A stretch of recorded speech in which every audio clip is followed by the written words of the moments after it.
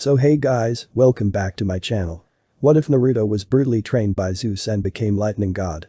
Movie. It was a happy day for the village of Konoha, as today was the day of the defeat of the Kyuubi by the Yondaime Hokage.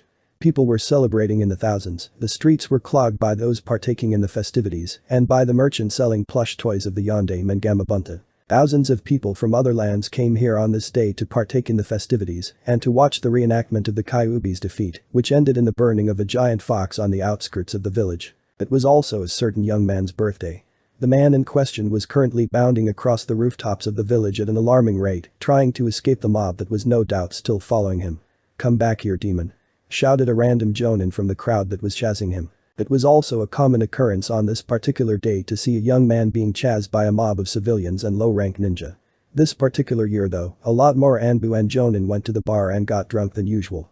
Thus, when the young man passed the jonin lounge, most of those who were drunk joined the mob that was chasing the young man. "Ha!" shouted a particularly short jonin, "we've got you now." Unfortunately for the young man, the jonin in question was right. The young man had accidentally run himself into a dead end. He then turned around to look at his tormentors. The young man in question had golden blonde hair, bright blue cerulean eyes, and 3 black whisker marks adorning his cheeks. He was wearing orange pants and an orange jacket with a high white cotton collar. His new leaf headband adorned his forehead, though it was slightly grimy. In fact, his hair was messy and his clothes were covered in grime from running for so long. This young man was known as the prankster king of Konoha by his few friends, but to so many others, he was known simply by Demon or Demon Brat. This was because he was the Jinchuriki of the demon known as Kyuubi, the same one that had attacked the village 13 years ago today. This young man's name was Naruto Uzumaki, and to him his birthday only meant one thing. Hell. Quick. Catch it before it can escape. Someone in the back of the crowd yelled. As soon as the words came out of their mouth, Naruto found himself tied up by ninja wire, pinned together by senbon firmly planted in his hands and feet. Despite knowing it was pointless, Naruto tried to plead with them. "Please," he said in a shaky and pained voice, "what did I do to you? What did you do to us?" Someone in the crowd yelled, "What did you do to us? You killed our families and friends, that's what you did. It's only fair that we get payback." A chorus of yas rang out within the mob. After that the mob surged forward, ignoring the boy's cries, and proceeded to beat the boy into unconsciousness. After everyone had had their turn, the boy was battered, bruised and burned, but alive. Of course someone just had to point this out. "Hey everyone, the demon is still alive. Must be his demon nature," someone said. People were contemplating the various ways to kill the young man until someone spoke up. "Hey, why don't we stuff him in the fox? When it goes up in flames, he'll definitely be dead." "Yeah. Let's do it." And so someone picked up the near-dead boy and took him to the giant four and placed him next to one of the pillars that was lined with explosive tags, but would also be hit by the flames that would be simulated by fire release tags near the mouth of the fox. And so Naruto slept for the next 5 hours, unaware of his doom. Konoha outskirts, 9 p.m. Hiruzen Sarutobi, the Sandom Hokage, was enjoying the Kyuubi festival with his family. He was worried about his surrogate grandson, Naruto. Usually, he would have been called to the hospital or his office at least once for an issue regarding the blonde. He still hadn't. He resolved to check on the blonde after the burning of the fox. He wasn't going to miss it, as it was his grandson's favorite event of the year. This year was supposed to have clear weather and beautiful, starlit skies. Instead though, it looked like the sky itself was boiling. In fact, it looked like nature was turning against itself. Even so, the burning of the fox would go on as scheduled, seeing as how it was such a big event.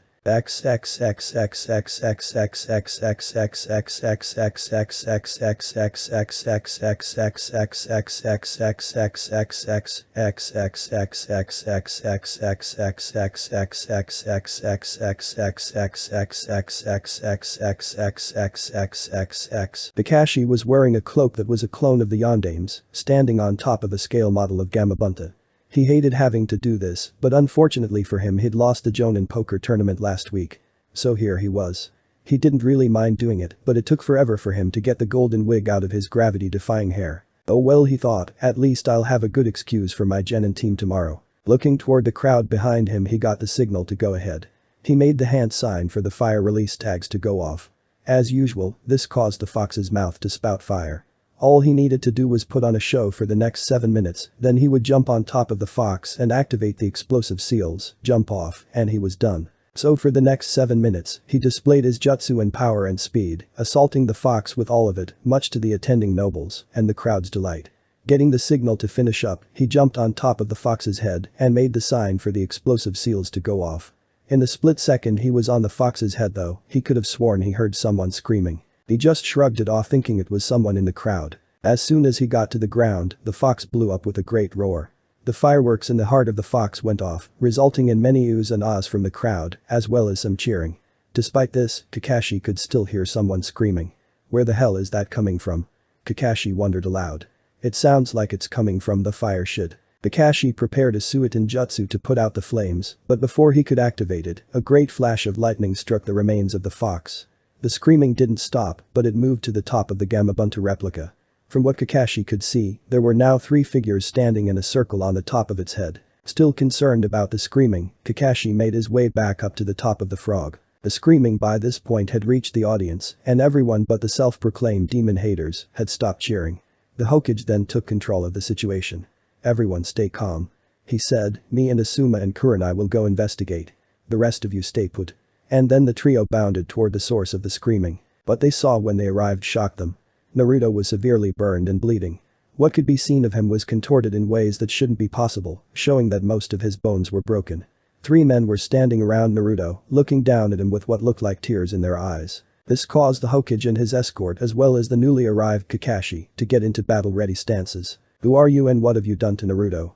the Hokage shouted. The one in the middle shuffled and responded with a whisper, "You promised." The Hokage looked startled. "What? I don't remember promising you anything. Who are you?" The one in the middle looked up. He had sky blue eyes and golden blonde hair that had bangs that framed his face. All 4 of them immediately looked shocked. "Minato," Kakashi whispered. Minato continued, "You promised me that he would be a hero, that he would be cared for. I used my own son to seal the Kyuubi, and this is how he is treated. These people should burn in Tartarus." "I completely agree, brother," the one on the left said, "I will see to it personally. I will not see my grandson punished like this when he did nothing wrong. Nor will I. My great-grandson deserved something much better than this," the one on the right said. Minato the Hokage pleaded, "Don't do anything brash. Hiruzen, the only reason this village is still standing is because you, Kakashi, Jiraiya, and a few others that me and my son trust are still here. So you won't destroy the village?" "No, but I will inform them of what they have done to their precious hero's son.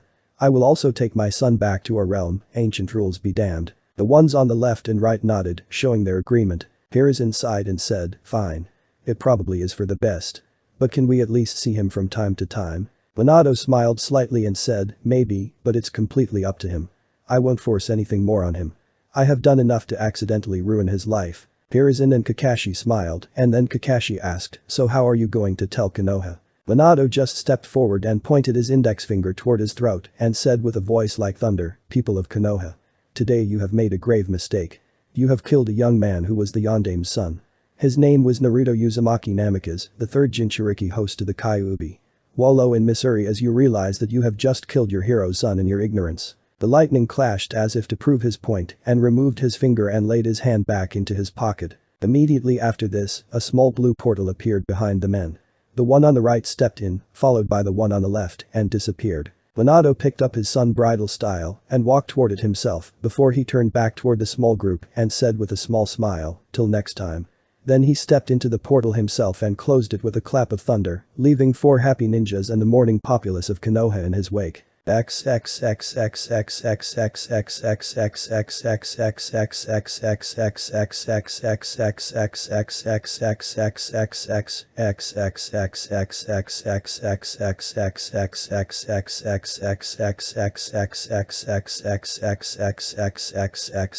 Naruto awoke to the sound of what sounded like a bird outside his window. He looked around, noticing his unfamiliar surroundings. He was laying on a king-size bed with orange sheets. In front of him, he saw a black dresser cabinet with 6 shelves. Rushing outside the door, he saw a clear glass table with a gray cloth bench. Looking to his left, he saw a black leather couch with a glass coffee table sitting in front of a large plasma TV. The TV rested on a black cabinet that had a matching copy on the wall closest to the dining room. The bathroom was in a small room in the middle of the dining room. The kitchen was small but sported a fridge, an oven, a sink, and a table that had a computer on it. While Naruto was getting reacquainted with his new apartment, he completely missed the note on the dining room table. Rocketing past the table, he finally noticed it when it flew into his face. What's this?" he asked to no one in particular. He opened it and began reading. "Dear Naruto, first of all I would like you to know that I am your father, Minato Namikaze, or at least that's what I was called back in that world. I and your grandfathers transported you here after what happened at the festival. This is your home. You have family here. Your mother was Kushina Uzumaki. She was one of the few people that had the gall to stand up to a god. That was why I loved her. I'm sorry I couldn't be there for you as you were growing up. Hell, I'm sorry I can't be there now, but our family has rules that I need to follow regarding our children. Just now that I love you and that we will meet someday. Till then, practice your jutsu, but not in public. This world doesn't know of chakra. Your shadow clones can help you train, they give you their memories when they dispel. In the scroll next to this note, you will find hundreds of jutsu that our family has acquired and some of my personal jutsu, as well as some of this world's money, enough to get you by for the next year. Get stronger and make friends. With love, Minato Namikaze. P.S. Read up on Greek mythology, it'll help someday. I guarantee it. Naruto looked up from the note with teary eyes. Sure enough, there was a scroll with a sealing mark on it. Biting his thumb so that a little blood came out, he swiped it across the seal, and sure enough, out popped scrolls labeled Taijutsu, Ninjutsu, Jinjutsu, Kinjutsu, and Fuinjutsu. With a cracking voice Naruto chalked out, "Thanks Dad. I'll make you and my grandfathers proud." Then, hopping toward the window he looked out upon buildings as tall as Gamabunta. Somewhat shocked, he opened the window nonetheless and shouted, "Look out world. Naruto Uzumaki Namikaze is here." Believe it. It had taken Naruto about 2 weeks for him to get used to the new world. After accidentally waving to a guy hailing a cab, giving a waitress a $100 tip for a $7 sandwich, and punching Mickey Mouse in the face thinking he was a monster, the average New York lifestyle began to become an everyday occurrence to the blonde. At the end of the second week, he received another letter from his father telling him that he was enrolled in a school called Yansei Academy which was starting in 2 weeks. Luckily enough for Naruto, he had been transported to this world just before fall vacation, so he had time to get adjusted and practice a bit before dealing with school. Since then, Naruto had read several math and economics books, courtesy of shadow clones, trying to get an idea of the value of money in this world. After he finished the third book, he realized that his father had left him $20,000. Almost overjoyed by this fact, he had gone out the same day and bought new clothes, some art for his apartment, and a few training implements from a store in Midtown, including a cheap katana. All this was used for was training though, so Naruto didn't mind. He'd also familiarized himself with where he was living. He lived in a part of New York called the West Village, referring to Greenwich Village, which was one of the oldest parts of New York. Evidently it was a really bad place to live until a few years ago, when it had started being renovated into a more proper shopping district. Some people even called it the new Soho, which was big, considering that Soho was where everyone went for everything stylish. After figuring out how to use the subway system, Naruto had spent his remaining time focusing on Fuinjutsu. He realized that the academy he was going to was a boarding school, and he really didn't want to come back home to a dusty apartment. Originally his intention was to find a self-cleaning seal, but Naruto soon found himself to be immersed in seals. He was great at it, although Naruto chalked it up to being the son of 2 of the most famous sealers that Konoha had ever known. And so it got down to 2 days before the start of the academy. Naruto had basically taken in everything he could from his family's scroll on Fuinjutsu. What would have taken years for anyone else to do had taken Naruto 2 weeks. This was of course due to his affinity to the art, as well as his ability to create hundreds of shadow clones. Right now, the blonde was tinkering for his father's Hirishin seal. If I take this and move it there no, that makes it into an exploding seal. But if I move this here hahaha, I got it. He yelled and attempted to stand, but in his excitement he forgot that he was sitting at the table, and when he attempted to stand he banged his knees against the metal part of it. After this as reflex he bent down to try and prevent himself from experiencing the pain that was sure to come, but instead he hit his head on the table. The end result was the young man falling to the floor in self-inflicted pain. To any passerby, they would have found the blonde sprawled on the floor to be rather humorous. While this was happening, Naruto heard someone knocking at his door. This was unusual for a New Yorker, as most apartments you have to be let in or buzzed in. For Naruto however, this had become a common occurrence. This was because whenever someone knocked, it was usually something from Naruto's father or grandfathers. His grandfathers sent letters last week telling him that they were sorry for abandoning him and were looking forward to meeting him one day. They also sent along sets of kunai and shuriken that they said were especially made for him and that they contained chakra metal. While Naruto still hadn't even begun learning his jutsu or elements, he was looking forward to doing it so he could use their gifts to their fullest when he was able. Getting up from his unplanned makeout session with the floor, Naruto slowly hobbled to the door, fully expecting no one to be there. In fact, he was so confident in this belief that he didn't even bother to look through the porthole, and that little glass thing on an apartment door that you can see people through. So he was thoroughly surprised that when he opened the door, a man was standing there looking at him. The man had a slim runner's figure, which was shown off by the US Postal Service uniform he was wearing. He had blue eyes, though not as blue as Naruto's, hidden under matted salt and pepper hair. In his left hand he held a pen and pad, and underneath his right arm there was a small box. "Delivery to one Naruto Uzumaki." The man asked and at the same time told. "That's me," said Naruto. "Alright then kid, just sign here, here, and the package is yours," he said, handing Naruto the pen and pad. The pen looked really interesting. It looked like it was being intertwined by snakes. While he was signing, Naruto thought he felt one of the snakes move, but shrugged it off as being exited from finally completing his father's seal. After Naruto finished signing, the man took the pad and the pen and handed the box to Naruto. "There you go kiddo. Have a good one." "You too," Naruto replied. After the man left, Naruto closed the door to his apartment and looked excitedly at the box. He had a feeling that it was from his father, so he was naturally excited. Getting out the scissors he kept in the kitchen, Naruto made quick work of the box.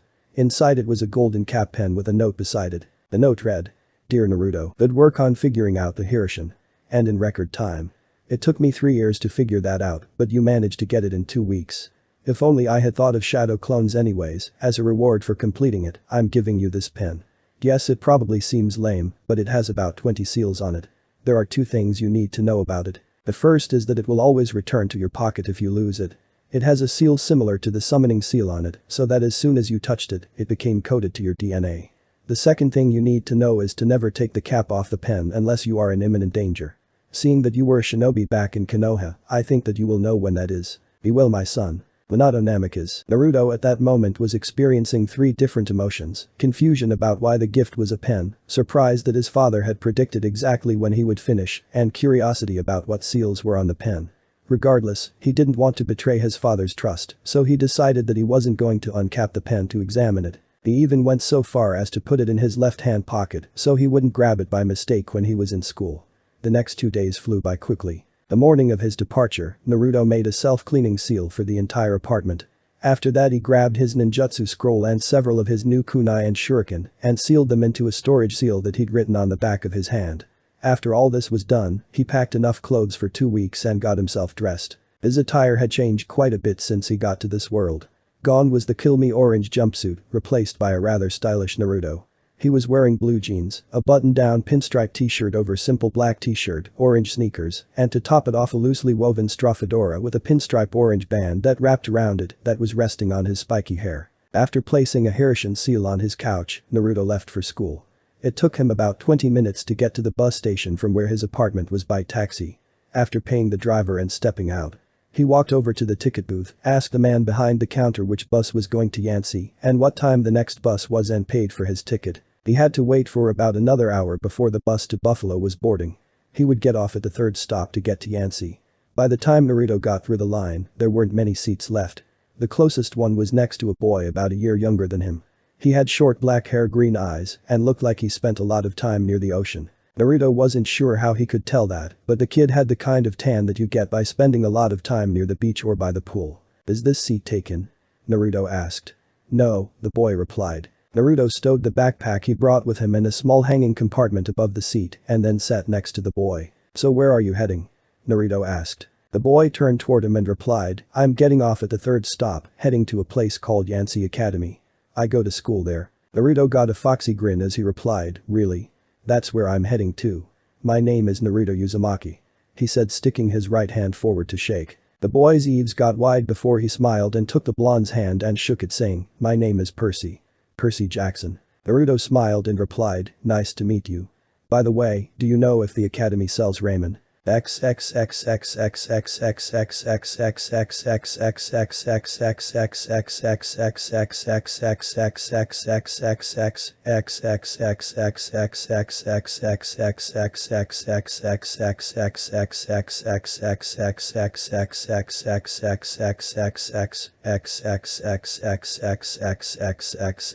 had been 7 months since Naruto had started attending Yancy.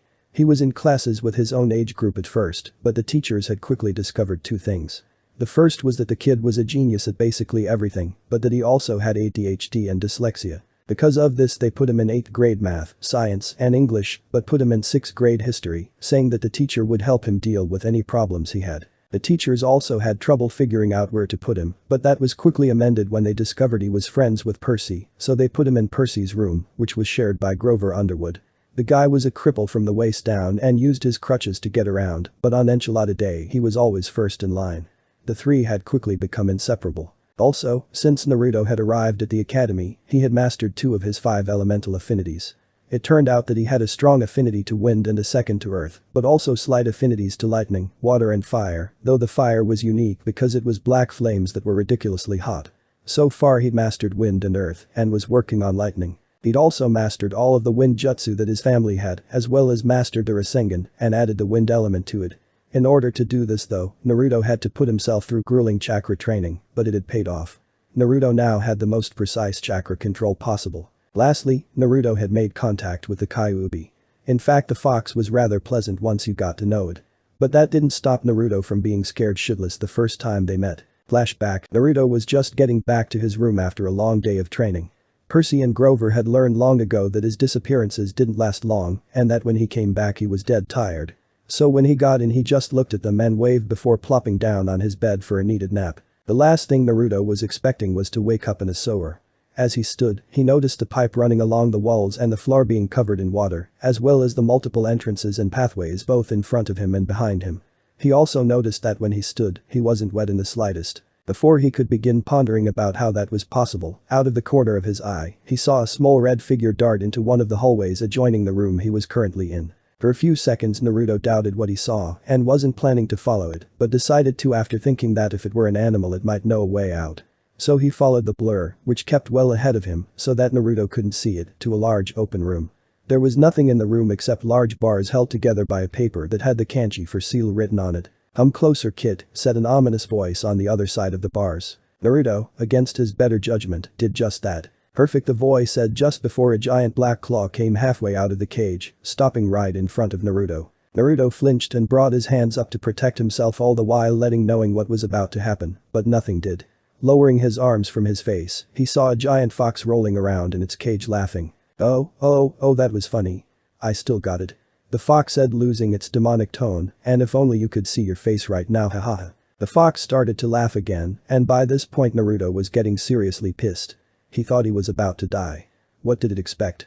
Finally getting tired of the fox laughing, Naruto said, "Hey, you big ass fox, where are we?" The fox finally calmed down and got out between giggles, "We're in your mindscape, kid. So why does it look like a sewer?" "Well, kid, this is probably resentment over your old life. That's been fading slowly though. Water used to be up to your knees by the way," the fox said with obvious pain and sorrow in its face. "I'm sorry about how you were treated in your early life and about killing your mom though, that entire fiasco wasn't my fault. Some asshole Uchiha put me under a genjutsu that made me go berserk. And I was sealed in your mother last, so if you want to know anything about her, just ask." "Thanks," Naruto replied, "and I forgive you." This shocked the fox to the core. It really hadn't expected to be forgiven so quickly, much less by the boy who had suffered for its mistakes. So the fox did the only thing it could do, it retreated into its cage and began to cry. "Hey, are you okay?" Naruto asked as he rushed forward. "How can you forgive me so easily after all that I've done to you?" The fox got out between sobs. Oddly enough, Naruto still couldn't find it after it disappeared. "I mean, how do you lose sight of a thing in a cage that's the size of a mountain?" So he just replied into the darkness of the cage he was now in, "I can because it wasn't you who did those things. It was the man who controlled you. I should know better than anyone about being judged for something that's not my fault. So of course I forgive you." As soon as he finished saying this, the crying resumed, but quickly got louder to the point where it sounded like it was right next to him before he was talked to the ground by a bright red blur. Opening his eyes after a few seconds, he saw something he could only describe as beautiful. In his arms was a bright red-haired woman with naturally red eyes and a very cute nose. The hair reached down her back to her thighs.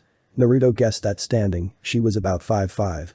She was wearing a fine orange kimono that showed off her C-cup breasts. Behind her, 9 tails were folded between her legs in an act of obvious submission. For the next 5 minutes, Naruto held and comforted her, listening to her whisperings of "I'm sorry" and "thank you" into his chest.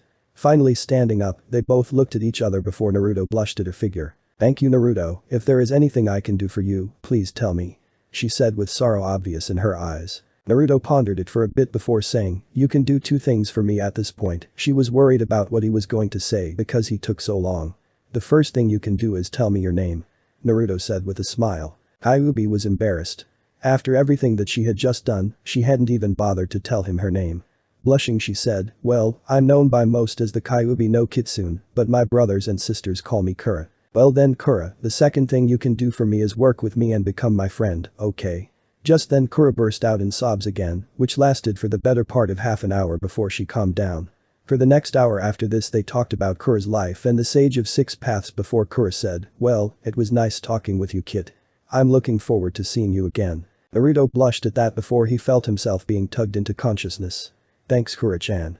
I'll be back to visit again soon. As he was disappearing he saw her blush and say Kura-chan I like the sound of that before he woke up in his bed to the bright morning sun. Then flashback, since then he'd visited her every day when he went to sleep, sometimes practicing jutsu and sword katas with her.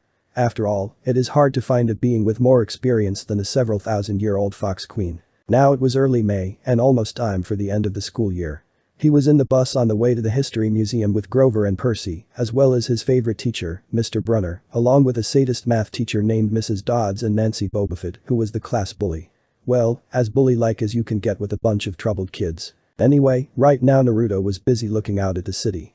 Even after living here for so long, he still wasn't used to buildings being the size of Kura. He was interrupted by a piece of peanut butter hitting the back of his head. Nancy, what are you doing? He asked in a slightly evil tone. Nothing. She replied nervously. It was commonly known that anyone who crossed a blonde would be horribly pranked, even the teachers weren't safe. One time, a few kids tried to prank the blonde and his roommates, only for it to horribly backfire to the point where their room was permanently painted puke green. The teachers never knew who did it, but since then no one had dared to cross the blonde or his friends. Most people called him the prank ninja after that. Of course not in public, but it was the blonde's unofficial title. That's what I thought. Naruto said as he turned back to the window. Hey, you see anything out of the ordinary? Percy asked jokingly. Nah, I'm just not used to this yet, the city and all. Yeah, it's a little overwhelming isn't it? For me defiantly, it's a little different than the country town I grew up in. Just then, another piece of peanut butter sailed forward and was about to hit Grover, but Naruto noticed this and intercepted it with a pencil. Ms. Bobofit, what did I just say? I'm sorry she said paling slightly. Everyone, even the teachers started laughing before everyone settled down and Naruto went back to staring out the window. Thanks Naruto Grover said. Don't mention it G-man. Seriously though, thanks Percy said, I was about to lose it. It's fine. I don't want you getting in any more trouble anyway. Yeah, don't forget you're on probation dude. I know, I'm trying not to get expelled. My mom would be pissed. I bet, though it's hard to imagine your mom angry. She just doesn't seem like the type. Naruto said. He'd met Percy's mom during winter break when Percy invited Naruto over for Christmas dinner. He'd also met Gabe, Percy's stepfather. The man was addicted to poker and dip and smelled like a horrible combination between urine and onions. Why Mrs. J put up with him Naruto would never know. Trust me dude, she's really scary when she wants to be. And with that, the trio just talked the rest of the trip away about how Naruto was going to get back at the Klepto Queen.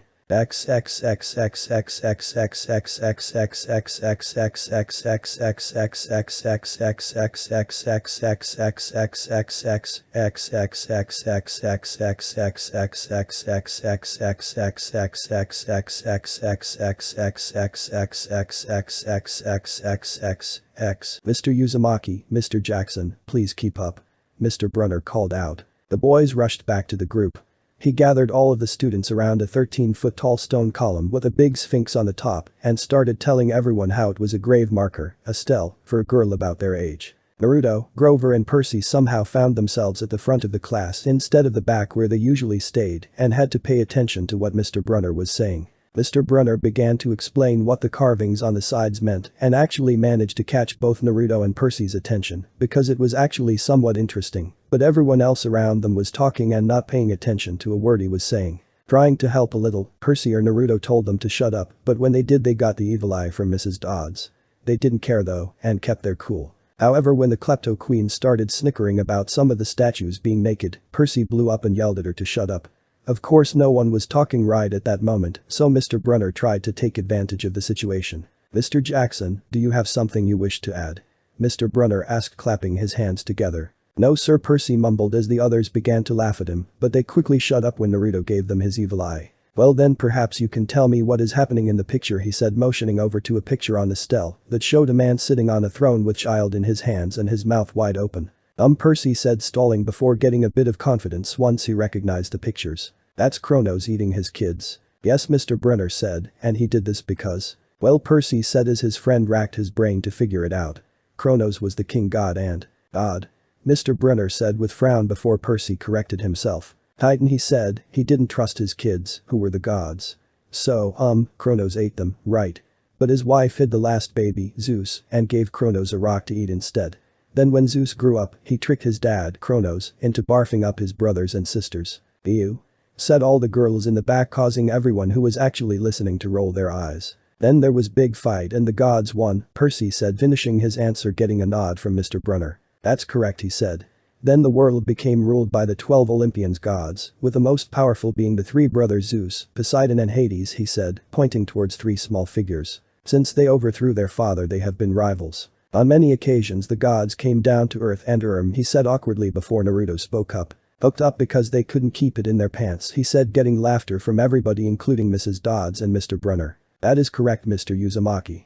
Can you tell me the correct term for these children?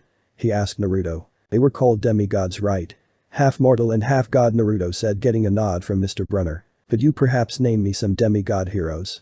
Mr. Brunner asked Naruto. Hercules and Perseus were a few, they were both sons of Zeus, he said, getting a nod from Mr. Brunner. And there was Theseus, who was a son of Poseidon. That's correct. Very good, Mr. Uzumaki. Good to see you have been studying, he said with a knowing smile. However, they heard laughter coming from the class and, lo and behold, it was coming from Nancy, who after being asked what was so funny, said, PFFT, like we're going to use this in real life. It's totally going to say on our job applications. Please explain why Kronos ate his kids or name a demigod. And why, Mr. Uzumaki, Brunner said, to paraphrase Ms. Bobafett's excellent question, does this matter in real life? Naruto thought for a moment before saying. Those who ignore history are bound to repeat it. Mr. Brunner nodded. Good answer, Mr. Uzumaki, extra credit to both you and Mr. Jackson. And on that note, it's time for lunch. Mrs. Dodds, would you please lead us back outside?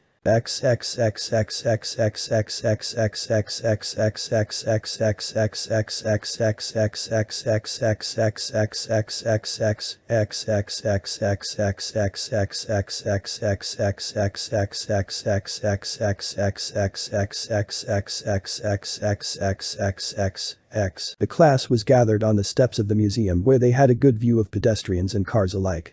The sky looked like a nasty storm was brewing since dark clouds were forming over the city. This was the norm lately according to the news, and not just in New York, but everywhere. All around the world, floods, hurricanes and earthquakes were occurring at a near constant rate, leaving many scientists confused about the strange weather patterns. Many just shrugged it off as global warming, but you always had the people shouting about the end of the world. Naruto sat on the edge of a fountain with Percy and Grover, the latter two eating their lunches, while Naruto dug into his ramen. No one could ever understand how he managed to eat as much ramen as he did, but many shrugged it off as a high metabolism. Despite being in this great new world, Naruto greatly missed good old Ichiraku's ramen. He even had dreams about eating it again, but he made do with what he had. You get detention again? Grover asked Percy. Nah, he said. Not from Brunner. I just wish you'd lay off me sometimes. I mean, I'm not a genius or something. Alright, Grover said, shrugging. Mind if I have your apple? He said, getting a chuckle from Naruto as Percy passed over the apple. Naruto looked up to observe his fellow classmates. Most were sitting enjoying their lunch, but the klepto queen was trying to pickpocket something from a lady's purse and, of course, Mrs. Dodds wasn't seeing a thing. Sighing, he looked back to his friends. The three began to chat quietly about the trip and what they would be doing over the summer when she walked up to them with some of her goons behind her, and for some reason she decided it would be a good idea to dump her lunch onto Grover. Oops, she said, grinning with bits of food stuck in her teeth. Percy was angry and was about to jump up, but Naruto stood before he could and shouted loudly, Ms. Bobafett, I have had enough. You will sit down and be quiet like a good little girl, and you will not bother me or my friends again. Do I make myself clear? As he was yelling at her, the wind around him began to pick up, whipping everyone's hair around. Everyone was looking at the blonde at this point. Mr. Brunner was wondering who Naruto's parent was while Mrs. Dodds was beginning to look worried. Nancy backed up, startled by the blonde before something very unexpected happened. The water from the fountain rose up and dragged the klepto queen in. She cried, Mrs. Dodds, Naruto pushed me. Percy and Grover, who were watching the entire thing, saw the water rise from the fountain and both looked rather shocked. Mr. Uzumaki, come with me. She started walking before she stopped and said, you too, Mr. Jackson. Wait, it was me, I pushed her, yelled Grover suddenly. Both looked rather shocked that he was trying to take the fall, but Mrs. Dodds didn't buy it and dragged the boys off. Entering the museum, they made several turns until they were in a room with no security and no people. Turning to Percy, she said, you've been giving us problems, honey. Percy said, yes ma'am. She tugged on the cuffs of the jacket she was wearing. Did you really think you would get away with it? The look in her eyes was beyond mad. It was evil. This time Naruto spoke up and said, wait, what exactly did he do? Thunder shook the building, and after seemingly listening to it, she turned to the blonde and said, this does not concern you, Uzumaki. Turning back to Percy she continued, we are not fools, Percy Jackson, it was only a matter of time before we found you out. Confess, and you will suffer less pain. They had no idea about what she was talking about, but Naruto was gripping the pen his father gave him. Well? She demanded. Ma'am, I don't. Time is up, she hissed. Then something happened. Her eyes began to glow like barbecue coals. Her fingers stretched, turning into talons. Her jacket melted into large, leathery wings. She wasn't human. She was a shriveled hag with bat wings and claws and a mouth full of yellow fangs, and she was about to slice Percy to ribbons. Figuring that it was time to use the pen, Naruto uncapped the pen. It immediately turned into a 2-foot bronze katana that had a kanji for return on the hilt. The cap turned into a sheath on his left leg that had the kanji for dragon on it with a small rope that hung from the tip of the sheath that had a bell on the end. Naruto instinctively got into a defensive position and glared at the demon Mrs. Dodds and said, try it and you will be dead before you can reach him. Mrs. Dodds growled and said, this does not concern you Uzumaki, I was told not to kill you, but that doesn't mean I can't harm you. All of a sudden, Mr. Brunner, who was apparently standing by the door, yelled out, what ho? Percy. Taking advantage of the momentary confusion, Mrs. Dodds lunged at Percy, but before she could reach him, a wave of wind hit her, blowing her back. Percy caught the pen, which had turned into a double-edged Greek sword, and stood there looking dumbfounded before he was shaken out of it by Naruto yelling, Percy watch out. Percy, who was looking at the sword, turned his attention back to the battle to see Mrs. Dodds lunging at him again. So he did the only thing he could, he swung the sword. For a few seconds, nothing happened. Then, all of a sudden, Mrs. Dodds turned into a cloud of golden sand. Naruto looked at Percy and then said, good job Perk. Let's keep this between ourselves, I have a feeling we're in over our heads here. Percy nodded before the blonde said, as for the sword, you didn't see a thing right. Percy nodded again before Naruto said, thanks, and I'll try and find out more about what's happening, but keep your head down, alright. Percy nodded again and exited the building. It had started to rain by the time they got outside. Grover was sitting by the fountain, a museum map tented over his head. The klepto queen was still standing there, soaked from her swim in the fountain, grumbling to her ugly friends. When she saw the boys coming from the museum, she said, I hope Mrs. Kerr whipped your butts. The boys looked at each other and then looked back at the girl, who? Our teacher. Duh. The boys blinked. They had no teacher named Mrs. Kerr, but following Naruto's idea they played it cool and said, nah, she just wanted to thank us for trying to help the class earlier.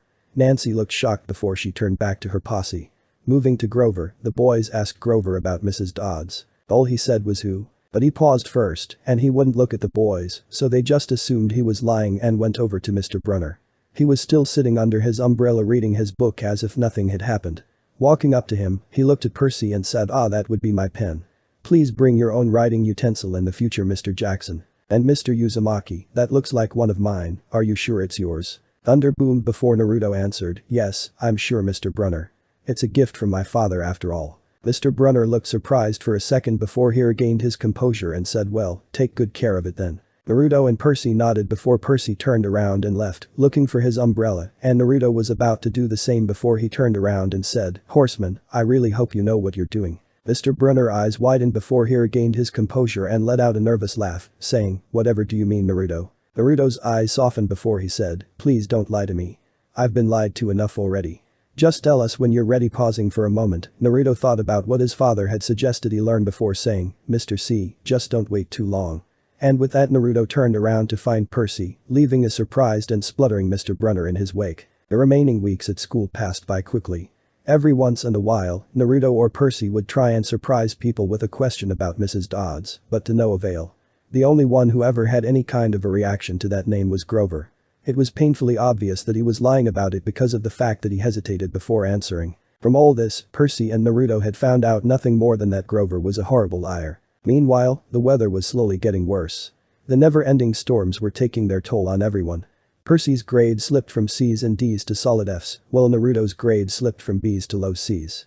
Percy was getting in more pointless fights that Naruto usually had to finish. Normally, Naruto would just stand there until someone tried to make him join in, after which Naruto knocked everyone out and claimed self-defense. Unfortunately, Naruto wasn't there all the time, and Percy blew up in one of his classes, resulting in Percy being kicked out at the end of the year. He really didn't care though.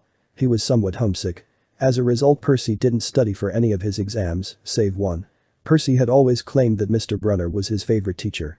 To the blonde it seemed though that Mr. Brunner had always been looking after Percy, maybe even more so than giving him correct marks on wrong answers. Right now though, Percy was getting really frustrated with his book. Arg. Who would remember this anyway? Percy yelled as he threw his book across the room, which had perfect aim of a sleeping Naruto's head. Ah! Naruto yelled as he was woken by a particularly big book hitting him on the back of the head. He bolted up, thinking he was under attack thanks to ninja training, but ended up hitting his head on the top of his bunk. The blonde grabbed his head in pain before flopping back unceremoniously back onto the bed, turning his head so he could glare at Percy. He's sorry. It's fine. So what made you feel the need to throw a book into the back of my head? Well, I'm studying for my Latin exam, but all of this is way too confusing. How the hell am I supposed to know the difference between Chiron and Charon? The blonde chuckled and said, it's simple really, one has an and the other has an I. Great, now you sound like Mr. Brunner. How are you so good at this stuff anyway? Don't you have ADHD and dyslexia like me? Naruto just flicked his nose and said with a smirk, now that'd be telling. But if you're really having that much of a problem with this, why don't you go and see Mr. Brunner? I'm sure he'd be more than willing to help if you asked. Yeah, alright, maybe he'll let me see that sword again. Want to join me? Sure, after you woke me up, I seriously doubt that I could go back to sleep. Besides, I could use the stretch. After walking for a few minutes, the duo reached the faculty offices to see most of them doors closed and windows dark. They could see that Mr. Brunner had his door slightly open and there was light in the window. As they started to approach the door, voices became clear from the office. Worried about Percy and Naruto, sir. That was definitely Grover. The guy's voice was probably recognizable to anyone who had met him. Alone this summer, Grover was saying. I mean, a kindly one in the school. Now that we know for sure, and they know too, we would only make matters worse by rushing them, though I suspect Naruto already knows something Mr. Brunner said, but Percy needs to mature more, but he may not have time. The summer solstice deadline will have to be resolved without him, Grover. Let them enjoy their ignorance while they still can. Sir, they saw her. Their imagination, Mr. Brunner insisted. The mist over the students and staff will be enough to convince him of that. Naruto though is a completely different story. He had a celestial bronze blade and was using a fighting style that I don't recognize. He even recognized me. Grover paused before saying, sir, I can't fail in my duties again. His voice was choked with emotion. You know what that would mean. You haven't failed, Grover, Mr. Brunner said kindly. I should have seen her for what she was. Now let's just worry about keeping Percy alive till next fall and getting Naruto to camp. When Percy heard the part about keeping him alive, he dropped the book in his hands. Naruto saw this and grabbed the book before it hit the floor before whispering to Percy, I think we should get out of here. We just heard a conversation. I have a feeling that we weren't meant to. Percy nodded and followed Naruto back to their room. Half an hour later, Grover came upstairs to find Naruto yelling at Percy for hitting him in the head again. Grover's sweat dropped at this before asking, hey guys, what did I miss? Oh, nothing except for this baka hitting me with his book multiple times, he said staring at the black-haired teen. Now I'm going to get some payback. After he said this he grinned demonically, which made Percy gulp and Grover shudder. Well, I'm going to get some studying done before I hit the hay. Have fun with that, Naruto. And Percy at this point he knelt and put his hands in a prayer position, may the gods have mercy upon your soul. Percy gulped again before Naruto grinned and made the hand signs for shadow clone jutsu. Latin paper style. All of a sudden, thousands of Latin papers fell onto Percy, who was effectively buried by the papers. Naruto let out an evil laugh that to this day still haunts people's dreams. On Olympus, the particular god was sitting at his rather large desk doing paperwork, which he felt like he'd been doing for millennia. When will this ever end? The god shouted to no one in particular. As if the fates had decreed this to happen, as soon as he said that a shiver ran up his spine. Why do I get the feeling that my son just made my life 10 times harder? He looked through a permanent iris link to see his son performing the shadow paper clone jutsu. As soon as he saw this he jumped on top of his desk and yelled, no my son, don't go to the dark side. After he said this the blonde let out his best evil laugh. Oh bad day, bad day, bad day. He started yelling, running in circles till he looked around and saw everyone laughing. Don't laugh at me or I'll sick my son on you, he threatened. The room was immediately quiet. Naruto's father smiled and thought, well, even though I don't like it, it's certainly intimidating. Good job kiddo. Back on Earth, Naruto sneezed and felt a warm breeze pass him by. He thought, why do I get the feeling dad is proud of me for some reason? Oh well, he then went back to burying Percy in papers.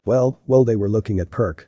Here, they snipped some yarn with a giant pair of scissors. At this, Grover turned white. And while they were looking at Naruto, Percy continued, well, they looked at him and turned white or pale. Either way they looked scared. As soon as Percy finished, Grover fainted. Well, this was interesting, Naruto mused. They got into the city about half an hour later, at which time Grover woke up.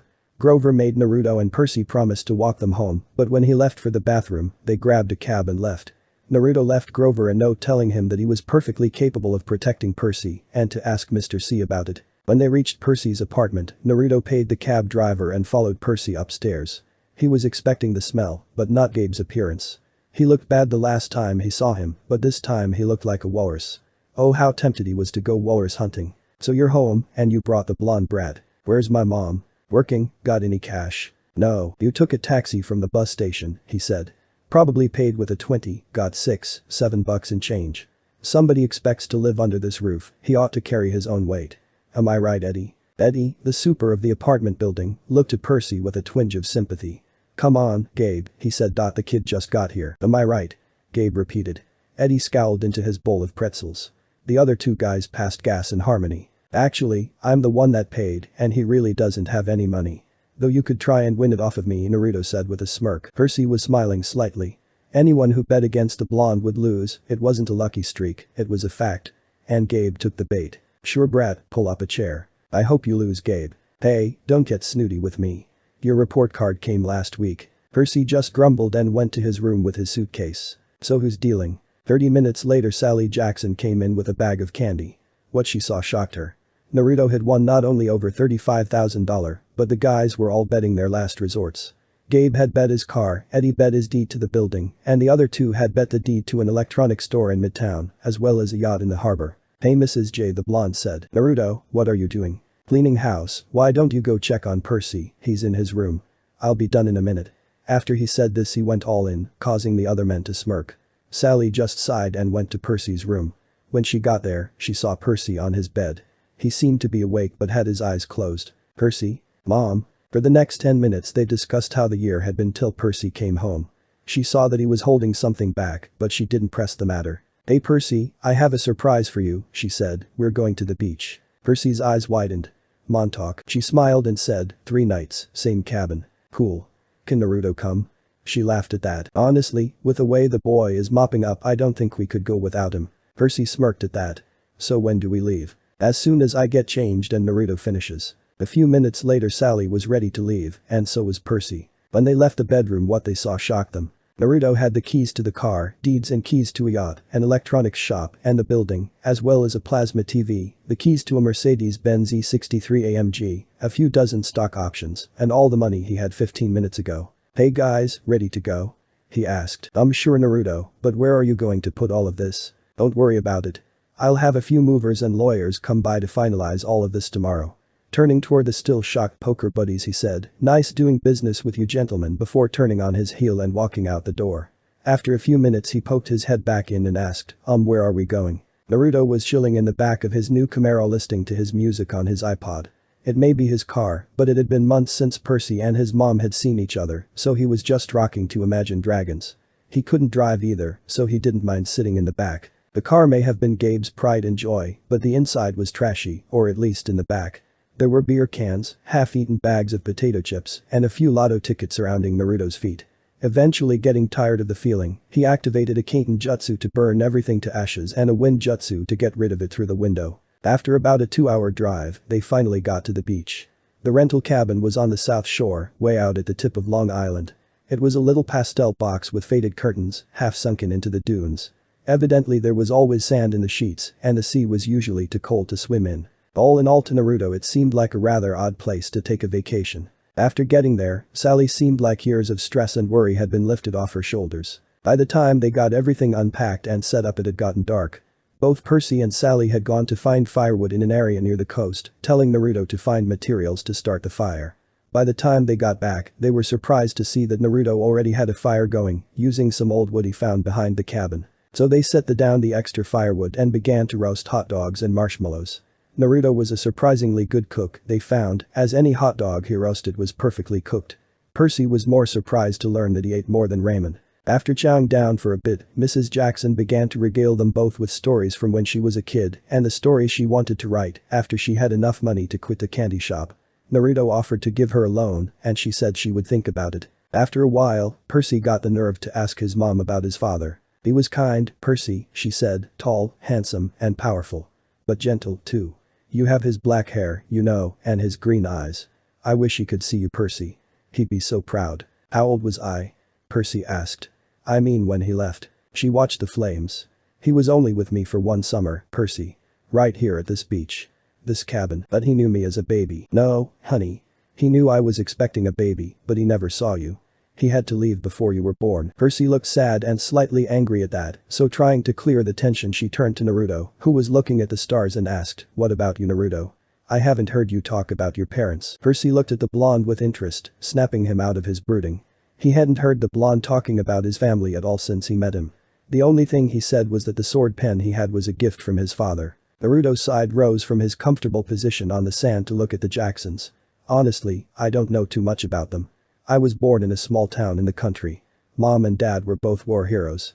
Evidently my mom was really feisty and was nicknamed the Red Hot Habanero. Her name was Kushina.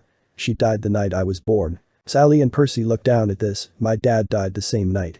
His name was Minato, and evidently he was a natural commander. I don't know the details about what happened, but someone killed them both. After a few seconds of uncomfortable silence, Percy asked, so who do you live with, Naruto? Well, I've lived on my own since I was 7. Both Percy and Sally looked shocked at this, by getting support from the state as well as the man I see as my grandfather, but I haven't seen him for about half a year now. I have more to tell, but it's rather emotional for me, so I'd rather not talk about it anymore. That's fine, Naruto, we understand. Well, I think it's about time to turn in. I'm heading to bed. You two don't stay up too much longer, alright? Yes, Mom, Mrs. J, the boys replied. Percy stayed up for about another half hour before he went to bed. Naruto decided to stay out for a bit before he went to bed so he could see the stars. That was one of his favorite things to do when he was younger. He would often climb to the top of the fort's head, lie down, and look at the stars. He always felt at peace when he did that. He hadn't done this in a while though, as the light pollution from the city acted like a blind. You could see a few stars on a good night, but unless there was a major blackout you couldn't see anything. Even from where he was, there was still some light pollution, but it wasn't as bad, so he was able to make out some constellations like the Big and Little Dipper, Orion, and Ursa Major. The constellations didn't change between the dimensions, though they did have different names, but Naruto could still make them out easily in the night sky. He was startled from his thoughts by a noise coming from the shore. It wasn't a wave or something hitting the beach, Naruto could tell that much.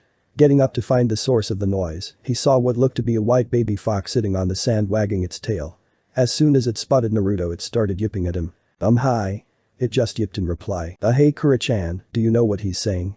He asked his tenant. Right there Naruto, that feels so good. Naruto blushed heavily and realized that she was still asleep, so he gave her a mental nudge to wake her up. It's too early, Naruto-kun.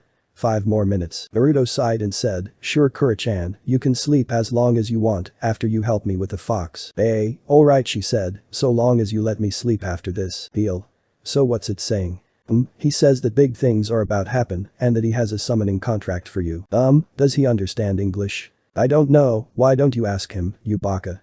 Kura replied. Naruto sweat dropped at his own stupidity before he asked the fox, can you understand me? The fox yipped in reply, which Kura translated to mean yes. Great. So where's the summoning contract you want me to sign? The fox yipped again, and suddenly a scroll popped into existence in front of it. The contract was obviously old and worn out. It had a silver fox head on either end and was sealed by a fox whose tail seemed to wrap around the scroll entirely. Picking up the scroll and opening it gently, the first thing Naruto noticed was that the characters weren't in English or Japanese, but in a combination of Greek and Japanese. Much more importantly, it seemed as if he was the first one to sign the contract. Somewhat still in awe of the honor, he bit his thumb and signed Naruto Uzumaki in blood. As soon as he finished, the scroll rolled up and disappeared with a poof. The fox looked at the new summoner and bowed slightly before yipping, so can you understand me now without your tenant's help? Naruto nodded and was going to thank Kura, but he realized that she was already asleep, so he mentally created a blanket and covered her with it before returning his focus back to the fox. Good. I don't know why the boss wanted you to sign our contract now, but he did. We were going to approach you next year, but this works. Well, I'll ask him when I summon him. So why are you still here? The fox seemed to face-palm himself before he said, I take it you can't read ancient Greek yet, can you? No. Well, if you were able to read it, you would have found out that I'm going to be your familiar. What that means is that whenever you summon, I'll be the first one that you can summon. It also means that as your power grows, mine does too. Considering that you're already pretty powerful, I'll probably be the size of a car when I get back to Mount Surai. Damn, that's gonna hurt. Naruto rubbed the back of his head sheepishly and said, sorry. By the way, what's your name? Ah, how could I forget that? My name is Torikusid, but my friends just call me Tori. The fox said while scratching behind his ear. Well, it's nice to meet you, Tori. I look forward to being your best summoner, believe it. The fox chuckled and said, I'm sure you will be Naruto-kun. Before you go though, the Fox clan has 2 rules. The first is that we are extremely loyal to our friends, so if you betray one, we'll excommunicate you. Naruto nodded in understanding. The second one is if you ever say anything about the power of youth or wear a green jumpsuit without good reason, we will excommunicate you and very possibly eat you. Naruto paled at the thought of someone who would actually do that. Meanwhile in Konoha 2 shouts of youth were heard, giving everyone who was still asleep nightmares and woke a lot of people in a cold sweat. Back in our world, Naruto got a shiver down his spine that shook him to the core. Alright, I shouldn't have a problem with either of those rules. Cool. Well, I think it's about time that you got to bed. And I need to get back home. Alright, well I'll see you around, Tori. The fox gave Naruto a mock salute and dispelled, and Naruto went back to the cabin, thinking about what the boss fox was like. When he finally calmed down enough to go to sleep, he had a rather odd dream. He was on a beach, with Percy standing next to him and a storm coming toward them. 2 animals, a white horse and a golden eagle, were trying to kill each other at the edge of the surf. The eagle swooped down and slashed the horse's muzzle with its huge talons. The horse reared up and kicked at the eagle's wings. As they fought, the ground rumbled and a monstrous voice chuckled somewhere beneath the earth, goading the animals to fight harder. Suddenly Percy started running toward them and tried to say something, but he disappeared before he could make a sound. What happened next was even weirder. The eagle and the horse stopped fighting as whirlpools started in the water. The eagle, the horse and a previously unnoticed raven all turned to look at it. A flash happened and replaced were the 3 animals with 3 men with their backs toward Naruto. Then another flash occurred and a man appeared where there used to be a whirlpool. He was wearing a cloak with a thunderbolt on the right arm and the moon on the left. Naruto couldn't see his face, but the man had blonde hair like his own. As he walked up to the 3 men, a loud rumbling was heard somewhere to Naruto's left. The 4 men looked at each other and then they turned and sprinted off toward it. Then lightning struck right in front of Naruto and the dream ended, leaving Naruto feeling very happy for some reason. When Naruto awoke he realized that he wasn't in the cabin anymore. Instead he was in the back of his Camaro laying his feet on top of Grover. Ugh, what happened? Naruto asked groggily. Hey man, it's about time you woke up. Percy yelled from up front. Percy, stop yelling. This isn't the time. Mrs. J scolded. It's still behind us. Grover yelled. Wait a minute. What the hell is going on? And why does Grover have goat legs? Naruto yelled. We're being chased. And I'm a satyr. Grover replied. Oh, alright, Naruto said as if it didn't surprise him at all. Who? Who are we being chased by? Percy asked. Oh, nobody much, Grover said, just the Lord of the Dead and a few of his bloodthirstiest minions. Grover. Sorry Mrs. Jackson. Could you drive faster, please? Mrs. J made a hard left. They swerved onto a narrower road, racing past darkened farmhouses and wooded hills, and pick your own strawberry signs on white picket fences. So where are we going? Naruto asked, obviously stealing ready for combat. We're heading to the camp I told you about. You'll be safe there. Mrs. J seemed to choke up on that. Mom, is this camp the one that Dad wanted to send me to? Percy asked with concern evident in his voice. Yes, she answered quietly. Mrs. J, look out. Naruto yelled. Turning her attention back to the road, she pulled the wheel hard to the right and they got a glimpse of a figure she'd swerved to avoid, a dark fluttering shape now lost behind them in the storm. What was that? Percy asked. We're almost there, Mrs. J said, ignoring his question. Another mile. Please. Please. Please. It looked like Percy was about to ask something to his mother, but before he could, there was a flash, a big noise that sounded like freight trains colliding, and then the car exploded. Oh my head, Naruto said as he peeled his head off of the driver's seat. Percy? Mrs. J shouted. I'm fine Mom, he said. They'd swerved into a ditch. The driver's side doors were wedged in the mud. The roof had cracked open like an eggshell, and rain was pouring in. Hey G-man, you alright? Naruto asked as he shook the satyr. Foodie said in a dazed state. Good, he'll be alright, Naruto thought. Percy, Naruto, head to the top of the hill. The one with the big pine tree. Mrs. J yelled over the thunder. As if on cue, the lightning illuminated the pine tree, which was big enough to be the White House Christmas tree. Unfortunately, it also illuminated a really big guy with horns, who was heading straight for them. On the other side, there's a farmhouse. Run in there and get help. She yelled. We aren't leaving you, Mom. Percy yelled. You have to? I can't come with you. She yelled. Mrs. J, leaving people behind isn't my style. If you can't pass that tree, then help Percy carry Grover to it and then stay as close to it as you can. Naruto said, his battle instincts taking over. But what are you going to do?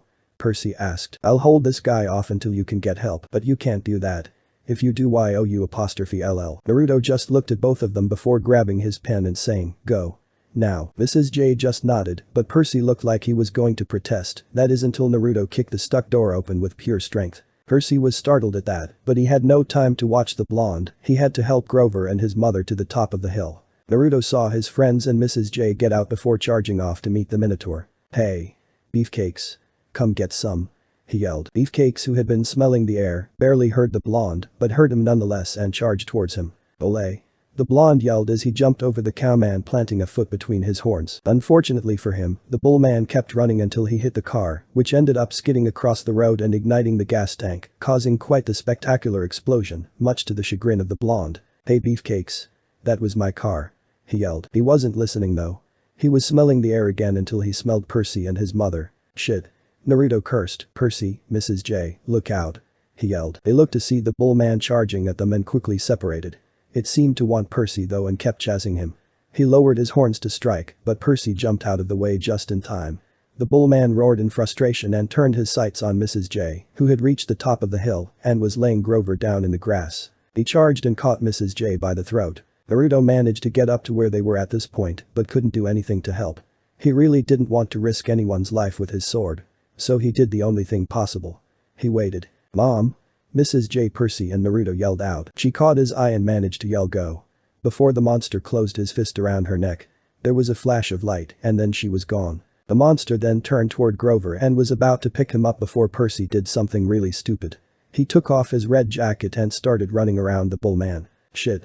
Naruto said as he watched the Minotaur charge toward Percy with his arms wide. He knew that Percy would be caught if he tried to dodge like last time and was about to do something drastic to save his friend, but at the last moment he managed to jump over the bullman's charge and grab his neck. It would have been amusing to see Percy getting thrown around like he was at the rodeo if it weren't for the serious situation. As Percy was hanging on for dear life, Naruto was planning his next move. He was going to charge at the bullman and take it down as soon as Percy managed to get off. Beefcakes wheeled around and Percy was starting to lose his grip, so he grabbed one of his horns and yanked it off with a snap. Beefcakes bellowed in rage and flung Percy, who hit his head on a rock. Beefcakes was about to charge at Percy, but Naruto saw his chance and jumped over the bullman's head with his sword to his left and effectively cut off the bullman's other horn, which fell to the ground beside him. Naruto landed between the bullman and Percy, who was staying awake but only barely, and took a basic sword stance. A sword straight in front held by both hands, sharpened edge facing opponent. Percy, stay down. I'll handle it from here.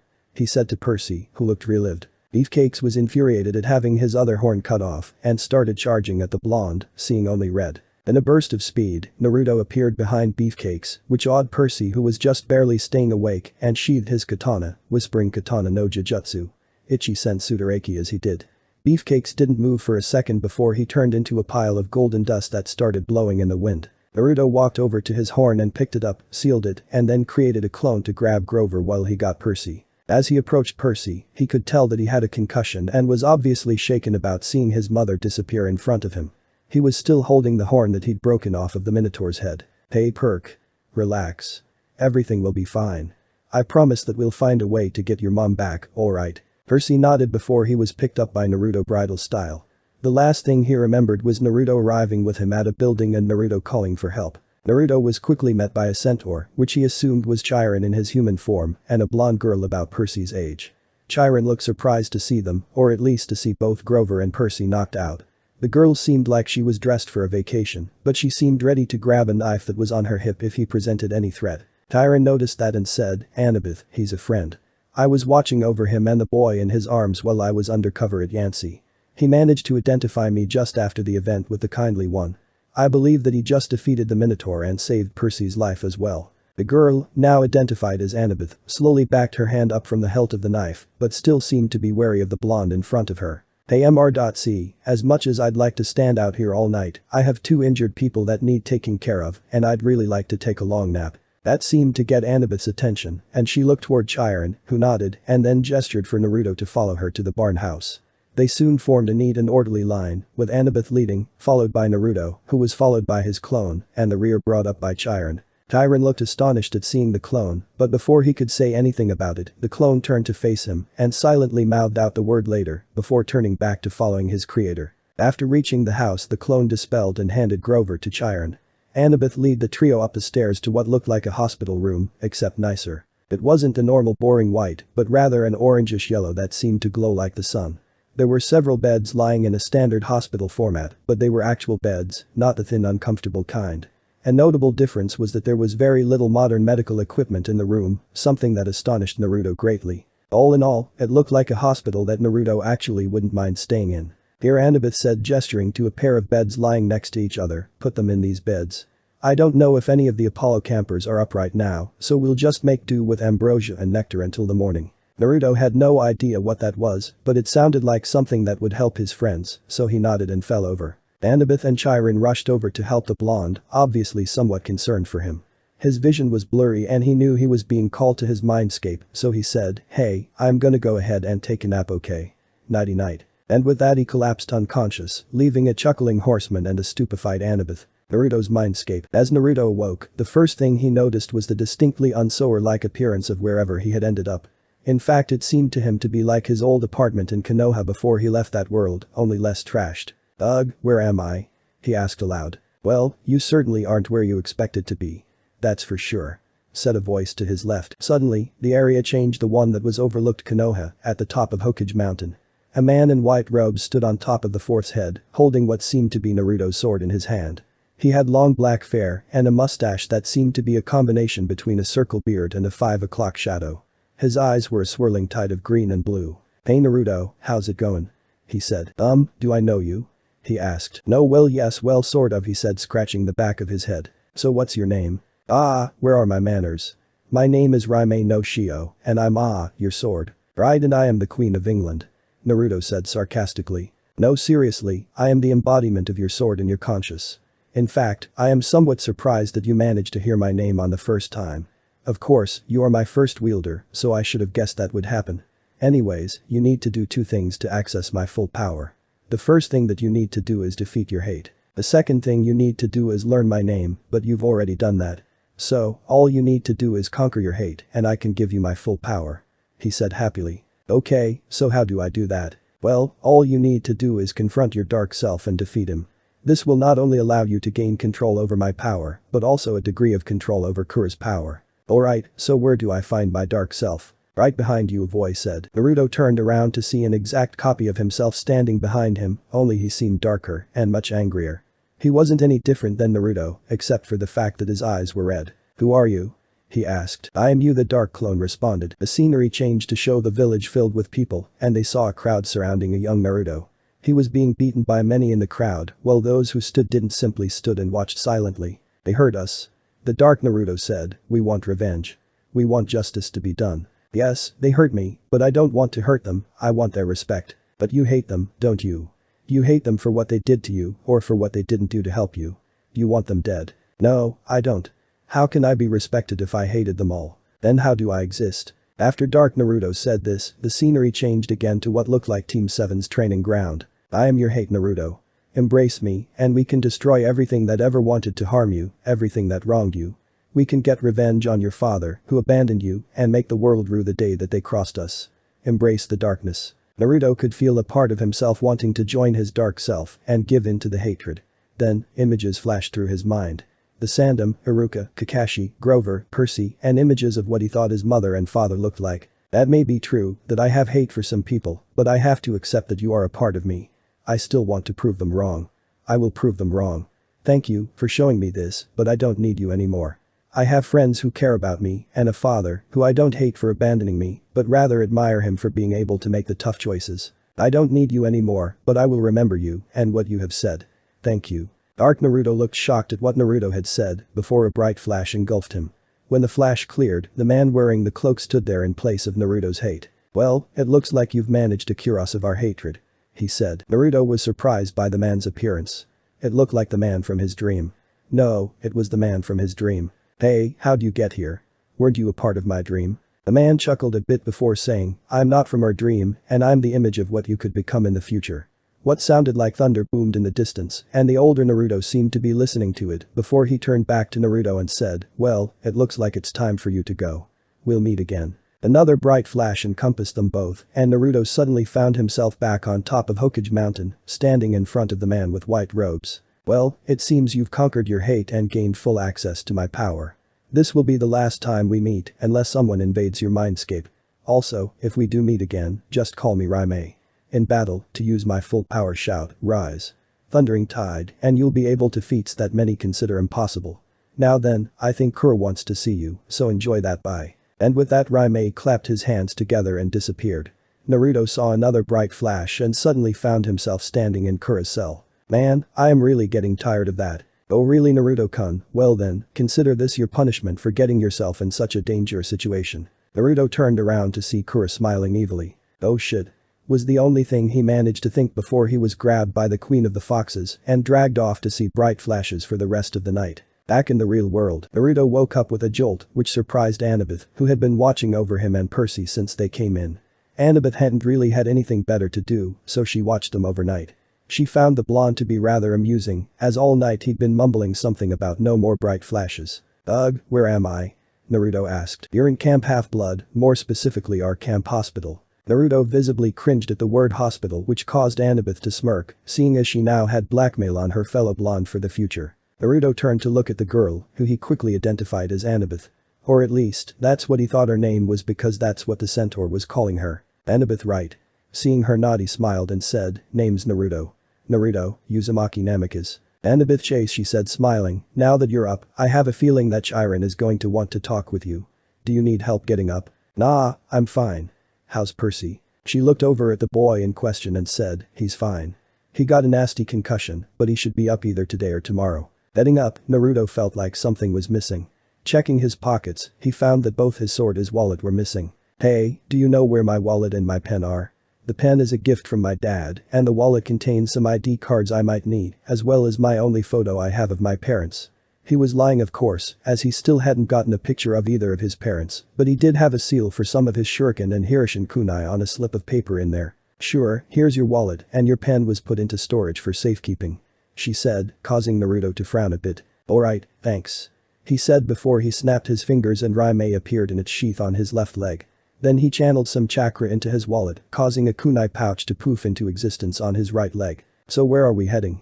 Annabeth, who was somewhat shocked by the sudden appearance of the pouch and the sword that they'd taken halfway across the camp and stored in a locked shed on Naruto's person, only gestured to the door to the porch. Naruto nodded and opened the door saying, ladies first, which caused a combination of a glare and a blush from Annabeth before she stepped outside, quickly followed by Naruto. He was immediately surprised by the camp. It reminded him a lot of Konoha in that it had a very large forest off to one side. The camp was in a valley that stretched to the ocean and seemed to have Greek-style buildings dotted across the landscape. It was truly a beautiful sight. As they rounded around the porch, Naruto began to hear someone that sounded like Chiron talking to someone else before he saw Chiron in his wheelchair sitting across from a middle-aged man who seemed rather plump and had really curly black hair.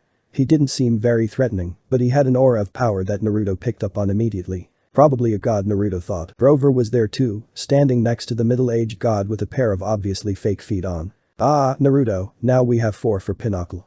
Chiron said, gesturing to a chair to the right of the man. The man just looked up with bloodshot eyes and said with a sigh, well, I suppose I must say it. Welcome to Camp Half-Blood. There. Now don't expect me to remember you or anything about you, or to even care for that matter. Naruto, as he took his seat, was racking his brain to figure out who this god was, but only one really fit the bill. Thank you, Lord Dionysus. I'm honored to meet you. Everyone there, including Dionysus, looked surprised that Naruto was able to recognize the god of wine without being introduced first. Okay, I'm interested, kid, what's your name? That shocked everyone there as Dionysus never asked for anyone's name or seemed to be interested about anything. Naruto Uzumaki Namikaze, at your service. By the way, could you give me a glass of sake? Where I used to live I acquired a taste for the stuff, but since I came here I haven't had any. Everyone by this point was in a constant state of shock, Dionysus by the kid's name and the other 3, at the blatant request of an alcoholic beverage. Dionysus recovered first and quickly changed the conversation over to Japanese. Are you from the elemental nations? He asked. Hi, from the village hidden in the leaves, or Konoha, Dionysus-sama. Are you the Jinchuriki of the Kyuubi no Yoko? Hi, although she prefers to be called Kura. Last question, what ninja rank were you? Genin, Dionysus-sama. Changing the conversation back to English, he said, sure, one glass of sake coming up. By the way kid, just call me Mr. D. Dionysus makes me feel old. Naruto deadpanned and said, you are old. Mr. D smiled and said touche before he snapped his fingers and a bottle of sake appeared next to a sake glass, and he gave both to Naruto. Tyron immediately started yelling at Dionysus, saying, you can't give alcohol to a minor. Dionysus turned toward Chiron and glared saying, he's not a minor, he's a ninja, and by his laws is allowed to what he wants. Besides, he can't get drunk anyways, and it's more like water to him. That left Chiron speechless. His eyebrows seemed to be permanently raised into his forehead, as were Grover's and Annabeth's. Tyron eventually recovered and turned toward Annabeth saying, Annabeth, would you go check on Naruto's bunk? We're putting him and Percy in cabin 11 for now. She nodded and turned to leave before Naruto said, thanks, but as long as you aren't expecting rain, I think I'll sleep outside. Then he turned toward Mr. D and said in Japanese, it's been a while since I've been able to sleep under the moon. I would really appreciate it if I were allowed to. Mr. D switched the conversation back to English and said, sure, go ahead and sleep outside. I think cabin 11 would appreciate not having to share more space. Then he quickly changed the conversation back to Japanese and said, though I think you want to pray to Artemis for permission. She might think you're a pervert or something if you don't. Naruto both blushed and paled at that thought. He knew through the old stories about what Artemis did to perverts. He was going to make certain he prayed to Artemis as soon as he could. Would you guys please stop switching languages? It's getting pretty annoying, Chiron said while rubbing his temples. Dionysus just huffed and laid back in his chair, while Naruto just scratched the back of his head and said, Gomen. Alright then, Annabeth, would you kindly show Naruto around camp and then get back as soon as you can? I want you to be here as soon as you can be. Annabeth sighed and said, sure, anywhere in particular. Show him around the cabins, the mess hall, and to the forest, and then have him join in any activities that he wants. Annabeth nodded and started out the door with Naruto, leaving a stressed centaur in a foldable chair and a god arguing with the sky about how a kid could have alcohol, but he couldn't. They made quick time to the cabins, not really talking unless they passed an important building, such as the strawberry fields or the barn house, which Naruto could have sworn had something moving in the attic of, but he said nothing. He was worried about Grover, who seemed really stressed out at the meeting, and Annabeth had her mind on other things. Finally they reached the cabins, and Annabeth explained the symbolism of each one. Naruto felt drawn to cabin 1 and 3, but didn't say anything. He also noticed that neither Hades nor Hestia had a cabin and asked Annabeth about it. She responded by saying that Hades didn't have a cabin because the Olympians labeled him as an outcast, which Naruto scowled at, and Hestia was a virgin goddess that was mostly forgotten after she gave up her seat to Dionysus. Naruto was saddened that the Olympians forgot about their own family, but said nothing. After that, she showed him the mess hall and explained how to offer to the gods and what there was to eat. She also explained that there were basically infinite amounts of whatever it was that you wanted. This of course made Naruto's mouth water at the thought of eating continuous ramen. Finally, they stopped at the entrance to the forest. To anyone else, it may have seemed big, but to Naruto it actually seemed really small, or at least compared to Konoha's forests. Well, here we are, final stop on the tour of the camp. So what are you going to do now? Annabeth asked. Well, what's happening later? There's a sword fighting class in 15 minutes, which lasts until 11:45, then there's a master's archery class at noon with Chiron instructing, and blacksmithing and other activities are day around. Cool, well, I think I'll check out the sword fighting class. Thanks Annabeth. Annabeth nodded and both went their separate ways, with Annabeth heading back toward the big house and Naruto heading to the training grounds. He got there just in time for the class to start. There wasn't any real teacher, it just seemed to be campers practicing against other campers. Naruto paired up with a kid named Luke, who was evidently the best sword fighter in the camp. So you're new here, huh? Well, allow me to show you the ropes. Luke said before he lunged at Naruto, who blocked the strike easily and replied, I already know my way around, I'm just looking for a challenge. And with that Naruto parried and began using some of his own katas. Within 5 minutes, the duel was over, with the blunt side of Naruto's blade resting on Luke's throat. You've got some skills, Luke, but I think that you need a bit more practice. Go again? He asked, offering his hand to Luke, who accepted it and said, thanks. How did you get that good anyways? Aren't you new here? Yeah, but I've been learning how to use a sword for a while now. At this point they both noticed the silence that had appeared, and looking around they found that every camper there was staring at them, or specifically, Naruto. Naruto smirked and said, well, I bet I can beat all of you. To sweeten the deal, I'll offer my sword to anyone who can beat me. But if I beat all of you, I get to be the teacher of this class, and you all owe me a favor. Everyone, including Luke and the Aries kids, looked shocked at the blonde's declaration. Are you sure, Naruto? You do realize that you just challenged everyone here, right? Yep, and no one's going to lay a scratch on me unless they come at me with the intent to kill. So shall we? He asked with a smile. Luke and the rest of the campers smirked and Luke said, of course. Then everyone charged at Naruto. Over an hour later, and all of the campers had learned one thing. Don't bet against Naruto Uzumaki. All of the campers that had been in the class were on the ground, and most were moaning about the beating they got. The only ones still standing were Luke and some of the Aries campers, but they were all disarmed and had surrendered, albeit begrudgingly, to the blonde ninja. Good match everyone. Seeing as how I'm teaching this class from now on, I want us to meet daily starting in 2 weeks. Somehow, I have a feeling that something is going to happen later that is going to take up most of my time. In the meantime, I want you all to practice like you did today, though not all against one. The class just groaned, but acknowledged that the blonde should teach the class, seeing as how he just beat them into the ground. Class dismissed, Naruto said before walking off to join the master archery class. When he got there, he saw a lot of what he recognized as Apollo kids and some others stringing bows and beginning to get into firing position. Chiron looked over at Naruto, who was picking up a box and a few arrows. Needless to say, he was surprised the blonde sword wielder. Naruto, what are you doing here? This is a master archer class. Shouldn't you be off exploring the camp? Naruto chuckled and said, nah, I already did that and I just got done kicking the hell out of your swordsman class. Mind if I try my hand at shooting? Chiron's eyebrows resumed their position on his forehead. He had expected the blonde to go to the swordsman class, but to beat them all and then go to an archery class. He half expected the kid to be able to make clones or control the wind by now and muhaha. Alright Naruto, you get 5 shots. Do your best to hit the bull's eye and don't be disappointed if you miss. The archery class stepped back from the firing line, allowing to step up and chose his target. He quickly drew his bow and nocked an arrow and steadied his breathing before releasing his 5 shots within a span of 5 seconds. All 5 hit dead center, with each arrow going through the next and the last one going through the target and hitting the ground behind it. Needless to say, Chiron and the campers were shocked.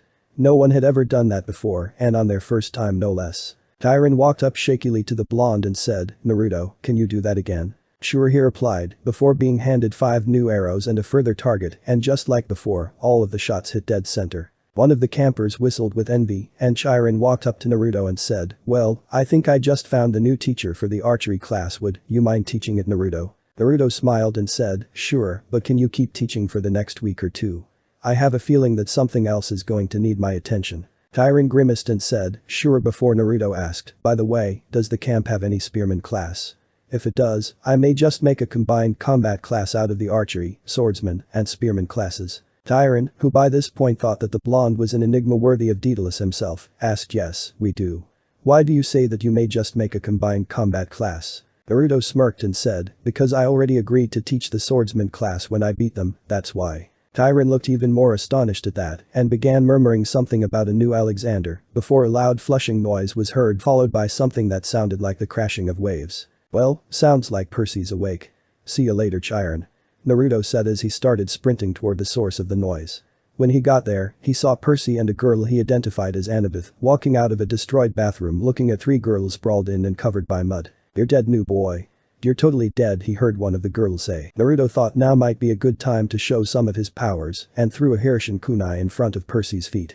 Seconds later, he appeared where it stood with the kunai in his hand and said, care to repeat that? Percy, who was about to give a rather snarky and unnecessary reply, was saved by Naruto and his sudden appearance. He and Annabeth, who had seen his sword and kunai pouch appear out of thin air, weren't as surprised as the rest of the campers at his sudden appearance. Annabeth's mouth was hitting the proverbial floor though, as she began to go through the various uses of this ability on the battlefield. Claris, who was already pissed off, just got more pissed when she saw Naruto appear and was about to give her own snarky reply before her friends interrupted, saying in unison, sorry sir. We didn't mean your friend any harm. They had both been in Naruto's new swordsman class, but Claris didn't know that, so she started yelling at her friends, saying, why are you saying sorry to him? He looks like a complete weakling. Naruto decided to show off a bit and channeled some chakra into his pinky before he picked her up with a digit. This is why he said looking for a name. She didn't give one, but her friends did. This is why, Claris, your friends were being respectful. He finished before he threw her back on the ground. Looking up she asked with a growl, who are you? He smirked and said, "The name's Naruto Uzumaki Namikaze, new instructor of the swordsman and archery classes, and soon to be instructor of the spearman class and the new combined combat class, and if I hear you threatening my friends, again let's just say that even Hermes won't be able to compare with my level of pranking." Naruto started laughing manically, causing Claris and her friends to cringe as they made a hasty retreat. Annabeth just looked between Naruto and Percy before Percy broke the silence. "What are you thinking?" he asked. "I'm thinking," she said, "that I want you both on my team for Capture the Flag." After the toilet incident, people started staring at Naruto and Percy wherever they went. With Percy they said something about toilet water, or maybe they were just talking about Annabeth who was still soaking wet. Naruto really wanted to use a wind jutsu to help her out, but he already had enough attention as it was. People started just staring at him, not really knowing what to call him, though Naruto did hear something about New Alexander as he passed by one of the archery kids. Annabeth began to leave, saying she had training, but was stopped by Percy, who said he was sorry for the toilet incident. Naruto heard Annabeth say that Percy needed to visit the oracle, and then heard something about naiads, and then they got into parents. Annabeth's mom was Athena. Naruto already knew that, but when Percy asked about her dad, things got pretty touch and go. He wasn't helping any though, seeing as he was just standing off to the side. Finally, they got onto the topic of the winter solstice. Naruto remembered that it was right after that the weather started getting weird. Evidently the camp had taken a group of campers to Olympus, and after they left the Olympians found out that something was stolen. Naruto put that in his mental notebook for later. It felt to Naruto like he was the third wheel on a date, so he just slapped Percy on the back and gave Annabeth a friendly wave before running off to find the spearman training grounds. After about 15 minutes of walking he found them in a training ground on the far side of the camp. It was located near the shore, on top of a somewhat high cliff overlooking the docks. It didn't have very much to it, but it did have a device that would move a sandbag forward like a charging horse, so that the practicing spearmen would have to dive out of the way or stop it with their spear and strength and nothing else. Unfortunately for Naruto, the main group of campers that were a part of the spearman group were from the Ares cabin, and they were led by Claris. "Hey, Blondie, what are you doing here?" she asked as she saw Naruto approaching. "Didn't you hear what I said? I told you I was going to take over the spearman class. So here I am." Claris and her fellow campers scoffed at that. "Please, like a newbie like you could take over this class. I mean, I can understand sword fighting and archery, those guys are wimps, but do you really think you can take us on?" Naruto smirked and said, "Alright, if I can beat your highest score on stopping the horse machine over there, do you guys agree to let me teach this class?" It was Claris's turn to smirk as she said, "Sure, so what do you want to start at? 10 miles per hour?" Naruto smiled and said, "Nah, I was thinking more along the lines of 40. The entire class, including Claris, was shocked.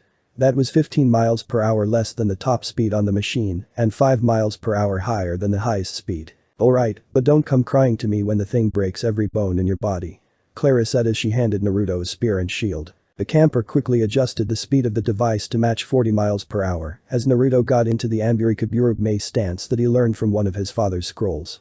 The camper behind the mechanism that controlled the machine counted down from 3. At 1, everyone blinked. As they opened their eyes, they all saw that Naruto was still standing exactly where he had been, but the sandbag had disconnected from the machine and was impaled in the ground by Naruto's spear. Needless to say, they officially joined the cult of the high eyebrows. Claris was the first one to recover from her shock. "How the fuck did you do that? I've been here for years and the best I can do is 25. That record was set 15 years ago." Naruto smirked again and said, "Well, if you want to find out, you're just going to have to join my class, won't you?" Claris stammered a bit as she looked for a decent comeback, but after a few seconds of silence she gave up. "Alright, fine, you can teach the class," she said defeated. Naruto smiled and then went into teacher mode. "Well, I'll start teaching this class in 2 weeks, but I do want you guys to work on something before I start. It's the beginning stances of the stance I took to stop the sandbag thing." He took out a scroll from his pocket and handed it to Claris. "If any of you manage to master the basic stance that I'm going to show you, then take a look at that scroll for some advanced stances. I also want you to start working on your swordsmanship." "Why would we work on swordsmanship?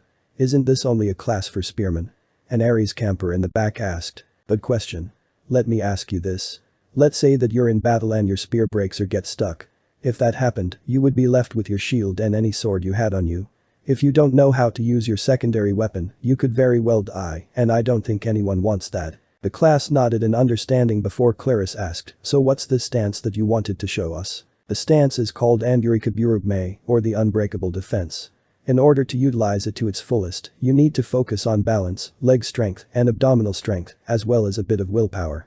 In this particular stance, you let your legs' arms act as shock absorbers, sending it down to your core and your feet. Alright, so how are we going to strengthen ourselves? Clarice asked. By stopping that thing with your bare hands, of course, Naruto replied with a smile.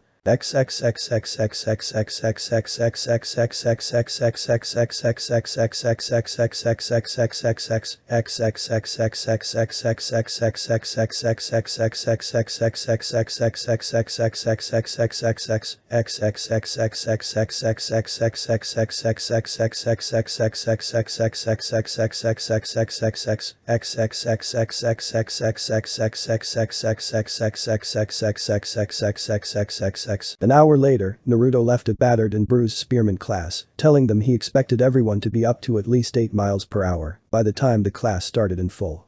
The only response he got was glares and a few cuss words, but everyone was going to do it. He still had a few hours until dinner, so he decided he was going to go and find a place to set up shop for the night. He wandered around for a few hours, looking for something that he just couldn't put his finger on. After about half an hour of wandering around the forest, he found what he was looking for. It was a small clearing in the middle of some really tall fir trees.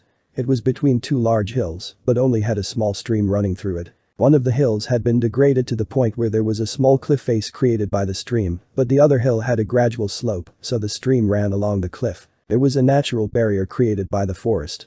The underbrush was thick to the point where the only way to get in without getting lost was either to follow the stream or the path that Naruto had followed. Naruto smiled and wandered around the clearing for a bit before he stopped in the dead center. It was at the top of the cliff face overlooking the stream, with a good view of Long Island Sound. Making a few hand signs, he turned toward where he entered from before he whispered, "Doten. Tumsei no Karo." Immediately after he called the jutsu, a small stone path rose along where he had walked to the borders of what he considered to be the battlegrounds for Capture the Flag. As Annabeth had explained it, the entire forest was open game, but most times the game stayed within a certain area, unless the hunters of Artemis were visiting. Turning around again to the slope of the hill with the cliff face, he said, "Doten sekich no tanjim." When he finished that, some stone pillars rose out of the ground, marking his future training grounds. Turning to the sloped hill, he made some more hand signs before saying, "Doten. Kenja no Mayatashi." This time, a single pillar rose above the tree line, with what looked to be a ladder leading up to the top. He quickly left the spot where he was standing and made his way to the top of the watchtower. He faced back to where he was standing and made a final set of hand signs before saying, "Doten Akurapparasu no tanjim." As soon as he finished, ground started rumbling, shaking everything within a mile radius. The rumbling stopped, but nothing happened, leading Naruto to wonder if he had done the jutsu correctly. He was about to try it again before the ground rumbled for a second time. This time, he wasn't ready and fell onto his back. When he stood up, his eyes almost popped out of his head. The area where he had cast the jutsu was replaced by marble columns about 15 feet high supporting a big roof. Naruto quickly jumped down from his watchtower and ran over to his new home. The front pathway looked like something that you would see in a movie. It was stone, surrounded on either side by cypress trees that had suddenly appeared there. In front of the building, there was a fountain that was modeled after the 12 Olympians sitting in a circle, with a mist jet in the middle of them pouring mist into the air. Naruto ran to the front of the building to find that there wasn't an actual entrance, but rather the columns acted as an entryway by themselves. The inside of the building was beautiful. There wasn't anything like a cabin about it, seeing as it looked like a giant garden. The garden was being constantly rained on by clouds created by misters and a few air currents that flowed through the roof. The roof itself was made of glass, but seemed to have its own seasons, as right now it looked like it was fall. There were trees all around the garden that stretched to the roof, and they all seemed to be cared for by some invisible force. The garden itself was separated into 5 pieces by 5 marble paths. Those paths met at something that looked like an Odeon, only it was completely circular and had leather seats, kind of like a fancy movie theater. It was structured in a way that made it look like the various seats were being sucked into a whirlpool. In the middle of the whirlpool was a campfire that seemed to change color, depending on the emotions of those standing or sitting near it. Naruto found this out because when he moved closer to it, the flames got higher and brighter than they were when he was standing at the steps to go down the Odeon. Exiting the building through the back this time, Naruto found what he could only guess would be his cabin. It seemed to be a completely different world than the rest of the area, seeing as how the first thing Naruto noticed was the Uzumaki whirlpool in the middle of a pair of doors and that it had 2 stories. Naruto pushed inward on the seal, opening the door to his cabin. The first thing he noticed was the decor, which looked as if someone had gone to a ninja supply shop back in Konoha and stolen everything they could before putting it on the walls. Literally everything he could ask for was there, from Naginata to ninja wire. There were several windows on the south and western sides of the cabin, looking out onto the forest and the garden, but on the north and east sides, there weren't even any walls. Instead, there were clear drapes that allowed for a crystal clear look over the bay and the stream. The second floor was supported on the side by a few well-placed marble pillars that were decorated with a few gods' busts, mainly the big three.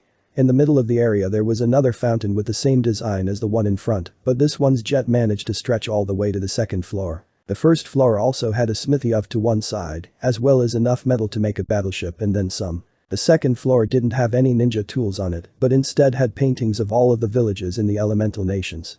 It took Naruto a second to figure it out, but they were actually live images of the villages, seeing as how Anbu and other squads were hopping to and fro, but never started from the same place twice. There were also a few paintings that Naruto admired in this world on the walls as well, including Van Gogh's Starry Night and Starry Night over the Rhone. On this level, the column supported a balcony that looked out over the entire valley, Camp Half-Blood, and Long Island Sound. In the middle of the balcony was a king-size bed that was surrounded by orange silk drapes, but only had a frame to support them. Next to it was a standalone wardrobe with some new clothes, including a cloak like the one that Naruto had seen himself wearing in the future. The bed was covered by light blue sheets and had a remote control that caused a panel in front of the bed to pop open and reveal a flat-screen TV that had a few channels, but were all a part of a network called HTV. There was also a note on the bed. Picking it up, Naruto read, "Hey there kiddo, me, your grandparents and some of your other relatives worked together to get this set up.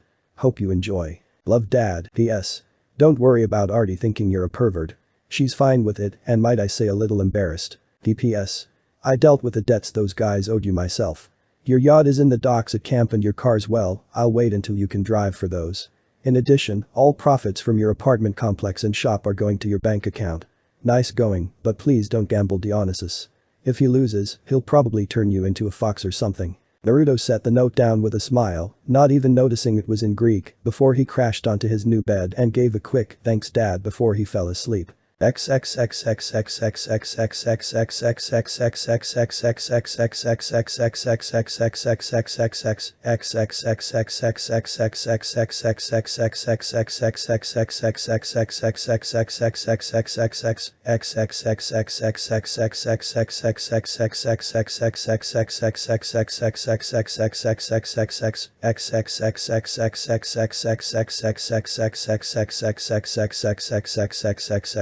A few hours later, Naruto woke up to the blaring of a really loud conch horn from camp. He got up quickly and changed into the cloak, which had 9 fox tails stretching from the back to envelope the entire thing, with one tail going up the length of Naruto's spine. He quickly ran to the start of his path and cast 2 more Justu, Kaiten. I no Ham and Suiton.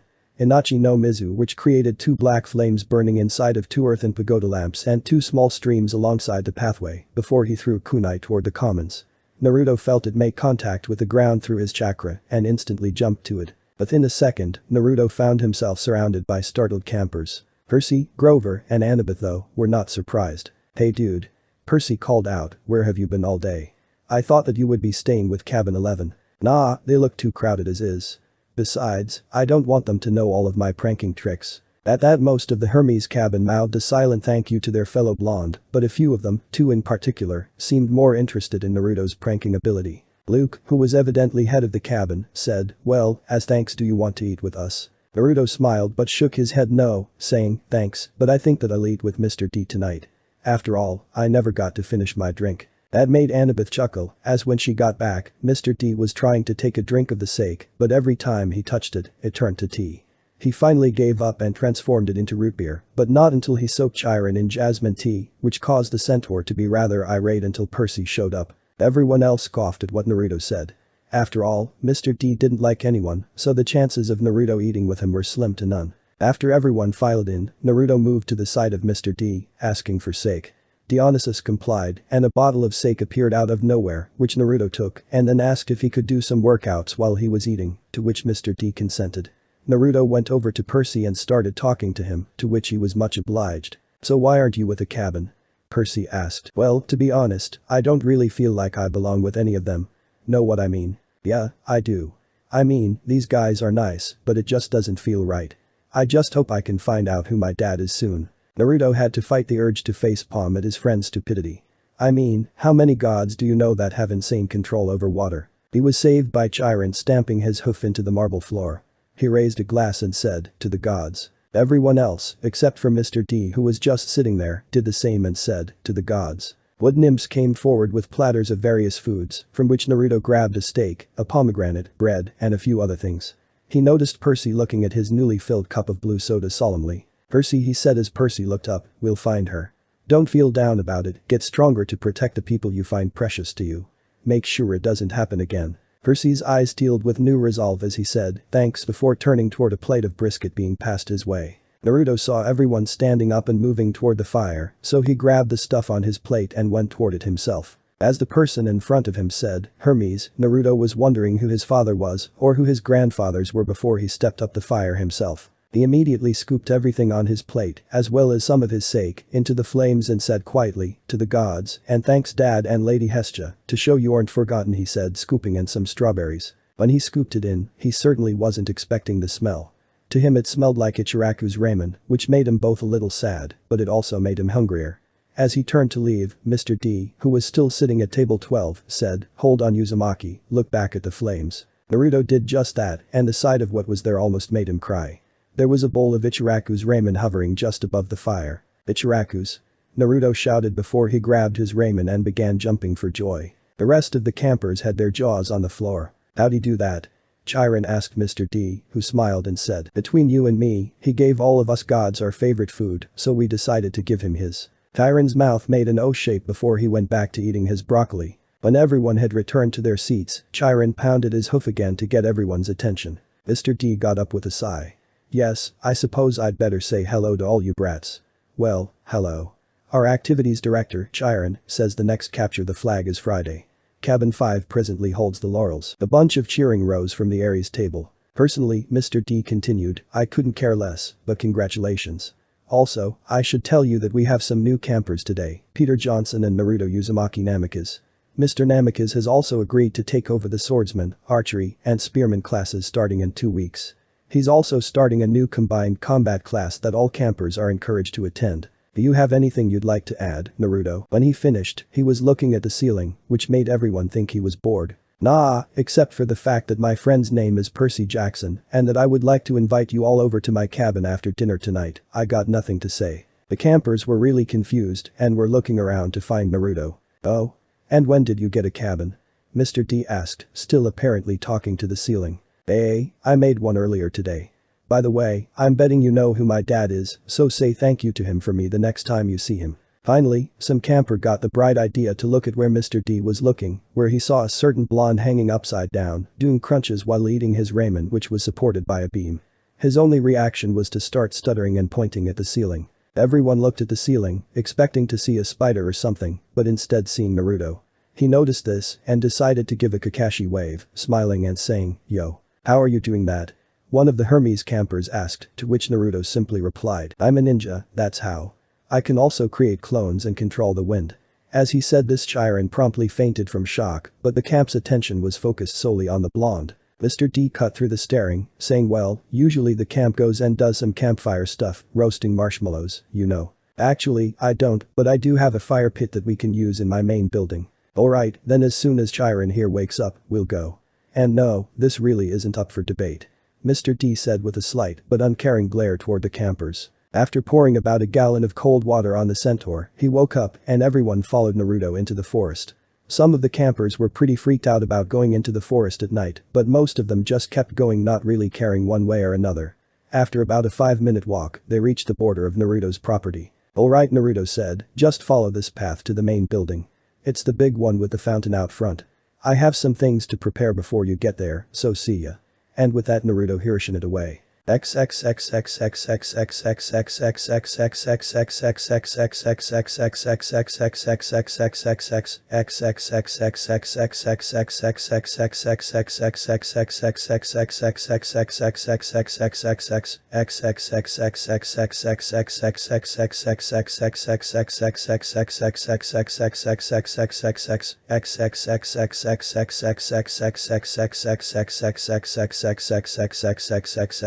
Naruto had been waiting for 30 minutes before the rest of the group showed up.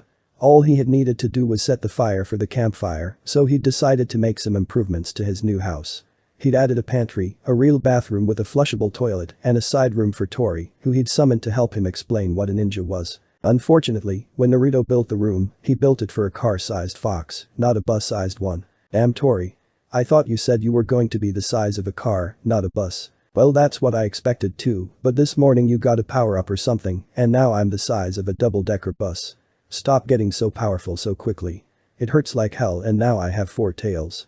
That means fanvixens. Whatever dude, I know you love it. He said as a red fox got pink. Anyway, I have guests coming over, so could you shrink down a bit? Sure.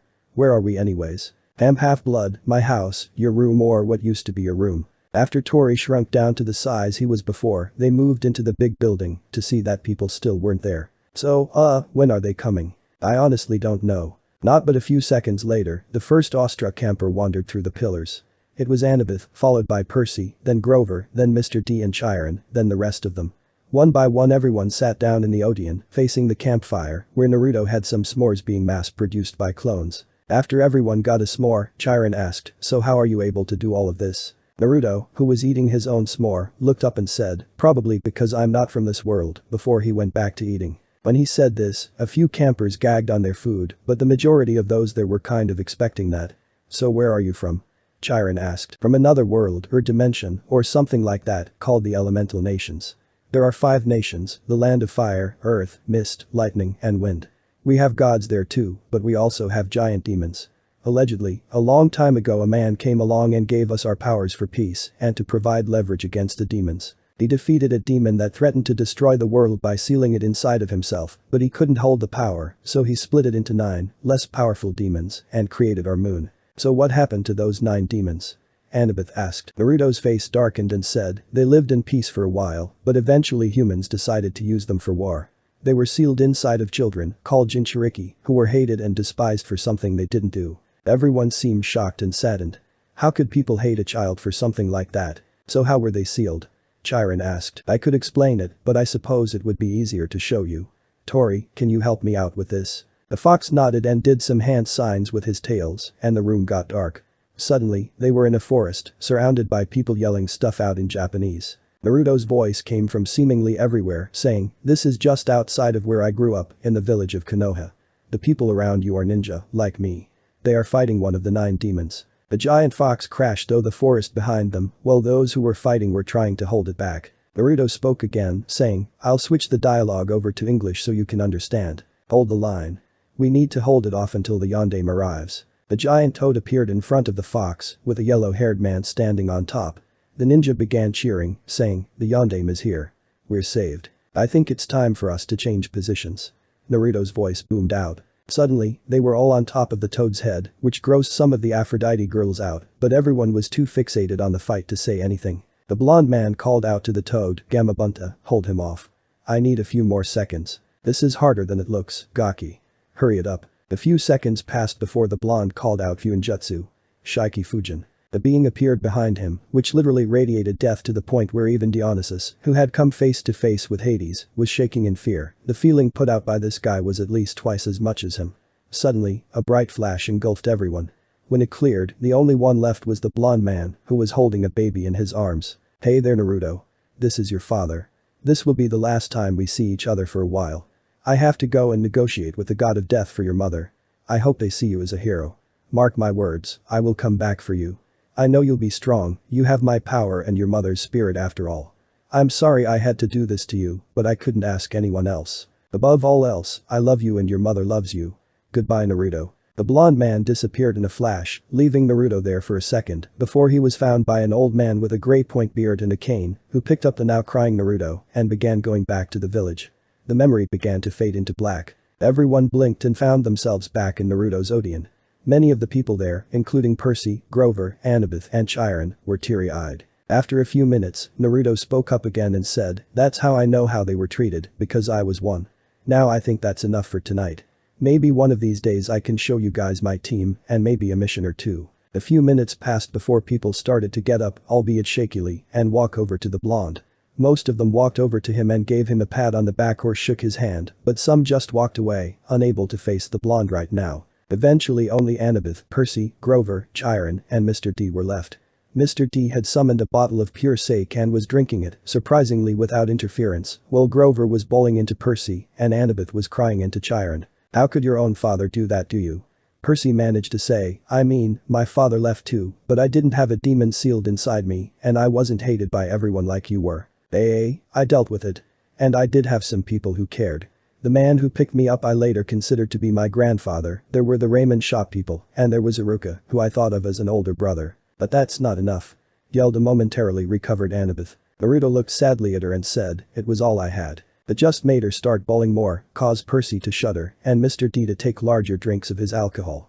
He already knew what happened to the blonde, seeing as everyone had been informed of what had happened to him when he came here. It was part of the reason he actually respected the blonde, that and having a demon with the strength of a titan inside of him, as well as the fact that he'd probably be one of the few to be able to drink at his level. Tyron was in a temporary shutdown. Sure, he was surprised at Naruto's abilities, but he hadn't thought the blonde had suffered as much as he did. So he asked the only thought that came to mind. "So Naruto, do you hate your father for what he did?" "No, I don't hate him, especially if he got mom back. But either way, I'm probably going to give him and both my grandfathers a nice hard sock in the gut if I see them. After that, I'm open to building a relationship." Tyron smiled and said, "Do you think you can help me with these four? I think you may have broken them temporarily." "Sure," he said before 4 clones popped into existence. "Take Percy and Annabeth back to their cabins, help Chiron with Grover, and get Mr. D to the big house." Soon with the clones' help, everyone was gone but Chiron and Grover, who had only just stopped crying. As they were about to leave, Grover turned around and said, "You aren't alone anymore, Naruto. I hope you know that Percy and I will always have your back," and the same could probably be said for Annabeth and even Mr. D. That last part came out rather oddly for the young satyr, but nonetheless, Naruto smiled and said, "Thanks G-man. I know. Now off to bed." Grover gave a mock salute and then ran after Chiron and the clone accompanying them. As soon as they were out of sight, Naruto plopped down next on the leather seat next to a now dog-sized Tori. "Do you think I did the right thing, Tori?" "Yeah, my opinion is that the sooner you got that over with, the better." "Thanks, what do you think, Kura?" "Although I'm glad you got it out of the way, it doesn't help but bring up bad memories for me." "I know, but to take your mind off of it you want to help me train." "Sure, but you need to get to sleep first, dork." "Oh, right come on Tori, off to bed." "But I just got here."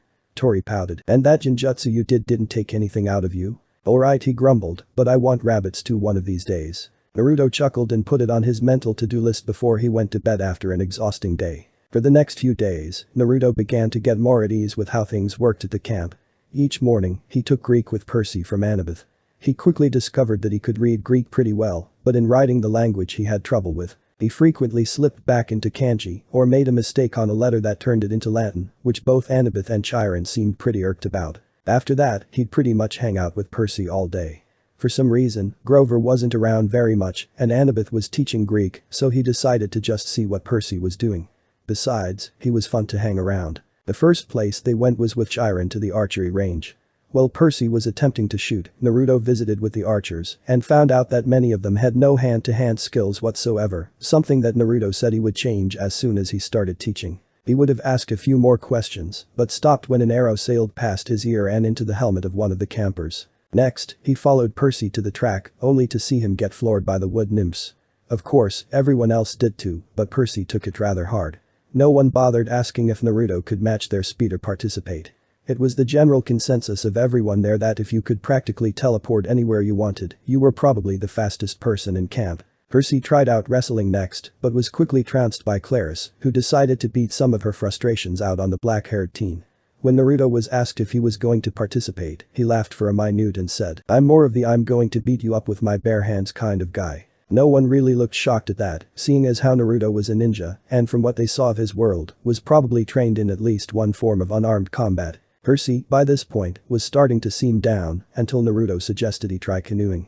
Percy still looked down, but decided he might as well try it. In the small canoe race, someone from each cabin tried to paddle from one end of the camp's bay to Naruto's new yacht and back. Percy had won by a landslide, with Naruto coming in a close second and Claris coming in third. It may not have been what everyone was expecting, but it made Percy feel better, and so after he won, Naruto invited him over to his yacht for a bite to eat and a drink. He also had a second goal to this though, as all the camp counselors were watching over the two, trying to figure out who their parents were. For Naruto, it was pretty obvious as to Percy's dad was. I mean, who else is good on a boat and is able to make bathrooms blow up with water? For himself though, he had no idea. He was good at any challenge that was put before him, whether it was smithing or archery, except for reading, especially reading and writing a response. For some reason, he hated writing, as if his DNA had done it for centuries or something and got tired of it. Maybe that's what old man Saratobi was talking about when he was cussing out paperwork in his office. A few days had passed like this. On Thursday, he followed Percy to the sword fighting lesson. He still hadn't taken over the class, so Luke was still teaching it. "Hey Percy, Naruto. Good to see ya," Luke shouted as they were approaching. The two teens in question just waved to Luke, who went back to showing the class how to make a successful right-hand strike. Naruto created a clone and went off to practice on his personal dummy, which was made of metal. Naruto didn't tell anyone why he was doing this, but many assumed that he was actually trying to cut through it. Most didn't believe that he could, but in one of his training sessions with Kura and Raimei, they'd both mentioned that the sword could cut through metal, but only if the wielder was strong enough to use it. He asked them if they meant physical strength, to which they nodded no, but said nothing further on the matter, except that he'd have to figure it out himself. After a while, Naruto noticed that he hadn't made any progress on cutting through it, so sighed and sheathed his sword before turning back to the class. By this point, they'd all paired up and were about to begin sparring. Naruto quickly hopped over to them and noticed that they were all looking to Luke to begin. He was paired up with Percy, who looked somewhat nervous at fighting the swordsman. Luke, however, said nothing and instead looked at Naruto for the go-ahead. Naruto quickly climbed to the top of a small post that had an excellent view of the training area before he said begin. Immediately, everyone went into action against their opponent. Naruto looked over everyone at least once, but kept most of his focus on Percy and Luke. Naruto had seen some of what Percy could do and decided to see if Percy could do it again. By the time he called a break, Percy still hadn't, although he had provided some comedic relief when he got bopped on the head for keeping his guard and stance too low. As everyone went over to the drink cooler, Naruto approached Luke and asked him if he could do what he normally did after that little spar. Luke nodded before yelling at everyone, "Okay, everyone circle up." Everyone quickly formed into a circle surrounding Naruto and Luke. Naruto nodded at Luke, who then said, "If Percy doesn't mind, I want to give you a little demo." The Hermes guys were suppressing smiles. Naruto figured they'd been in Percy's shoes before and couldn't wait to see how Luke used him for a punching bag. After conversing quietly with Naruto, Luke told everybody he was going to demonstrate a disarming technique. How to twist the enemy's blade with the flat of your own sword so that he had no choice but to drop his weapon. "This is difficult," he stressed. "I've had it used against me." No laughing at Percy, now. Most swordsmen have to work years to master this technique. He glanced at Naruto and said, although some guys get lucky and get it from the start. Everyone couldn't help but chuckle at the face Naruto made. It wasn't because they thought he got lucky, it was because Naruto had soundly beaten them all into the dirt on his first try. After everyone had finished laughing, he demonstrated the move on Percy in slow motion. Sure enough, the sword clattered out of his hand. "Now in real time," he said, after Percy had retrieved my weapon. "We keep sparring until one of us pulls it off. Ready, Percy?" Percy nodded, and Luke lunged. Percy managed to keep his sword away from Luke just long enough so that he got a shot at Luke's sword. Within a few seconds it was over. Luke's sword was on the ground, and Percy had his sword an inch from Luke's chest. Everyone was quiet, except for Naruto, who couldn't help but laugh at their faces. Of course, he'd seen it before on the hill, but it was still funny as hell to Naruto. "Sorry," Percy said worriedly, but Luke's scarred face broke into a grin.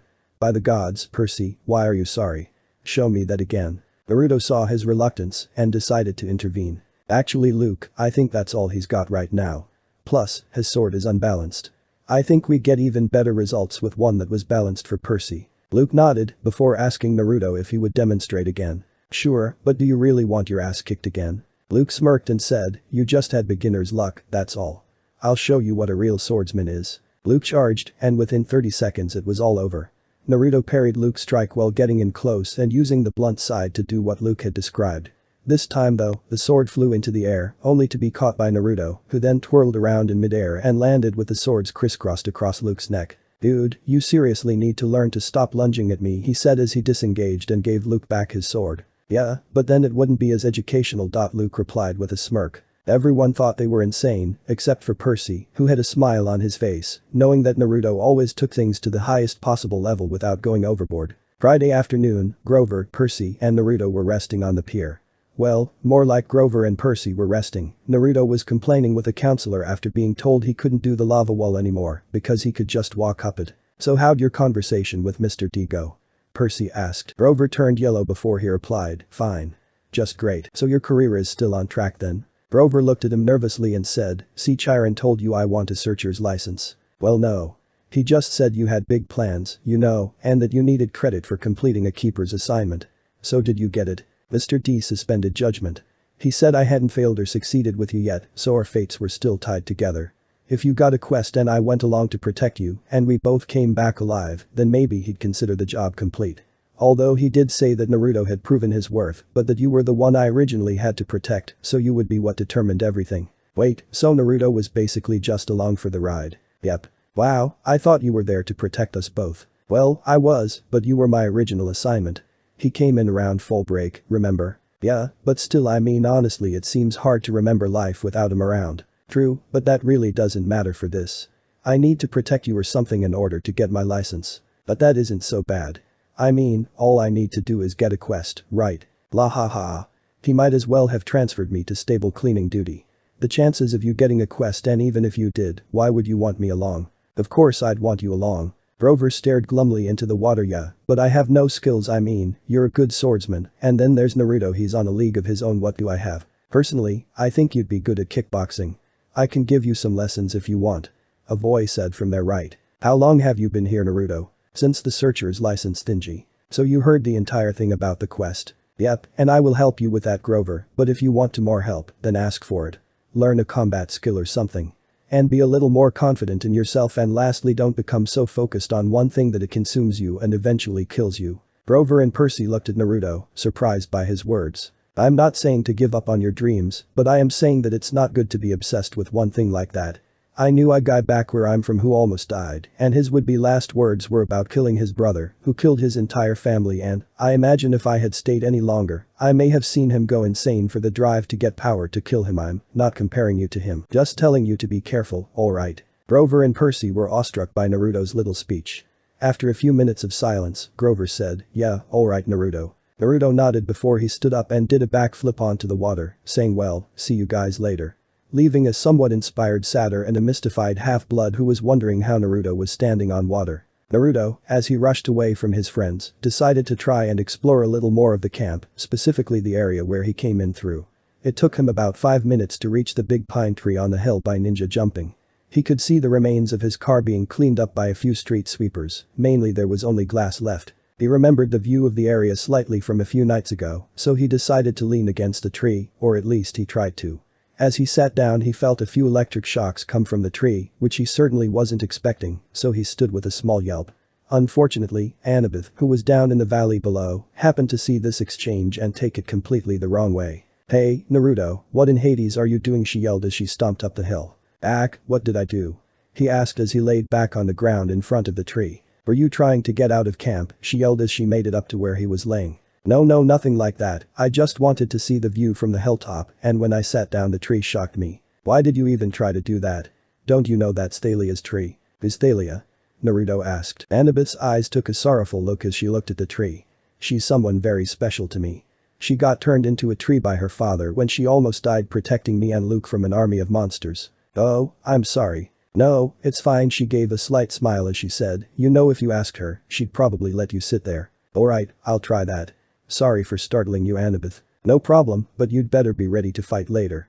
I'm not losing tonight.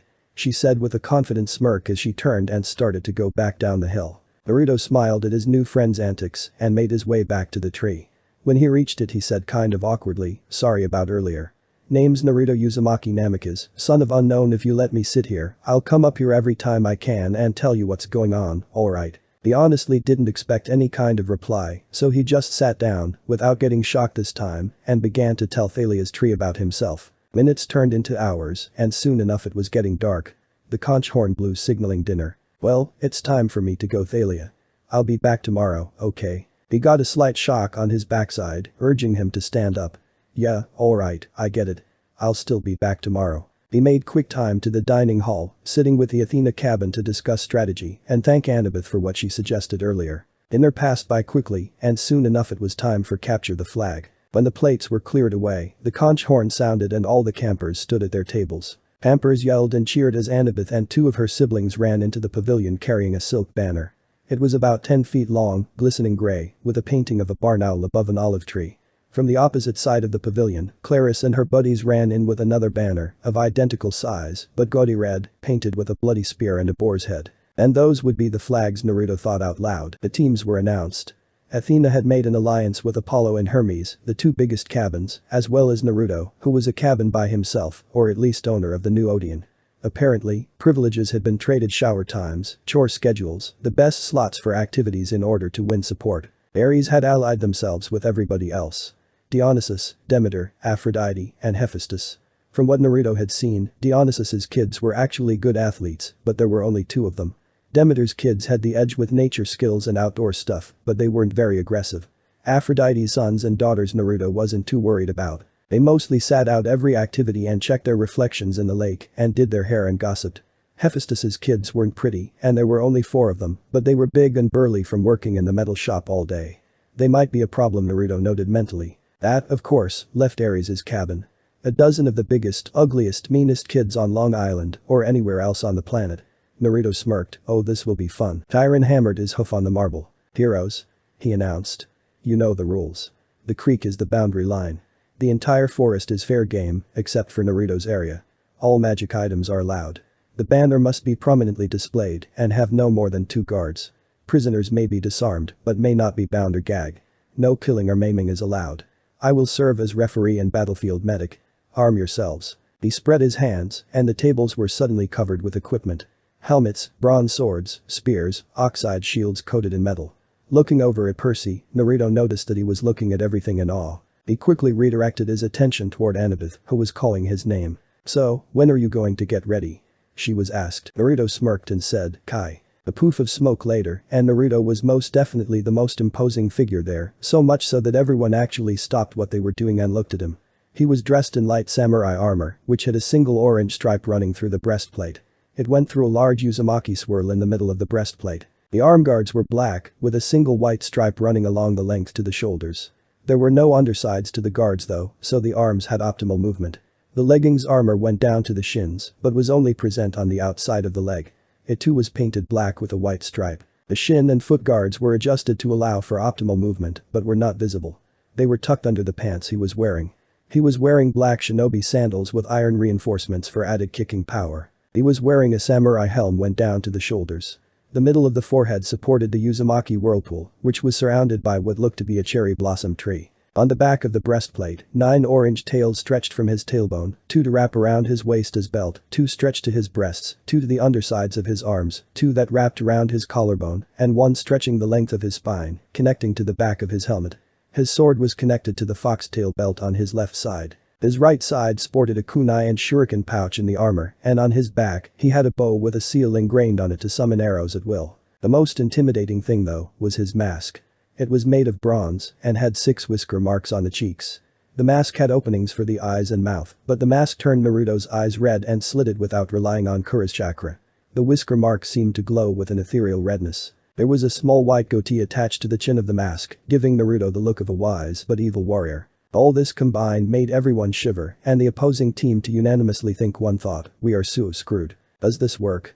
He asked Annabeth in a demonic voice that his mask changed it to. Annabeth was too scared to answer the man in front of her, so she just nodded dumbly before she noticed something and said, WW, we need you to wear some blue though, and could you turn the demonic thing off until we start? Naruto just touched the center of his armor, which turned the various white stripes on his armor blue, and said in a normal voice, no problem. Annabeth smiled and shouted, blue team.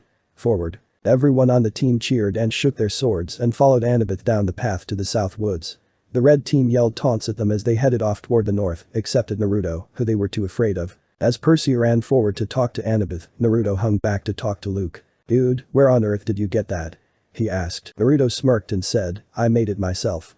My clones have been working on it all week. Right, by the way, how many of those can you make? Well, if I use my own energy, anywhere from 750 to 1,500, but if I use demon chakra, easily 10 to 20,000. Dude, you're a one-man army. And they all have your abilities. Yep, well I have a job for you now. You're going to be a frontline hitter. I want you to create 400 clones and have them spread out. You're going to punch through the front line and get their flag, if at all possible. I want 100 of your clones to hang back and help Percy with border patrol. Cool.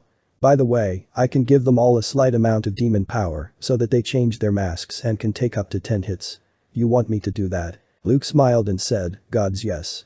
And remind me to never let you be on the other team. As soon as they entered the forest, Naruto stopped and said, "Everyone, stand back. Page Kage Bunshin no Jutsu." As 400 clones popped into existence, the original channeled a little demon chakra and said, "You all know what to do. I want 50 archers and 50 swords on border patrol. The rest of you, divide as you please, but I would prefer 150 of each on the charge." "Now then," he said as he tapped the center of his armor again and the conch horn blew, "let's get to it." Before each Naruto disappeared. Annabeth and the rest of the campers weren't expecting that, but each and every one of them had a smirk on their face. Finally, Annabeth said, "I think we just won. Few architects rise against." All the Narutos quickly passed the steam that divided the two sides and formed ranks, swordsmen in front, archers behind, with the original Naruto behind them all. "Archers. At the ready." He called as each archer summoned a blunted arrow. "Ready. Volley." Each Naruto fired a single shot, 150 in total, into the forest. Several arrows hit their marks, each marked by an easily distinguishable metallic noise. "Ready swords." The original called as each Naruto pulled out an identical copy Rime from their sheaths. "Charge." And all of the Narutos let out a CHI and ran into the forest. Several clones met their enemies and tied them up with ninja wire. Naruto himself met with the flag guard and quickly had him tied to a tree with ninja wire. He quickly grabbed a flag and began running back to his side. Several clones had begun dispelling, telling Naruto that he'd managed to take down almost everyone. Oddly enough, Claris was missing, as were several of her fellow campers.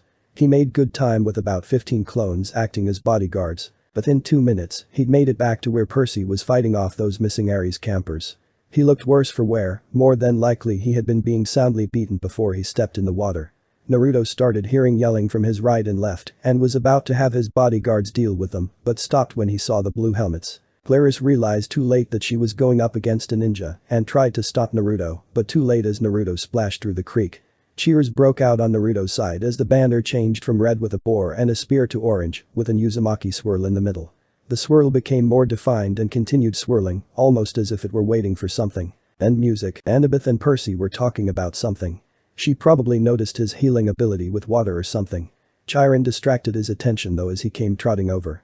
Chiron started saying something to Naruto, but he wasn't listening. Something was wrong, there was something else there, something that didn't belong. His suspicions were proved correct when a howl ripped through the forest. Chiron shouted in ancient Greek, "Stand ready. My bow." While Naruto yelled to his remaining clones, "Men. Battle positions." Annabeth drew her sword as what made the noise came into view. On the rocks above Percy and Annabeth was a black hound the size of a rhino, with lava-red eyes and fangs like daggers. And it was staring right at Percy. "So he thinks he's top dog, eh? Well, let's make it clear." As Naruto said this, 9 tails of chakra rose behind him. He quickly let out a growl and a howl 10 times more powerful than the one that the dog in front of him.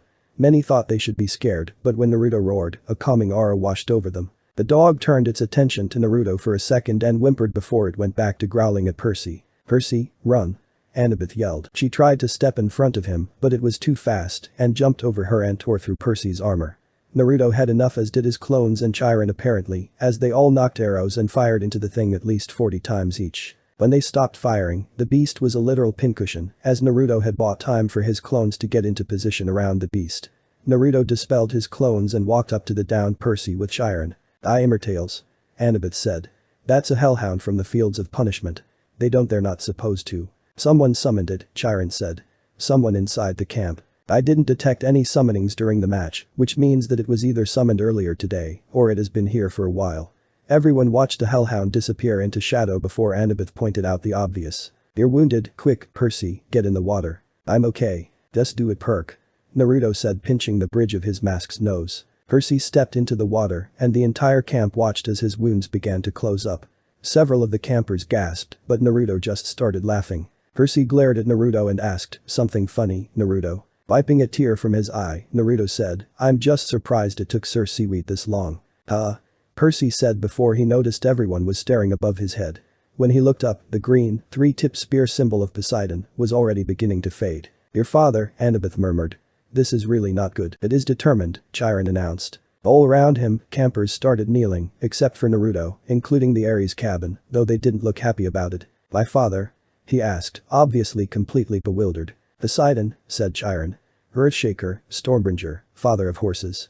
Hail, Perseus Jackson, son of the sea god." "Well, as interesting as that may be, I think you'll be more surprised by this one," a voice said from the rocks where the hellhound came from. Everyone looked up and saw a young woman, about Naruto's age. Her eyes were silvery yellow, and she had auburn hair. Naruto only had one thought when he saw her, beautiful. He was interrupted by Chiron, who bowed and said, "Lady Artemis. What are you doing here?" Naruto blanched and hoped that she hadn't read his thoughts just then, but quickly bowed as did everyone else. "I'm actually here on the behalf of my father. My first duty is to announce the claiming of Naruto, and then the council would like to meet with him." She turned toward Naruto and said, "And yes, I was reading your thoughts, but I'm rather flattered that you think so highly of me. Perhaps we can get to know each other better over tea." "Sure, I'd like that, Artie," he said with a wink. He wasn't sure why he did that, but hoped to Zeus that she wasn't going to kill him. Artemis blushed before she pouted and crossed her arms and said, "Fine, but I get to call you fish cake if you call me Artie, alright." "Sure," Naruto said begrudgingly. Chiron couldn't believe what he was hearing. First, the council wanted to talk with Naruto directly, but the fact that Artemis and him were flirting was just over his head. And then there was the fact that Artemis was blushing like a schoolgirl with a crush. What happened to the hating men thing? "Now then, Artie, weren't you about to say something about my father?" Artemis blushed before she said, "Alright then, Cake-kun. Camp Half-Blood, I would like to introduce you to." "And JK. I would like to introduce you to Naruto, son of Zeus, grandson of Hades, and great-grandson of Poseidon, sufferer of 1,000 pains, blessed by the 12 gods, and future god and heir to the throne of Olympus." What? Naruto and Artemis were both clearing their ears as the entire camp began to react in different ways. Chiron was slapping himself, Grover had fainted, Annabeth was just staring at Naruto, and Percy was smiling, knowing that he had at least one close family connection at camp. The flag that Naruto was holding changed, now on either side of the swirl was a lightning bolt, while the swirl was intersected by a green trident. In each corner of the banner, a drinking horn appeared, symbolizing Hades. "Well, now that that's been taken care of, Naruto and I have a meeting to attend.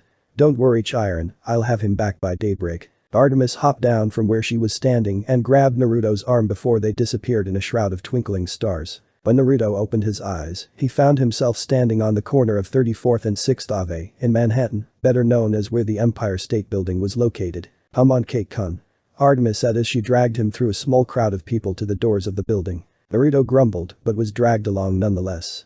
Naruto had avoided this place ever since he came here the first time when he was getting acquainted with the city. The lobby was always stuffed and people were trying to sell him things the entire time. By the time he got to the viewing deck, an hour and a half had passed, and then he was basically pushed around the area till he got back to the elevator. He didn't even get a souvenir. When Artemis pushed through the doors though, he was shocked to find the area basically empty. Walking up to the desk, Artemis said, "Evening, Bob, how's it going?" "Buzz off," he said without even looking up from his book. Artemis sighed and said, "This is why I hate men." "Bob, would you prefer to be turned into an antelope or a deer?" Bob looked up from his book wide-eyed and quickly realized who he was talking to. "LL Lady Artemis. I'm sorry for my actions but why are you here? Don't you bosses usually take the express?" "Yes, but this time, we have a guest and Dad wanted me to show him around." Oh? And who's the big wig who gets the tour?" Naruto stepped up and said, "Name's Naruto Uzumaki Namikaze, nice to meet you." Bob shook Naruto's offered hand before paling and saying, "Wait a minute, did you say Uzumaki? As in, Kushina Uzumaki, second wife of Zeus?" "Yep, that's my mom." Bob just paled even more and gave Naruto a small key card before he crumpled into his desk, crying something about murder and "I'm so dead." Naruto's sweat dropped and said thank you before rushing off to where Artemis was standing, next to one of the office elevators. "So what do I do now?" Naruto asked. "Just put that card into the security slot," Artemis said. So he did as he was told, and as the card disappeared, a new button labeled 600 appeared. Naruto pressed it, and the elevator lurched into motion. "I'll Be" by Edwin McCain started playing, which made it a little awkward in the elevator. "So your guy's security guard is named Bob?" "Yep. Cool." After what seemed like an eternity, the elevator dinged and the doors slid open. He stepped out onto a narrow stone walkway which seemed to be hovering in the air. Below them was Manhattan, from the height of an airplane. In front of them were white marble steps wound up the spine of a cloud into the sky. Following the stairway to its end, there rose the decapitated peak of a mountain, its summit covered with snow. Clinging to the mountainside were dozens of multi-leveled palaces, a city of mansions, all with white columned porticos, gilded terraces, and bronze braziers glowing with 1,000 fires. Roads wound crazily up to the peak, where the largest palace gleamed against the snow. Precariously perched gardens bloomed with olive trees and rose bushes. Naruto could make out an open-air market filled with colorful tents, a stone amphitheater built on one side of the mountain, a hippodrome and a coliseum on the other. It was an ancient Greek city, except it wasn't in ruins. It was new and clean and colorful, the way Athens must have looked 2500 years ago. Wow was the only thing that Naruto could say. Naruto passed through Olympus in a daze. Things were being sold and bought, lesser gods laughed and drank wine, and muses were playing next to fountains or in parks. Whenever Naruto passed anyone though, they would stop what they were doing and bow, which Naruto didn't particularly like, but accepted it as necessary. He saw a few things he would have liked to look at in some stalls, but he didn't have time to stop, as was evident by Artemis pulling him by his ear. "Oh wow, oh wow," Naruto yelled as he was dragged to the palace. "Well, if you want to come back here later and get something, be my guest. But right now, we have something more important to deal with." Naruto pouted and said, "You're no fun, Artie." Artemis smiled and said, "Only when I need to be cake-kun." They quickly entered a large courtyard where Artemis stopped and said, "Well, I have to go now. Just go through the big doors in a minute. After that, I'll help you get back to camp." She leaned in and gave Naruto a peck on the cheek before she giggled and ran off. Naruto was seriously stupefied and blushing like a tomato. Wasn't she supposed to be a man-hater or something? And why was she flirting with him so much? Not that he minded, of course, she was actually really beautiful. Naruto shook himself clear of his thoughts and compassed himself to meet with the council and his father. As he approached the great doors, he whispered to himself, "Okay, I can do this," before he took a deep breath and pushed the door open. The first thing he noticed when he entered was that the room was structured like the cabins were at camp. There were 12 seats for the 12 high Olympian gods, formed in a U-shape. All of the seats were filled, and there was a large flat-screen TV hanging between the seats in the middle. The weirdest thing was that all the gods were around 10 feet tall, and each chair had different attributes, as did their occupants.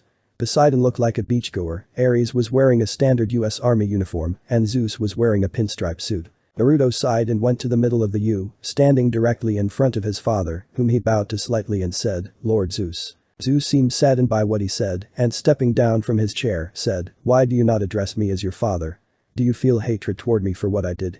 He asked the last part softly and just barely above a whisper, but the hall they were in amplified it. Naruto gave a genuine smile and said, "No, I just wanted to get you out of your chair," before he disappeared and reappeared in front of Zeus and shoved a chakra-enhanced punch into his stomach, which caused all the gods to flinch and threw the massive Zeus back into his chair with a loud thud. "That was for sealing a demon into me and abandoning me. I would do more, but I'm sure that Ka-san already has, so I let it slide." All of the gods except for Zeus started laughing at that. Zeus sat up and started rubbing the back of his head and holding his stomach, trying to regain his breath. While he was doing this, he turned toward Poseidon and said, "Hey Gramps. How's it going?" Poseidon looked toward his great-grandchild and said, "Much better now that you did that.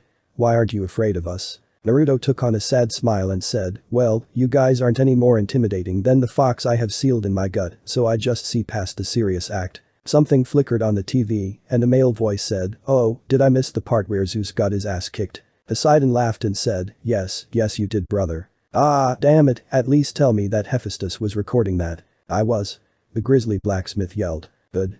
Hephaestus, send me a copy." "Well, I'm guessing that you are my grandfather, right?" Naruto said to the TV. "Yep, we can get introduced later. Right now, I think someone else wants to talk with you," Hades said as he stepped to the side to show a woman with red hair and blue eyes. "Naruto." "Mom?" She looked like she was about to start crying and said, "Naruto. Oh, you have no idea how glad I am to see you." Naruto was faring no better. "Same here, Mom, but why are you in the underworld?" Her face steeled at that. "Your father and grandfather negotiated for those that tortured you to be sent to Tartarus for a few months. I've been down here torturing them. I'll probably go back in a week or so though." Naruto nodded in understanding. "So how'd you and Dad convince Hera to allow you to marry him?" Hera spoke up and said, "We came to an agreement. Kushina managed to keep him in line back in that world, so I agreed to allow the marriage, as long as she kept him in line. And he's been being good, haven't you, dear?" Kushina said with a little ki that leaked through the TV. Zeus turned white and nodded furiously. "Good. Anyways, honey, at the end of the summer, I want you to come and live with us on Olympus, alright?" Naruto smiled and said, "Of course, I'd love to. By the way, have you met a woman named Sally Jackson?" "Yes, I have, and we spent a few hours gossiping about you and Percy. She's fine, don't worry. But I think it's about time that you got this meeting underway." Naruto sniffled a bit and said, "Love you, Mom." "Love you too, now here's your grandfather. Take care, Naruto." Naruto stepped back from the TV and stood back in the middle of the room. "Right," Zeus said as he stood, "we are here in regards to the position of Naruto Uzumaki Namikaze, as well as to assign him his duty for the year. Naruto Uzumaki, as a son of Zeus and descendant of all of the big three, you fall under the jurisdiction of a document created at the end of the Titan War that has never been used. It states that you are to automatically become a god upon your request or death and that you are automatically the heir to the throne of Olympus. This means two things. The first is that in the event of my death or otherwise incapacitation, you are to take command of the council and the defense of Olympus. This puts you automatically at the rank of the big three. Secondly, should any of the high gods request your help, you are required to assist, unless your assistance does not comply with your morals, in which case you have full right to prevent the action from being carried out at all. In addition, in the event of a siege or anything else, and none of the higher gods are available, you are placed in charge of the defense of the city, as well as the city we are located in. In addition, you are allowed to choose a godly duty to perform until you are required to take the helm of Olympus. Poseidon, you have the floor. Zeus said as he sat back down. Poseidon stood and cleared his throat as he took out a scroll from his pocket. In the interests of time, I would like first inform you that you do not need to accept this if you do not want to. As heir to the throne, your duties, including those mentioned by Zeus, are command of the armies of Olympus, command of the army of the sea, and command of the army of the dead, unless otherwise directed by myself, Lord Zeus, or Lord Hades. Do you accept these duties? Naruto was in a state of semi-shock. Not only was he going to become a god, but he was in command of all the armies of the Olympian gods, and was actually in command of any of the other gods that would be there if there was a war. He quickly recompassed himself and gave a quick, I do. Poseidon nodded and continued, as heir to the throne, you will be placed in charge of other duties as well, including finances, deals with gods from other realms, and army recruitment and supply. Do you accept these duties? I do. Right blah blah blah dot blah blah blah dot wow, who did we have write this again? Half of this stuff is junk. Here we are. Right, in order to continue, you need to display that you are the rightful heir of Olympus. You must first prove your lineage by displaying a power from all 5 elements, and then you must defeat one of the high gods in combat. Do you accept the challenge? I do. This time it was Zeus to speak. Naruto, you don't need to do this, you know. Naruto smiled. I know, Dad, but I always dreamed of proving myself to you, and now that I have that chance, I'm not going to let it go. Zeus smiled slightly. Very well, you must demonstrate your ability to use fire, water, earth, lightning, and if possible, wind, without the use of other sources. Jutsu are allowed, but natural control of the element is best. Naruto nodded. Can I use implements that will have no effect on the element? Zeus nodded again. So what do you need? Naruto's face took a questioning look for a second before he said, I need a target for archery, some water, my bow, some earth, and that's it. Zeus smiled and nodded before he clapped, and all the necessary materials appeared in the middle of the room. The first thing that Naruto did was to set up the target and aim his bow. Many were curious as to what this would show, but their questions were quickly answered when the arrow was released, as when it did it caught alight with black fire and exploded when it hit the target, completely eradicating it from existence. Naruto had discovered how to do that on accident when he was practicing his archery from his watchtower at night. Next he moved over to the earth. He focused on the earth's immobility and stubbornness, making himself just as solid as possible. He put a finger on top of the earth. For a second nothing happened, but then the block started to shake and split apart. After a few seconds, the block split and the chamber started shaking. Poseidon took care of it though, with a simple stamp of his trident. Naruto smiled and moved on to the water. Inside though, he was jumping for joy, as he hadn't ever attempted that before and was just winging it. He looked down at the pool of water before him and began to concentrate on it. He began to think about what Haku did back on the bridge, how cold his demeanor seemed, and yet how relaxed his stance was. Sure enough, as he focused on these qualities, the ice began to freeze. After a few minutes, the water was completely frozen. Naruto smiled again. He had finished the 2 elements that he had no idea how to control, and was now left with the base of his upgrade of the Hirshin and his most powerful element. Naruto smirked as he began the process for the Seal-less Hirshin. He channeled electricity through his body, and within seconds the room was cleared and he was back in the middle of the room. That was the base of the new Hirshin. It channels electricity through the body to make it basically like a level 1 Hirshin, but it doesn't use seals. Zeus chuckled at his son's ingenuity. Very good, but what about wind? He asked. Naruto smirked as the wind picked up around him. At first, no one could see anything, but they began to feel it as the wind began to circulate. Everyone was forced to blink at the intensity, but when they opened their eyes, they saw a fully fledged tornado surrounding Naruto. Zeus. Can you stop this? Poseidon shouted at his brother. No. His power with this element is twice as strong as mine. He's probably at the same level as the wind gods. When he said that, 9 more tornadoes formed behind Naruto and connected with the main one. Scratch that. He's as powerful as all of them combined. Zeus yelled. After a few minutes the wind began to die down, revealing a smirking Naruto with his arms crossed over his chest. What, too much for you? He asked as all the gods tried to fix their hair, though honestly Aphrodite was the only one who was really focused on that. Zeus straightened as he fixed his suit and said, well, I think that takes care of that test. Who would you like to fight? Naruto thought about it for a second before he replied, Ares, I will fight you. The council was shocked. I mean, sure, the kid was powerful, but strong enough to take on the war god. You sure about that, kid? Ares said, smirking. Yes, Naruto replied. Lord Zeus, if I may. His decision has been made, Poseidon. Let's see what he has planned. Ares hopped down from his throne and went to normal size, wearing Greek armor and carrying a sword and shield. Make your move, brat. He hissed as he got into battle position. Naruto turned around and said, hey dad, all I have to do is beat him, right? Zeus nodded. And there aren't any rules as to how I beat him. Zeus shook his head and then realized what his son was going to do. You're going to use that technique, aren't you? Naruto nodded and said, well, it is the guy's weakness. I'll deal with the repercussions of my actions by myself, but I do suggest you cover your eyes. I figured out how to improve it so that it takes the visage of whoever it is to any person. Alright, just get it over with. Zeus said while covering his eyes. Naruto smirked and called out, Taj Kage Bunshin no Jutsu. 100 Narutos appeared surrounding Ares. So you can only fight me when you have strength in numbers. Peh, you're pathetic. All of the clones dispelled to show Naruto with his hair covering his eyes. What did you call me? He asked in a fake light tone. I said you're pathetic, brat. Naruto grabbed the hilt of his sword and said, call me pathetic one. More. Time. Your path ack. He was interrupted by Naruto's sword going through both of his lungs. Naruto withdrew his sword and golden ichor began gushing out of the wound. I was going to make this easy on you, Ares, and somewhat funny. But now you've pissed me off. As he said this, the wind began to swirl around his feet, creating another small tornado. Naruto threw his sword into the air and called out, be swift. Raimei no Shio. There was a bright flash, and the katana came down as an adachi, twice the length of the original katana. Naruto caught it and said, Sendotu. Sentatsumaki no Sudareki. 3 tornadoes appeared surrounding the still coughing god, and Naruto disappeared. A few seconds later, Naruto reappeared and sheathed his sword, which caused the tornadoes to dissipate, leaving a severely cut and unconscious Ares in their wake. Not only did Naruto defeat the god of war, he did it in less than a minute. The council all earned one thing that day, don't piss of Naruto Uzumaki. Ares is unable to fight. The victor is Naruto Uzumaki. Zeus announced. The entire council stood and began clapping, including Aphrodite who, despite a relationship with Ares, wanted him knocked down a peg or two. Zeus was smiling proudly, and Artemis was blushing again because Naruto caught her eye and winked, though now Naruto could tell that it was almost forced. Alright, Poseidon said, standing again, a few more things to take care of. First, as the heir to Olympus, you are allowed to take 3 wives of mortal or immortal blood.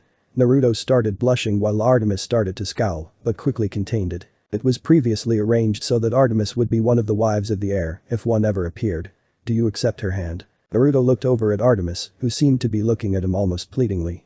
Right then he made his decision. No, I do not. The majority of the council, including Artemis herself, was shocked at what he said. Why not?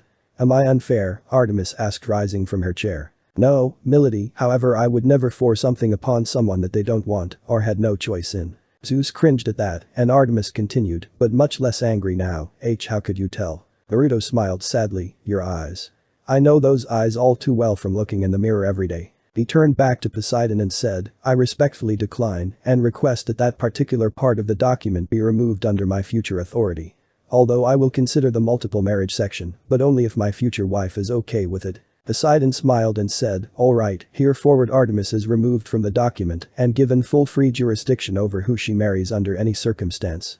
Should there be another heir at some point, she will no longer be required to marry. Also, the multiple marriage section is temporarily suspended and judgment will be passed on a later date in regards to the matter. Thunder boomed and Artemis gave a genuine smile to Naruto. Next we need to know what you will eventually be god of. We have the position of. I'll take the position of negotiator and mediator, as well as god of the heavenly winds. Do we even have that position available? Hades asked. Zeus was busily flipping through a book and said, yes, in fact, we do, or at least for the heavenly wind god part. Why did you say mediator? Well, you guys do bicker like schoolgirls according to the old stories. Naruto said, scratching the back of his head while all the gods blushed and laughed sheepishly, well, except for Ares, who was still bleeding on the floor. Well then, Zeus said, you now have the position. Now then, in order to take the position, all of the gods must vote. A majority of 2/3 is required. Hermes, you start. The kid's alright and pretty fast too. I vote yes. Zeus nodded. Apollo. The kid helped out my little sis, how can I say no? In fact, I wouldn't mind if he made a pass at her. Both Artemis and Naruto blushed, with the former throwing a shoe at his head. Alright then, Ares is preoccupied, so that means that Athena is up next. You proved yourself in battle against Ares and showed some kind of plan that you didn't follow through on, but nonetheless a plan. I approve. Zeus nodded. Aphrodite. Well, he may not be much on the eyes now, but I can tell he will be soon. I approve. Alright then, Artemis. After you showed us what he went through, I was already going to say yes. He's been through too much. But that fact that his heart remained pure and that he released me from that infernal document, I vote yes, and maybe, just maybe, I'll give him a shot. She thought the last part. Okay then, Dionysus. The kid's interesting and could probably match me in a drinking contest. I approve. Alright, but remember you're still on probation. Demeter. Meh, don't know the kid well enough. Abstain. Hephaestus. The kid forged the armor he's wearing himself. Of course I approve. Hera, my dear. Usually I hate your affairs, but if I accepted Kashina, I suppose that I can accept her son, and he seems to value family. Besides, you put him through something worse than I could ever devise and came out sane. I approve. Wow, did not expect that. Alright, Poseidon. He's my great-grandchild and one of my son's closest friends. Of course I approve. Right, even though it's not necessary, Hades. Kashina would kill me if I said no, and he's a good kid. I approve. Alright then, the vote passes with 10 votes for and 2 abstentions. Now then, to finalize this, repeat after me. I will uphold the values of Olympus and the gods, and will be a guiding force to humanity in my life, and a leader of Olympus after my death. I vow to never turn my back on those who need me, and will stay true to my family. So swear I, Naruto Uzumaki Namikaze, on the river Styx. Naruto repeated all of that, and when he finished, thunder boomed. Congratulations, Lord Uzumaki, Lord of Olympus. All rise. Zeus's voice boomed through the hall, and the meeting was over.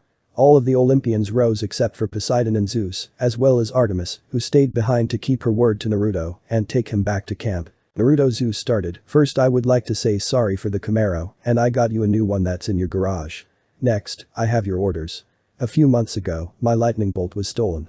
I originally would have blamed Poseidon, but because we worked together to bring you to this world, we maintained contact.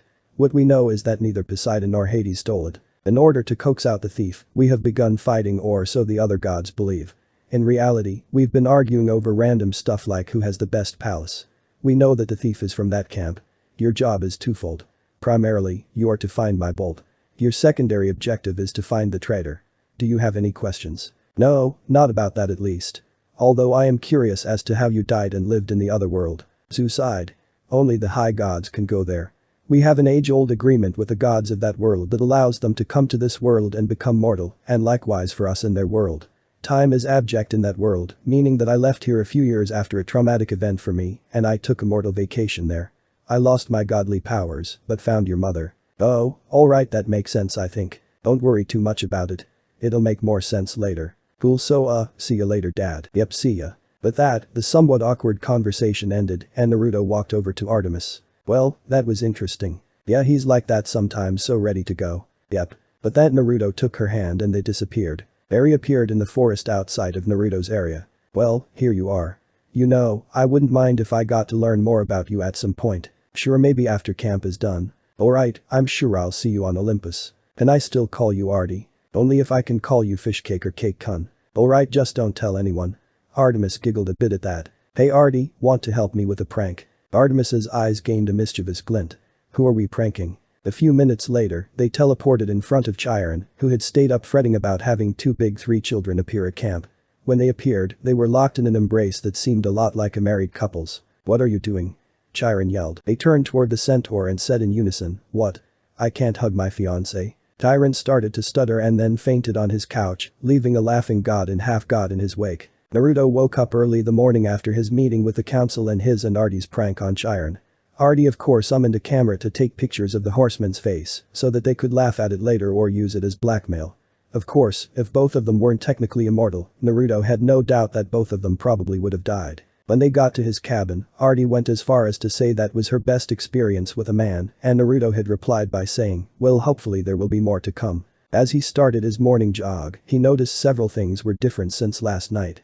First of all, there was a lot more wildlife in Naruto's little area of the forest. Naruto suspected that it was due to Artie's presence, and so elected to give her a special offering tonight at dinner. Another interesting thing was that his little stream had turned into a small river, with rapids to boot. That one, he accredited Poseidon with, and while doing his jog, Naruto noticed that the climate changed with his mood. For example, if he stubbed his toe, there was a brief thundering in the distance. If he found something that was cute or amusing, the sun got a little brighter. He guessed that was either due to a blessing from his father or due to his new status as guardian of the heavenly winds and mediator of Olympus. Whatever the case, Naruto greatly enjoyed it. Then, as he finished his run, the lights in the Poseidon cabin flickered on. Naruto quickly changed out of his workout clothes and started walking down his little path to the main camp. He already had his day planned out. First, he was going to head by the Poseidon cabin and check on Percy. Then, he was going to give him some tutoring lessons and swordplay, probably with Luke's help. Speaking of Luke, Naruto had a bad feeling about him. He would have to keep an eye on his fellow blonde. Of course, Naruto couldn't find Percy and so went to the swordsman training area to see Luke and Percy already training. Percy seemed to be adept with his sword, Riptide, so it looked like Luke was trying to determine what would be good for his other hand, and right now it looked like he was trying out using torches. You're going to need all the training you can get, now let's try that Viper beheading strike again. 50 more repetitions. Naruto decided to just watch this particular training exercise. He wasn't going to interfere with the training Perk was going through just so he could be teaching. Naruto saw Percy again when he went to Greek class in the morning, though Naruto just sat back and observed, mainly because he found that when he was made into a demi-deity, he also managed to get a complete understanding of the language. In the afternoon, Naruto pulled Percy from the climbing class after requesting to teach him the basic principles of unarmed combat. He started out with a few basic exercises and quickly determined that Percy would be best with minimal teaching in any given style. Like the sea, he was just too unpredictable to give a certain style to. Honestly, he thought Percy was similar to himself in that respect, best if just left to his own devices in battle. Then, about an hour before dinner, he visited Thalia and went over his day. He got shocked again when he said that they were brother and sister, and again when he told her tree that he was made into a demi-deity. He promised that he would try and find a way to get Thalia out of her tree, which was replied to with a gentle shock to his cheek, which Naruto took as a little kiss from his sister for saying as much. Since then, he just went over tales from his old world and what his day was like and asked on occasion what her day was like, which got him a light shock on the arm like a playful slap, which made Naruto laugh. This continued for a few days, though he had to console Percy after some jerk at the camp decided to leave the New York Daily News in his doorway. Percy felt really downtrodden after that, but Naruto pointed out that they forgot that it was his car and that he even existed. They probably wanted to forget all about that poker game, though his friends and himself still couldn't get their stuff back from his lawyers. Speaking of which, Naruto got a few iris messages from Hephaestus about using some of his mortal-worthy inventions and selling them from Naruto's store. Naruto set it up so that the new Favero's tablet would be sold exclusively from the small shop. It quickly became a hit with its HD Retina display and processing capability, so much so in fact that Naruto had to open a new store and had started getting offers from Apple to use the processing software in exchange for setting up stores on the West Coast. Of course, all good things must come to an end. The night after the paper incident, Naruto was visited by none other than Artie, who came with a message from the council. So you're saying that Perk will be issued a quest tomorrow and that I have to find a way to make myself a part of it? Yep, pretty much. Hopefully you guys will be able to find the bolt by the solstice, or the big three will have their bluff called by whoever is doing this and probably try to stir up dissent with the lower gods. Do you have any questions? Yeah, just one. If push came to shove, could I use the bolt? I mean, without the blow up the world feature. Thunder boomed and both Artie and Naruto listened. Dad says okay, just make sure not to throw it or to channel lightning nature into it, though he would rather you not have to use it at all, and so would I. Well, I'll try not to use it, but it may be necessary at some point. So my objectives are to find the bolt, get it back by the solstice, and to punish the thief. Anything else? Yeah, Poseidon wants you to watch out for Percy and to make sure he gets home safe. That I didn't even need to be told. I always look out for my friends and family, those that are precious to me, and I consider you to be one of my precious people. He whispered. Artie blushed a little when she heard that before she shook herself out of it. Two could play at that game, oh that's so sweet. Cake-kun has a little crush on me. Anyways, I have to get back to Olympus to help Poseidon and Zeus keep up the charade. See you later, Cake-kun. Oh, and don't destroy anything. She said with a wink before she disappeared in what seemed to be a shower of shooting stars, leaving a blushing and stuttering Naruto in her wake. When he finally recovered, he finally understood why Shikamaru called women troublesome and decided to go to bed. The next morning, he would have followed his usual routine, but the fates had other plans. Of course, his father had decided it was time for the quest to begin. Though Naruto's area was untouched, there was a storm heading toward camp. Time to go then, eh pops? Thunder rumbled in the distance. Naruto had picked up this annoying tick when it came to his father from living in New York. Whenever he was talking about his dad now, he wouldn't say dad or father, but instead pops, just because it sounded better and was less formal. Of course, this made Zeus feel old and really didn't like it that much, which just made his son do it more, and some of his other children started calling him that too, or at least according to Artie. Naruto made his way to cabin 3 to see Percy following Grover with a worried look on his face. "Hey Perk, where you going?" "Heading to the big house, evidently Mr. D wants to see me." "Well, mind if I tag along?" Percy looked at Grover, who shook his head sadly. "No, I don't think so." Dionysus was very clear that he only wanted Percy for this meeting. "Sorry, Naruto." Naruto frowned. "Well, I think he'll make an exception for me, and besides, I can't let my best friends go up against the gods alone, now can I?" Percy and Grover smiled a little at his words, despite the overly serious situation. "Alright, your funeral man," Grover said, chuckling. The storm was getting bigger and closer as it traveled over Long Island Sound. "Think we'll need an umbrella?" Percy asked jokingly. "No," Grover replied in all seriousness, "it never rains here unless we want it to." "Yeah, sure, or someone up top wants it to rain here," Naruto supplied, which made Grover turn a little pale and confused Percy, who didn't really know what Naruto was talking about. Still, even Percy noticed that everybody, except for Naruto who seemed relaxed, was tenser than usual. The trio made quick time to the big house, where they saw Chiron and Dionysus sitting on the porch playing pinochle with two invisible opponents. Well, our little celebrity finally decides to grace us with his presence," Mr. D said without looking up. "I didn't know that you thought so highly of me, Dionysus," Naruto said as he kept advancing toward the game, prompting the other two to do the same. Mr. D looked up from his card for a minute and gave Naruto a mock salute. "Lord Naruto, why am I not surprised to see you? Did father assign you to babysit the brats?" Naruto, not noticing the odd looks from his friends and Chiron, replied, "Well, in a manner of speaking, yes. I'm sure you've been briefed on the situation, Lord Dionysus." Yes. Father made your job here and to the other gods clear after Ares recovered. As camp director I was told exactly what you would be doing for him. Rest assured, no one else knows as of yet except for Artemis, who seems to be quite fond of you by the way. I think this is the first time in history that she said something about a boy other than that she wanted to turn them into ashes or an antelope or something. Chiron immediately knew what he was talking about and started blushing madly, while Naruto just started laughing. "Yep, that's Artie for you. By the way, do you want something you can blackmail Chiron with?" Mr. D's eyebrows rose. "You actually have something on him?" "Hermes and I have been trying for centuries to get blackmail on the guy." "Yeah, but you'll have to talk to Artie about it. If she okays it, then you and Hermes owe me a favor, alright." Dionysus nodded his head, which made Chiron pale a little.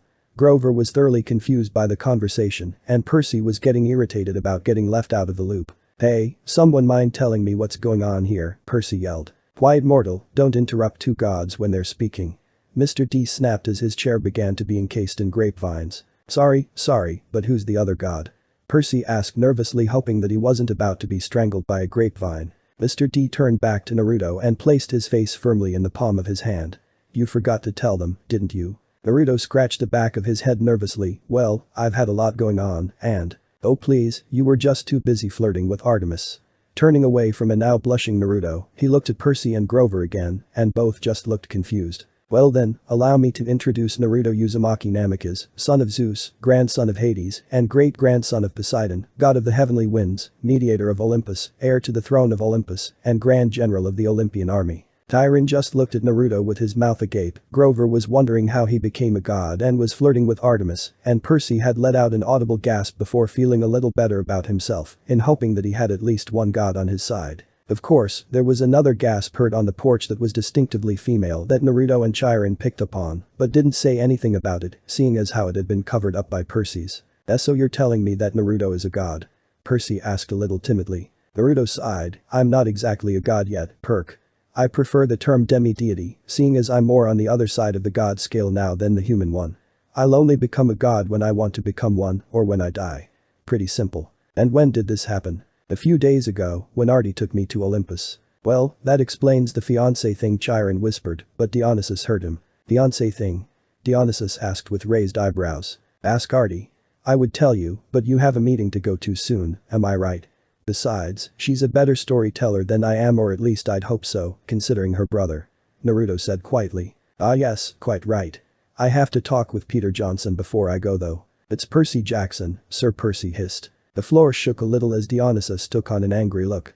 "Do not expect me to know you, mortal, just because old Barnacle Beard is your father." Lightning streaked through the clouds and thunder shook the windows, prompting Dionysus to a talking hand motion as he said, blah, blah, blah. Chiron feigned interest in his pinochle cards. Grover cowered by the railing, his hooves clopping back and forth, while Naruto looked amused and Percy was a little freaked out, but didn't let it show. If I had my way, Dionysus said, I would cause your molecules to erupt in flames. We'd sweep up the ashes and be done with a lot of trouble. But Chiron seems to feel this would be against my mission at this cursed camp. To keep you little brat safe from harm. Well, you do realize that spontaneous combustion is a form of harm, right Dionysus? Naruto asked as an image of the nine tails appeared behind him. Well, he wouldn't feel anything Dionysus said weakly, but I suppose you're right maybe I should turn him into a dolphin instead. The image in Naruto's glare became more defined, but then again, maybe I shouldn't. The nine tails dispersed, and Naruto smiled. Glad you saw reason, Dionysus. Naruto said in an overly happy voice which caused Dionysus to sigh. He and the other gods learned one thing a few nights ago. Don't piss off Naruto Uzumaki. The demi-deity had enough power to defeat Ares when he was pissed for crying out loud. Regardless, your only other option is to go on a quest. Now, I have an emergency meeting to go to on Olympus. If you're still here by the time I'm back, I will turn you into an Atlantic botanist and send you back to your father, despite any other god's protests. And Perseus Jackson, if you're at all smart, you'll see that's a much more sensible choice than what Chiron feels you must do. Dionysus picked up a playing card, twisted it, and it became a security pass. He snapped his fingers and disappeared, leaving only the smell of fresh pressed grapes behind. Chiron gave a tired smile to Percy and said, please sit, Percy, and you too Grover. Naruto, you can as well. They did, and as they sat down Chiron laid his cards on the table, which prompted Naruto to whistle at the high hand. Tell me Percy, what did you make of the Hellhound? Percy shuddered at the name before he responded, it scared me. If you and Naruto hadn't shot it, I'd probably be dead. Chiron's eyes took on a dark look. You'll meet worse, Percy. Far worse before you're done. Done with what? Their quest, of course. Will you accept it? Percy looked at Grover, who was crossing his fingers, then at Naruto who was using his control over wind to play with a leaf. Sir, you haven't told me what it is yet. Well that's the hard part, the details. Thunder rumbled across the valley. The storm clouds had now reached the edge of the beach. As far as the eye could see, the sea and the sky were boiling together. Poseidon and Zeus, they're fighting over something valuable, something that was stolen, aren't they? Chiron and Grover exchanged looks while Naruto stopped playing with his leaf and started paying attention to the conversation. How did you know about that? Naruto asked with an edge to his voice. Percy turned a little pink but said, the weather since Christmas has been weird, like the sea and the sky are fighting. Then I talked to Annabeth and she'd overheard something about a theft. And I've also been having these dreams. I knew it. Grover said excitedly. Hush, Satyr. Chiron commanded as Naruto started laughing. Seriously, it's kinda funny. But it's his quest. It must be. Only the Oracle can determine, but nevertheless Percy, you are correct. Your father and Zeus are having their worst quarrel in centuries. And, yes, they are fighting over something that was stolen. A lightning bolt to be precise. A what? Don't mistake me, I'm not talking about a tinfoil-covered zigzag that you might find in a second-grade play. I'm talking about a 2-foot-long cylinder of high-grade celestial bronze, capped at each end with god-level explosives. Oh, yeah, Naruto interjected after getting over his giggles, it's my dad's master bolt. You know, symbol of his power, first weapon forged in the war against the Titans by the Cyclops base. For all other lightning bolts has enough power to make a hydrogen bomb look like a firecracker, and somebody stole it. I who? I whom? Percy. This caused Naruto to start laughing again. Seriously, Chiron was on a roll today. And Zeus thinks that you stole it. What? But I didn't. Patience and listen, child, Chiron said, Zeus has good reason to be suspicious. The forges of the Cyclops are under the ocean, which gives Poseidon some influence over the makers of his brother's lightning. Zeus believes Poseidon has taken the Master Bolt and is now secretly having the Cyclops build an arsenal of illegal copies, which might be used to topple Zeus from his throne. The only thing Zeus wasn't sure about was which hero Poseidon used to steal the bolt. Now Poseidon has openly claimed you as his son. You were in New York over the winter holidays. You could easily have snuck into Olympus. Zeus believes he has found his thief. But I've never even been to Olympus. Zeus is crazy. Percy, we don't use the C word to describe the Lord of the Sky, Grover said. Well, Dad isn't crazy, more paranoid than anything else. I mean, come on, Poseidon did try and overthrow him before. You know, that time where he and a few other gods trapped him in a golden net until he promised to be a better ruler. Right, and let me guess, Zeus has harbored a grudge against my dad ever since, right? Yep, pretty much. Great. Percy, think about it, Grover said, if you were Zeus, and you already thought your brother was plotting to overthrow you, then your brother suddenly admitted he had broken the sacred oath he took after World War II, that he's fathered a new mortal hero who might be used as a weapon against you, wouldn't that put a twist in your toga? But I didn't do anything. I'm just a kid. Besides, Poseidon, my dad, didn't really have this master bolt stolen, did he? Chiron sighed. Most thinking observers would agree that thievery is not Poseidon's style. But the sea god is too proud to try convincing Zeus of that. Zeus has demanded that Poseidon return the bolt by the summer solstice. That's June 21st, 10 days from now. Poseidon wants an apology for being called a thief by the same date. I hope that diplomacy might prevail, that Hera or Demeter or Hestia would make the two brothers see sense. But your arrival has inflamed Zeus's temper. Now neither god will back down. Unless someone intervenes, unless the master bolt is found and returned to Zeus before the solstice, there will be war. And do you know what a full-fledged war would look like, Percy? Bad. Naruto sighed in irritation. Percy, imagine the world in chaos. Nature fighting against itself. Earthquakes, tornadoes, hurricanes, the other gods will be forced to take sides, and if that happens, millions will die, and even I won't be able to reconcile the differences between the two sides. And then you would be the first to feel my father's wrath. A storm had rolled in on top of camp, and it started to rain. The campers outside stopped whatever they were doing and stared in stunned silence at the sky. Naruto stood up and stretched. Excuse me for a second, gentlemen, I have to deal with my father's little temper tantrum. He made his way outside and extended his arms. Suddenly, a great gush of wind blew from the opposite direction of the storm, blowing the clouds back out to the bay. Naruto whistled at his own accomplishment. Wow, didn't actually think that would work, although maybe dad wanted me to try doing that. I'll have to ask him later. He thought as he put that question in the back of his mind. He made his way back to the porch, where he found Percy gone and Grover and Chiron sitting at the pinnacle table. Hey, where'd Percy go? He's upstairs, talking with the oracle about his quest. Chiron answered nonchalantly. You mean the slayer of the mighty python chick that's been dead for a few decades? Yep, that's the one. Okay, never going up to that attic. I hate ghosts.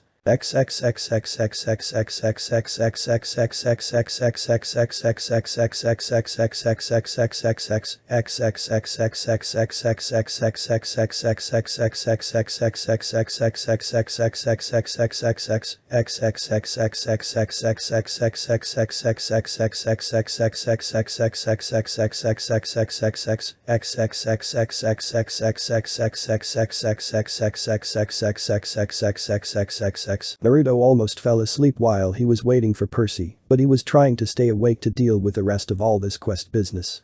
When he saw Percy's face, he honestly wished he hadn't. Well? Chiron pressed as Percy plopped down on a chair. She said I would retrieve what was stolen. Grover sat forward, chewing excitedly on the remains of a Diet Coke can. That's great. What did the oracle say exactly, Percy? This is important. She said I would go west and face the god that had turned and retrieve what was stolen and see it safely returned. Anything else? Chiron asked. Yeah, she said the child of Olympus would be tested and twice he must be bested. And in the pits of darkness and fear, he would find one he holds dear. A decision made in the night that will decide Olympus's blight. There was utter silence for a few minutes before Naruto spoke. Wow, that's pretty dark and it's about me, great. Percy was obviously feeling for his uncomfortable friend and quickly switched the topic. Okay, so where do we go? And who's this god in the west? Think, Percy, if Zeus and Poseidon weaken each other in war, who stands to gain? Someone who wants to take over? He guessed. Yes, quite. Someone who harbors a grudge, who has been unhappy with his lot since the world was divided eons ago, whose kingdom would grow powerful with the deaths of millions. Someone who hates his brothers for forcing him into an oath to have no more children, an oath that both of them have now broken. Hades? Chiron nodded and Naruto secretly scowled. The Lord of the Dead is the only possibility. Grover nearly choked on a tin can he was eating. Whoa, wait, what? A fury came after Percy, Chiron reminded him. She watched the young man until she was sure of his identity, then tried to kill him. Furies obey only one lord. Hades. Yes, but Hades hates all heroes, Grover protested. Especially if he has found out Percy is a son of Poseidon. A hellhound got into the forest, Chiron continued. Those can only be summoned from the fields of punishment, and it had to be summoned by someone within the camp. Hades must have a spy here. He must suspect Poseidon will try to use Percy to clear his name. Hades would very much like to kill this young half-blood before he can take on the quest. Great, Percy muttered. That's two major gods who want to kill me. But a quest who Grover swallowed. I mean, couldn't the Master Bolt be in some place like Maine?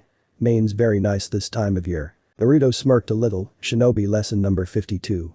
It's never as easy as it seems. Hades sent a minion to steal the Master Bolt. Chiron insisted he hid it in the underworld, knowing full well that Zeus would blame Poseidon. I don't pretend to understand the Lord of the Dead's motives perfectly or why he chose this time to start a war, but one thing is certain. Percy must go to the underworld, find the Master Bolt, and reveal the truth. By this point, Naruto was practically livid. Chiron just couldn't say it once and be done with it. Oh no, he had to just keep insulting his grandfather, who was, by the way, keeping Sally in good health and had managed to strike a deal with another god from another dimension in order to get his daughter and Naruto's mother back. Not only that, but a war would make his life even more miserable. Lucky enough for Chiron, he was finally finished with his little rant and hadn't noticed the small tornado that was forming around the young demi-deity.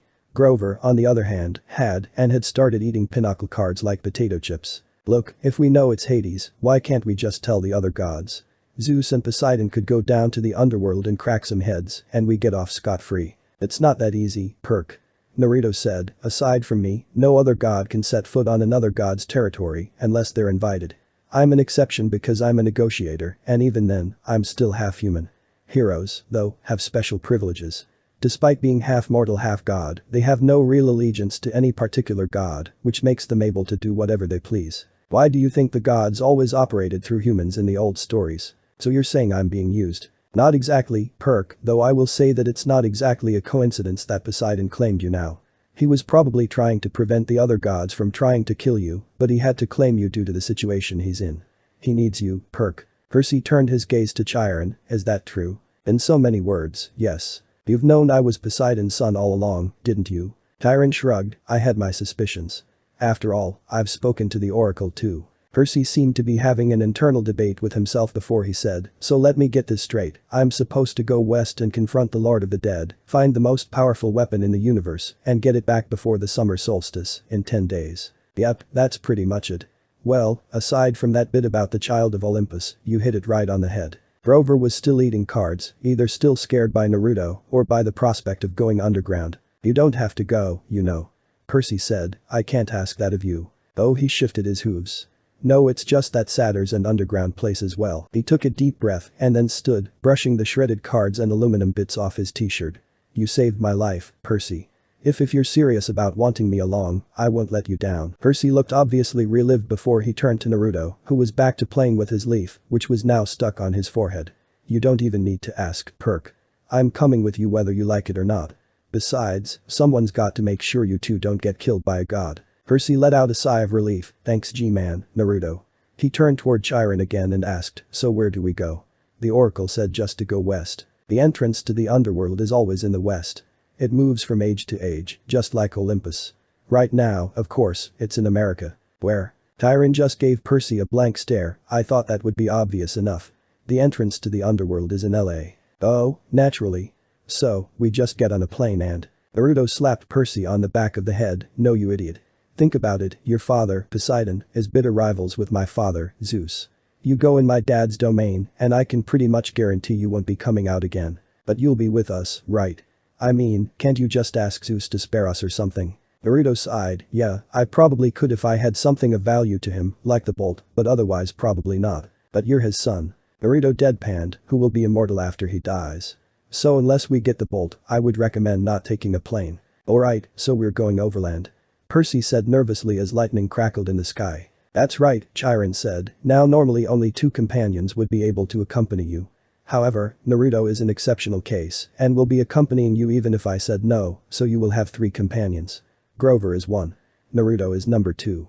The third is already volunteered if you will accept her help. Naruto and Percy looked at each other before saying in unison, gee, I wonder who else would be stupid enough to sign up for a quest like this. Sure enough, the air shimmered behind Chiron before Annabeth became visible as she stuffed her Yankees cap into her pocket. I've been waiting a long time for a quest, seaweed brain, she said. Athena is no fan of Poseidon, but if you're going to save the world, I'm the best person to keep you from messing up. Naruto made a pouty face, hey, what about me? She turned toward him, you're cool, but I doubt that you're very good at coming up with long-term plans.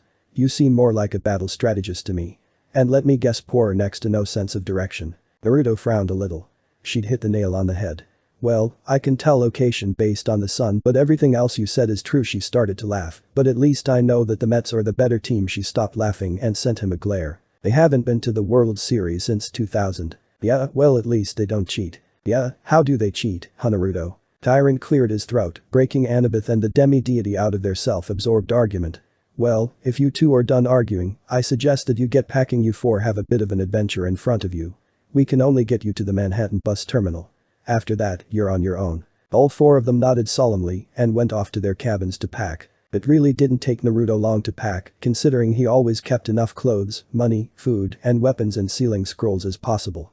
Of course, the only reason he took any time at all was to put those scrolls in a bag, then seal the bag in a seal on his hand. Naruto found that you had to be very careful when sealing seals within seals, or else the seals go to a pocket dimension that will probably never be found. Anyways, all in all, Naruto had packed over $5,000, 100 golden drachmas, and a baggie of ambrosia and a canteen of nectar. Even though Naruto was sub-immortal, the stuff still gave him headache after he ate or drank too much, probably because it was burning off his mortal cells. He had found this out by having a drinking contest with Mr. D a few days ago. The result was Dionysus had stripped to his underwear and was dancing on the pinnacle table, and Naruto thought that Chiron was a purple bunny. It was funny as hell when they were told what had happened, but both vowed never to speak of it to anyone. Ever. Annabeth was bringing her Magic Yankees cap, which she'd said was a 12th birthday present from her mom. She carried a book on famous classical architecture, written in ancient Greek, to read when she got bored, and a long bronze knife, hidden in her shirt sleeve. Percy was sure the knife would get us busted the first time we went through a metal detector, but Naruto just laughed and said something about Bob wouldn't even notice, which greatly confused the other three. Grover wore his fake feet and his pants to pass as human. He wore a green Rasta-style cap, which Naruto thought was funny, seeing as he really didn't seem like the kind of guy you would see with that hat. A.N. Grover in my story is the black guy from the movie, just cause he's cooler. He still follows the original's plotline though. His bright orange backpack was full of scrap metal and apples to snack on. In his pocket was a set of reed pipes his daddy goat had carved for him, even though he only knew 2 songs. Mozart's Piano Concerto No. 12 and Hilary Duff's So Yesterday, both of which sounded pretty bad on reed pipes. Well, Hilary Duff just sounded bad in general to Naruto, and Mozart was just weird. He honestly preferred listening to the Yoshida brothers, and to that end he brought along his iPod. Much better music than Hilary Duff, though honestly he just didn't really like Western music, which he had no doubt Apollo would take offense to, but he did like Empire of the Sun and Foster the People. The group waved goodbye to the other campers, with Naruto giving various drill instructions to the co-teachers for the combat classes, before they ran to the top of the hill with Thalia's tree on it. Chiron was waiting for them in his wheelchair. Standing next to him was a guy that looked like a surfer that Naruto had seen around camp. The first time he saw him, the only thing he could think of was how expensive it would be buy decent shades for the guy, seeing as he had eyes all over his body. This is Argus, Chiron introduced the multi-eyed man. He'll drive you into town, and, keep an eye on things. Naruto and Argus couldn't help but facepalm at the lame, accidental joke, while the others stifled a laugh. Naruto noticed that Luke was running toward Percy and took the opportunity to say goodbye to his closest family member at camp. He walked over and sat down to Thalia's tree. "Hey there Thal, how are you today?" he said jokingly, which earned him a shock on the arm. Yeah, I know, no different. Still trying to figure out a way to get you out of there, but that's gonna have to wait till after the end of this quest." He got no reply. He saw Luke giving Percy something and figured it was about time to go. He sighed, "Well, looks like it's about time for me to go. See you later Thal." He got a light shock on the shoulder, something he figured meant go get him. Needless to say, it put a smile on his face. Walking over to the rest of his group, he noticed that Luke had given Percy a pair of sneakers with wings on the sides. As he got closer, he heard Luke, "Listen Percy, a lot of hopes are riding on you. So just kill some monsters for me, okay?" Percy smiled and shook his hand. Luke patted Grover's head between his horns and gave a goodbye hug to Annabeth, who blushed so hard she looked like she was about to pass out. Then he turned to Naruto. "Keep him safe alright Godman?" he said with a smile. "Sure, but make sure you follow my training regime for the sword class." Luke smiled and shook Naruto's hand before he turned and ran back down the hill. He turned toward the other side of the hill and began walking down, listening to Percy teasing Annabeth all the while. There was a white SUV parked at the foot of the hill, which Naruto figured was going to be their ride. He stood next to the shotgun door and watched Percy give his shoes to Grover, who activated them and promptly fell over and started flying toward the SUV. Naruto chuckled before he ran in front of Grover and caught him before he could hit the van. "Thanks man," he said as he stood up. "No problem, but seriously, get more practice with those before you use them in combat." Grover looked a little embarrassed and Naruto started laughing. Argus got to the car and unlocked it. Naruto called shotgun, so Annabeth and Grover were in the back. After a few minutes, Percy came down looking a little weary. Not the kind of weary that you would see from someone who has been in war or someone who was really tired, but like he'd just gotten a lot of information. Looking back to the top of the hill, Naruto saw Chiron in full centaur form, holding his bow in high salute, and what looked to be the apparition of a girl dressed to look somewhat gothic waving to them. Naruto figured it was Thalia, but he was still scared of ghosts, so a little tingle went down his spine. Percy climbed in and sat next to Annabeth and they were off. So what took you so long, Perk? Did Chiron finally give you that sword you used in the museum to keep? Naruto asked. If Percy was surprised that Naruto had guessed what Chiron had given him, he didn't show it. Yeah. It's called Riptide. It's a gift from my father. Naruto nodded and went back to paying attention to the way Argus was driving. He needed to learn the basics, seeing as he had 2 cars of his own somewhere. After about 10 miles, Percy spoke up again. So far so good, he told Annabeth. 10 miles and not a single monster. She gave him an irritated look. It's bad luck to talk that way, seaweed brain. Remind me again, why do you hate me so much? I don't hate you. Could have fooled me. She folded her cap of invisibility. Look, we're just not supposed to get along, okay? Our parents are rivals. Why? Both she and Naruto sighed, the latter wishing that Percy had paid more attention in Brunner's Chiron's ancient history class. Perk, you really should have paid more attention in Brunner's lectures. Athena found Poseidon in her temple with his girlfriend one time and turned her into a monster. Another time, they competed for who would be the patron god of Athens. Your dad created some saltwater spring as his gift to the city, kinda useless if you ask me, and Athena created the olive tree. Because they liked her gift better, so they named the city after her. Annabeth sighed. She really was glad that Naruto had stepped in when he did. She really didn't want to explain all of that. Percy was dumbfounded though. How do you know all of that? Naruto sighed. Again, I actually paid attention in Brunner's class. Percy pouted. I did too. Grover and Naruto laughed, only when they were weapons or armor. Perk. Percy pouted a little more before he turned to Annabeth. They must really like olives. She facepalmed and said, oh, forget it. Now if she'd invented pizza that I could understand. I said forget it. Argus and Naruto smiled simultaneously, and Argus gave Percy a wink with one of his many eyes. After a minute of silence, Naruto looked at Argus and spoke in Japanese. Hey Argus, can you understand me? Argus lifted one of his hands from the steering wheel and gave a thumb up, which Naruto smirked at. Alright then, when you get back to camp, I want you to talk to Dionysus and tell him that I'm setting up a betting ring for when these two get together. Argus's eyes widened in surprise before he smiled mischievously. I'll be betting manager. Just tell him not to tell Athena, Poseidon, or Chiron. Anyone else can bet freely. American dollars and golden drachma will be accepted.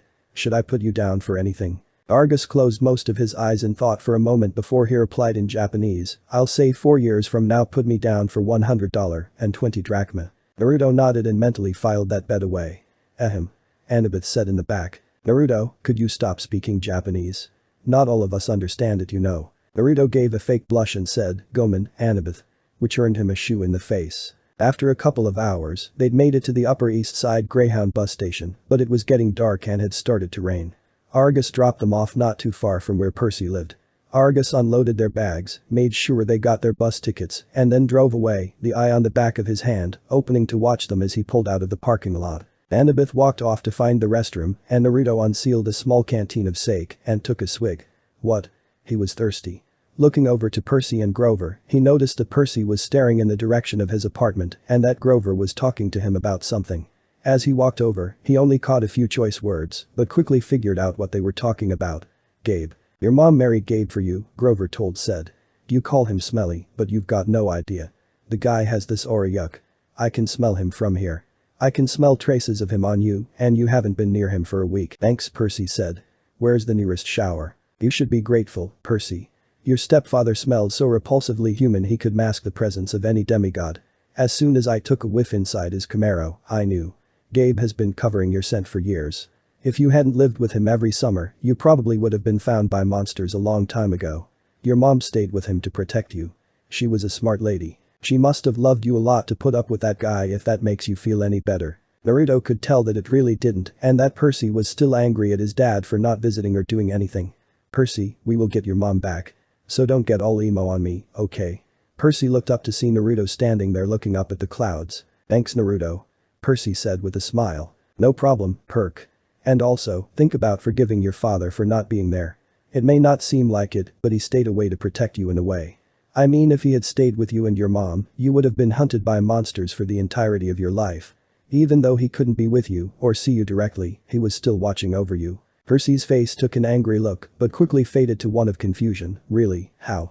Mom said that he never saw me, but you're saying that he's been watching over me. How is that possible? Well, Percy, the gods have ultimate control over their element. In fact, they could be called the physical manifestations of their elements. So every time you went to the ocean, your dad was watching over you. Just think about it, okay? Sure man, thanks. Percy said with a thoughtful look in his eyes. Naruto knew he'd have a lot to think about during this trip. After a while, the four got bored of waiting for the bus and decided to play hacky sack with one of Grover's apples. Annabeth was pretty good, able to bounce it off her knee, elbow, and almost any other body part. Percy was admiring her from afar in his own way, but Naruto was wondering if he should start a basic ninja training program up at camp. Percy wasn't that bad either, but unlike Annabeth who was more fluid in her movements, his movements were more focused on strength. Then when Naruto got the apple, he did all kinds of tricks with it, bouncing it off his nose, backhanding it and catching it with his foot, you name it. He got looks of awe from everyone before he passed it to Percy, who passed it to Grover, who ate it in a massive chomp. He tried profusely to apologize, but Annabeth, Percy, and Naruto were too busy falling over in laughter. Finally the bus came. As they stood in line to board, Grover started looking around, sniffing the air like he smelled his favorite school cafeteria delicacy, enchiladas. What is it? Percy asked. I don't know, maybe it's nothing, he replied, but none of them bought it. We're trouble magnets, Naruto thought, since when has it been nothing? Percy, Grover, and Annabeth were looking over their shoulders at a near constant rate, but Naruto didn't. He already had a few guesses as to who or what might be following them, and none of them sounded too terribly good for the demigod group. When they got on the bus, Percy seemed visibly relieved, seeing as how they found 3 empty seats in the back with an empty one across the aisle. The 3 demigods stored their backpacks while Naruto approached some guy that looked exactly like Morgan Freeman that was sitting in the middle seat next to the aisle. Excuse me sir, is this seat taken? Naruto asked politely. No, it isn't. The man replied. Naruto sat down next to the man, who he thought was really weird. Not only did he look like Morgan Freeman, but he sounded like him too. Meanwhile, the rest of his group had sat down and noticed that the 3 Furies had taken seats at the front of the bus and were silently freaking out. Naruto stayed calm and tried to strike up a conversation with the man next to him. So where are you heading? Naruto asked. The man faced Naruto and said, oh, just a ways out of town. Then I'm flying to Charleston, Mississippi tomorrow. I was supposed to take a plane today, but my flight was cancelled due to this storm. What about you? Well, I'm going to LA. The man looked surprised. By land? Yeah, a friend I'm traveling with is afraid of air travel, so we're going by land. It sucks. The man laughed, I can imagine. There was silence for a few minutes as they entered the Lincoln Tunnel. The man leaned back in his chair and said, so you're the negotiator for this realm, huh? Naruto was internally surprised, but feigned ignorance. I'm sorry. The man laughed again and faced Naruto. You know, your mother and father have spoken a lot about you. Well, mainly your mother. Your father always felt guilty about sealing Kura into you. Speaking of which, how is she? Naruto had quickly realized that he was sitting next to some kind of god or something, so he decided to reply honestly, I don't know. I haven't talked to her in over half a month. I think she's asleep or something. The man nodded and said, well, she isn't asleep, she's deep in thought about something that probably concerns you in some way. She's always been like that, you know, ever since the sage separated her from Chibai. I'm sorry, but who are you? Naruto asked. Ah, now that's the real question. I could tell you my name in this world, which you would recognize immediately, considering I do look particularly unique, but I think it would be better for you to know me by my real name, Amikane, god of wisdom and intelligence in your world. Naruto was somewhat surprised. He had been told by his father that the gods from his dimension had the ability to take vacations to this one, but he didn't expect them to be people like Morgan Freeman.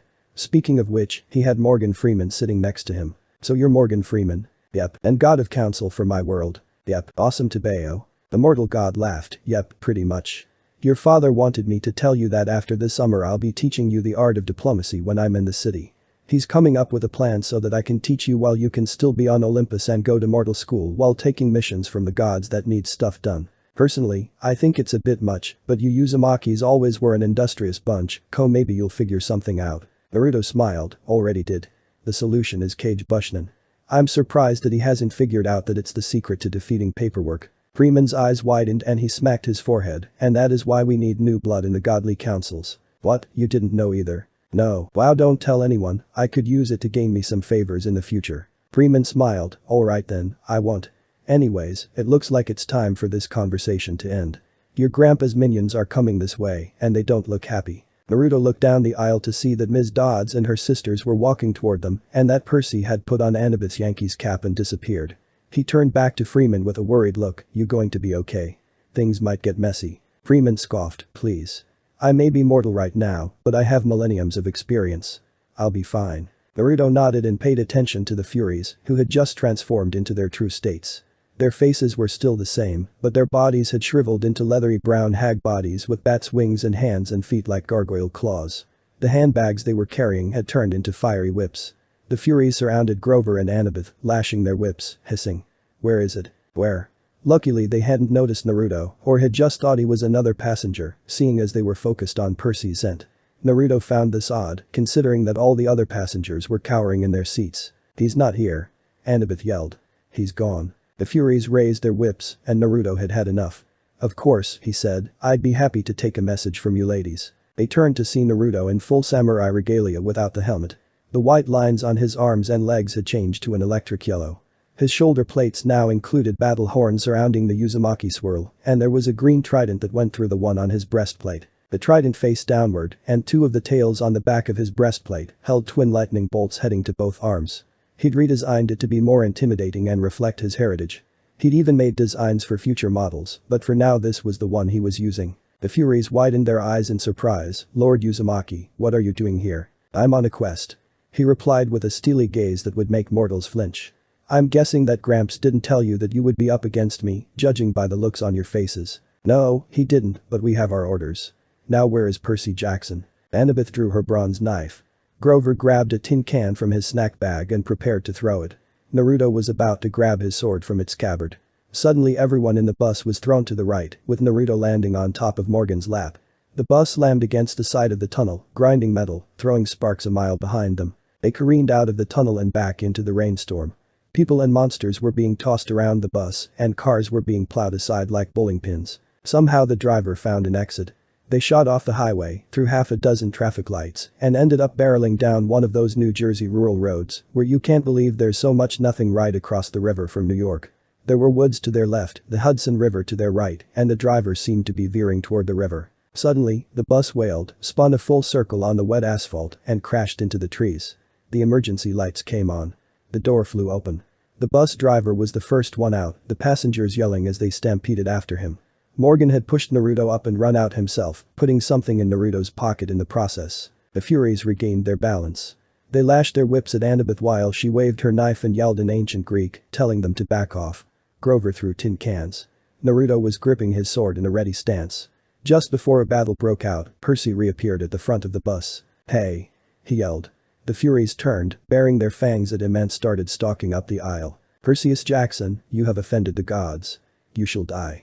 Mrs. Dodd said in an accent that was from somewhere much farther south than Georgia. "I liked you better as a math teacher," was Percy's snarky reply. The Furies continued stalking up the aisle, and Annabeth and Grover moved up behind the Furies cautiously, looking for an opening. Percy uncapped his pen, which quickly elongated into a shimmering double-edged sword. The Furies hesitated. They'd felt its blade before and obviously didn't like seeing it again. "Surrender now and you will not suffer eternal torment. Bracas meyas besamini," was Percy's reply. Naruto stifled a laugh. He understood what it meant, but the situation was too dire for him to laugh. Mrs. Dodds and her sisters were about to charge when Naruto intervened. "Alright, I think this charade has gone on long enough, don't you?" Naruto unsheathed his katana. "Percy, Annabeth, Grover, get out." "But Naruto," Percy said. "No buts. I'll let you handle the next one, but all three of these guys are mine." The other three looked concerned, but got out of the bus as Naruto instructed. The Furies tried to chase Percy, but Naruto cut them off. The Furies smirked. "So we get to kill the god of the heavenly winds, eh? Alright then, we'll offer you one chance before we send you to the underworld. Get out of the way." Naruto took a thinking pose before he smiled. "You know something that all Uzumakis have in common? We're incredibly stubborn. Fusai Gangnam style." The Furies growled and charged. The first one that met his blade was one of Mrs. Dodd's sisters. She reached out with her claws, only to trip and fall under Naruto's legs.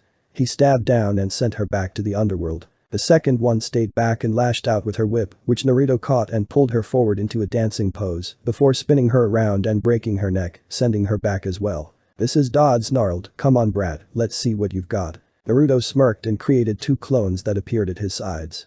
They all put their swords in front of them in ready position before walking forward, making a cutting motion with their hands. They couldn't run because of the close quarters, so it looked like they were skipping. Dodds lashed out with her whip, grabbing the real Naruto and throwing him into the back of the bus, more specifically the bathroom. Well, this is awkward, Naruto thought before he stood up and rejoined the fight. He and his clone surrounded Dodds and danced back and forth, waiting for her to make a move. Finally she did, but was intercepted by a clone who pinned her down. The real Naruto called for a lightning bolt to hit the bus as he exited it. Not but 5 seconds later one of Zeus's personal lightning bolts hit the bus. He saw Freeman shaking his head in amusement as he walked up to his friends, shaking his finger at them. And music. Damn it, Naruto, what was that? Our bags were in there, she said, holding back a slap. Naruto style. And no, they weren't. As soon as the fight started I had a clone seal your bags in a pocket dimension. Right now though, we need to get out of here. Dodds isn't dead yet. As if to prove his point, Mrs. Dodds screeched in a call for reinforcements. The rest of the group nodded their heads in ascension and ran off in the pouring rain to the woods of New Jersey. Naruto wasn't happy. Of course, no one in their right mind would be after getting in a fight with the Furies, blowing up a bus, and finding out that you grabbed an old fat guy's luggage instead of your friends. On the bright side though, he'd met Morgan Freeman, who also happened to be a god from his home dimension who was on vacation. Right now, he had changed back to his regular attire and was scanning the treetops for any enemies, whilst listening to his teammates argue about Percy diving into the fight. In all honesty, it was Naruto that should have been blamed for the events that took place, or at least that's how he felt, but instead Percy was taking the blame. He wasn't going to say anything though. Not because he didn't want to, but because every time he opened his mouth, or took a breath even, it was as if he'd taken a blast from the Nick Sower's steam vents, which by the way smelled disgusting. Why, you ask? His partnership with Kura gave him several fox-like attributes, in this case, an advanced sense of smell. To make matters worse, his partners hadn't said word one to him since a week after he arrived at Half-Blood Hill. They'd said something about being able to cut metal and hadn't said anything more. Of course he really hadn't had time to go to his mindscape to ask about it either. After a few minutes of walking the thunderstorm let up, leaving everyone in total darkness. The only thing that anyone could see was a little bit of a glint off of Naruto's and Annabeth's hair. Naruto considered casting a small fire jutsu to get some light, but decided against it for 2 reasons. First was that it might give away their location if he used brighter flames, and second, because any flames he created would be as dark as the night sky and as cool as a summer breeze. That is, unless they touched something, in which case it would burn through anything it touched. Either that or explode on contact, neither of which Naruto wanted to happen. Deciding that they were far enough away from the city to be considered safe, he turned his attention to the conversation occurring between his teammates. Percy was talking to Annabeth and Grover was working on his reed pipes. You haven't left Camp Half-Blood since you were 7? Percy asked. No, only short field trips. My dad, a history professor. Yeah. It didn't work out for me living at home. I mean, Camp Half-Blood is my home. At camp you train and train. And that's all cool and everything, but the real world is where the monsters are. That's where you learn whether you're any good or not. Naruto could hear obvious doubt in her voice, and he was sure that Percy could hear it too. From what he said there was more to the story, something that needed a little bit more investigation. Naruto filled that conversation away for later and started paying attention to the conversation again. You're pretty good with that knife, Percy said. You think so? Anybody who can piggyback ride a Fury is okay by me. Percy probably couldn't see, but she smiled and blushed. Naruto smiled and gave a slightly evil smirk. Oh, this will be fun to tease them about later.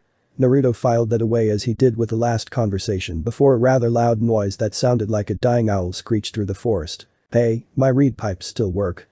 Grover cried. If I could just remember a Find Path song, we could get out of these woods. He puffed out a few notes, but the tune still sounded suspiciously like Hilary Duff. The immediate result was Percy slamming into a tree and Naruto cracking his knuckles in preparation for breaking the pipes, and maybe a few other things too. After a good mile of walking, Naruto regained the ability to breathe normally, and they began to see neon signs in the distance, and the smell of greasy food became the overwhelming pungent odor in place of the sour smell. Naruto hated American fast food, he preferred his old classics like ramen and spring rolls, which were clean. That being said, the smell was still pretty alluring, considering that he hadn't had anything to eat in quite some time. A little while longer, and they arrived at a deserted 2-lane road. On the other side was a closed-down gas station, a tattered billboard for a 1990s movie, and one open business, which was the source of the neon light and the smell. It was one of those weird roadside curio shops that sell lawn flamingos and wooden Indians and cement grizzly bears and stuff like that. The main building was a long, low warehouse, surrounded by acres of statuary. The neon sign was incredibly hard to read by all accounts, seeing as dyslexia and bright red neon do not mix with cursive. Naruto didn't even bother trying to read it, seeing as when he became a half-god his dyslexia got much worse. "So anyone going to try reading that thing?" he asked hopefully. "Auntie M's Garden Gnome Emporium," Grover translated. Flanking the entrance, as advertised, were two cement garden gnomes, ugly bearded little runts, smiling and waving, as if they were about to get their picture taken. Percy crossed the street, quickly followed by Annabeth, following the smell of hamburgers. "Hey," Grover warned. "The lights are on inside," Annabeth said. "Maybe it's open." "Snack bar," Percy said wistfully. "Snack bar," she agreed. "Are you too crazy?" Grover said. "This place is weird." Percy and Annabeth ignored him and continued walking toward the shop. "Hey G-man," Naruto said as he patted Grover on the back, "don't worry about it too much. I'm sure if something happens we can handle it. After all, two demigods, a satyr and a demi-deity, can probably handle it if there's any trouble." Grover smiled and mumbled a quiet thanks as they followed Percy and Annabeth toward the shop. Of course, that little moment of inner peace ended pretty quickly for the satyr when he saw more of the statues. The front lot was a forest of statues. Cement animals, cement children, even a cement satyr playing the pipes. "La ha ha," he bleated. "Looks like my Uncle Ferdinand." Percy and Annabeth stopped at the warehouse door before Grover and Naruto caught up with them. "Don't knock," Grover pleaded. "I smell monsters." "Your nose is clogged up from the Furies," Annabeth told him. Naruto silently pinched the bridge of his nose in agitation. If a satyr said that he smelled something, it usually meant that whatever he smelled was probably going to be right about whatever it was that he smelled. He snapped himself out of his self-induced stupor as Annabeth continued talking. "All I smell is burgers. Aren't you hungry?" "Meat," he said scornfully. "I'm a vegetarian." "You eat cheese enchiladas and aluminum cans," Percy said. "Those are vegetables. Come on. Let's leave.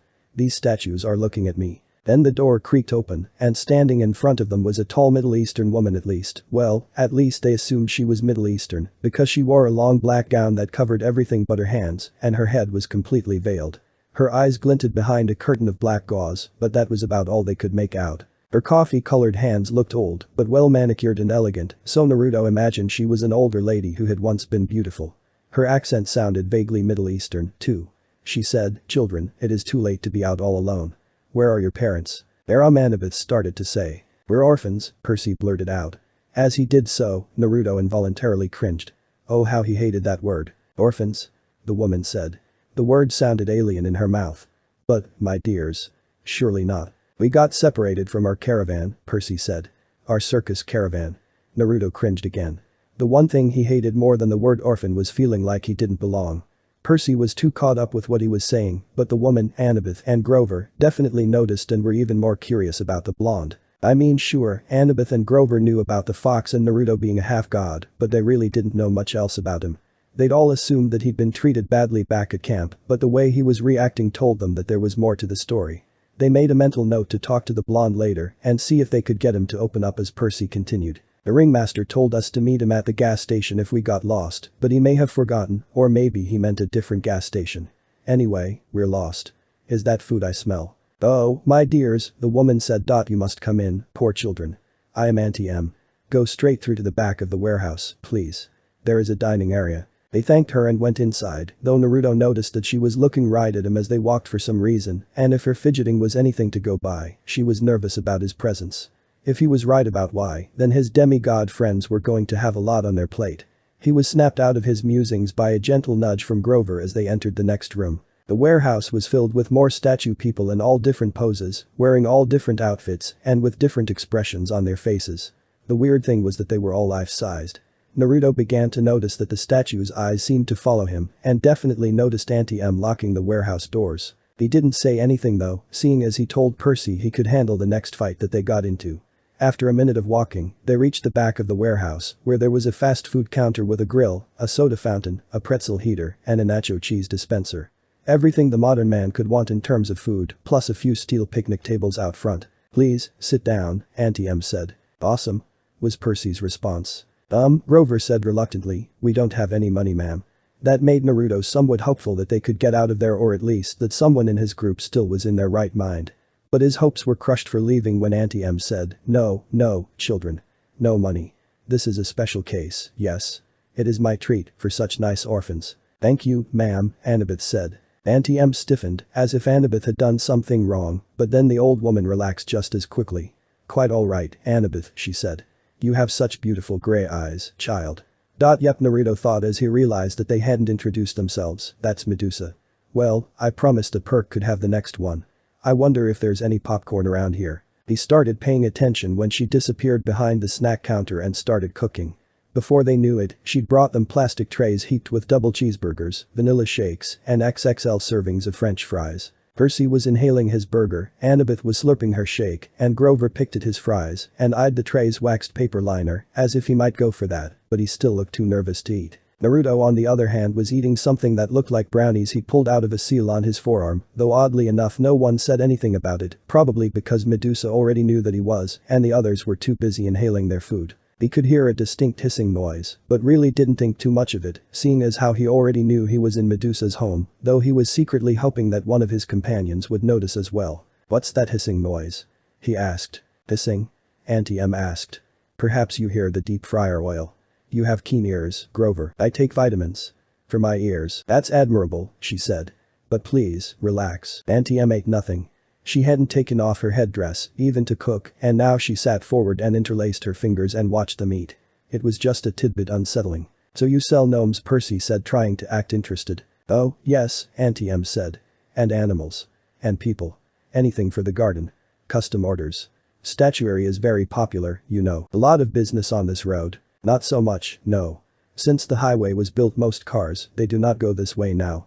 I must cherish every customer I get." Percy turned around and looked at a statue that was directly behind him. It was of a young girl holding an Easter basket. It would have been a good statue if it weren't for the fact that she was once alive or the fact that she looked terrified, but Naruto still thought she looked cute. "Ah," Auntie M said sadly. "You notice some of my creations do not turn out well. They are marred. They do not sell. The face is the hardest to get right. Always the face." "You make these statues yourself?" Percy asked. "Oh, yes. Once upon a time, I had 2 sisters to help me in the business, but they have passed on, and Auntie M is alone. I have only my statues. This is why I make them, you see. They are my company." The sadness in her voice sounded so deep and so real that Naruto couldn't help but feel a ping of guilt and anger at his half-sister. Annabeth had stopped eating. She sat forward and said, "2 sisters. It's a terrible story," Auntie M said. "Not one for children, really. You see, Annabeth, a bad woman was jealous of me, long ago, when I was young. I had a boyfriend, you know, and this bad woman was determined to break us apart. She caused a terrible accident. My sisters stayed by me. They shared my bad fortune as long as they could, but eventually they passed on. They faded away. I alone have survived, but at a price. Such a price." When she stopped talking, Annabeth started shaking Percy to get his attention. "Percy, maybe we should go. I mean, the ringmaster will be waiting." Grover had begun to eat the wax paper off of the tray, and Naruto had moved from the brownies to the popcorn. "Such beautiful gray eyes," Auntie M told Annabeth again. "My, yes, it has been a long time since I've seen gray eyes like those." She reached out as if to stroke Annabeth's cheek, but Annabeth stood up abruptly. "We really should go." "Yes." Grover swallowed his waxed paper and stood up. "The ringmaster is waiting." "Right. Please, dears," Auntie M pleaded. "I so rarely get to be with children. Before you go, won't you at least sit for a pose?" "A pose?" Annabeth asked warily. "A photograph. I would use it to model a new statue set. Children are so popular, you see. Everyone loves children." Annabeth shifted her weight from foot to foot. "I don't think we can, ma'am." "Come on, Percy." "Sure we can," Percy said, obviously irritated. "It's just a photo, Annabeth. What's the harm?" "Yes, Annabeth," the woman purred. "No harm." Annabeth didn't like it, but she, along with the rest of them, stood up and began making their way outside. That is, until she stopped Naruto. "I'm sorry, Naruto, but you won't be able to fit in the picture. Would you mind waiting in here for a while?" she asked softly. Naruto gave a slight pout but said okay and sat back down on the bench as the others made their way outside.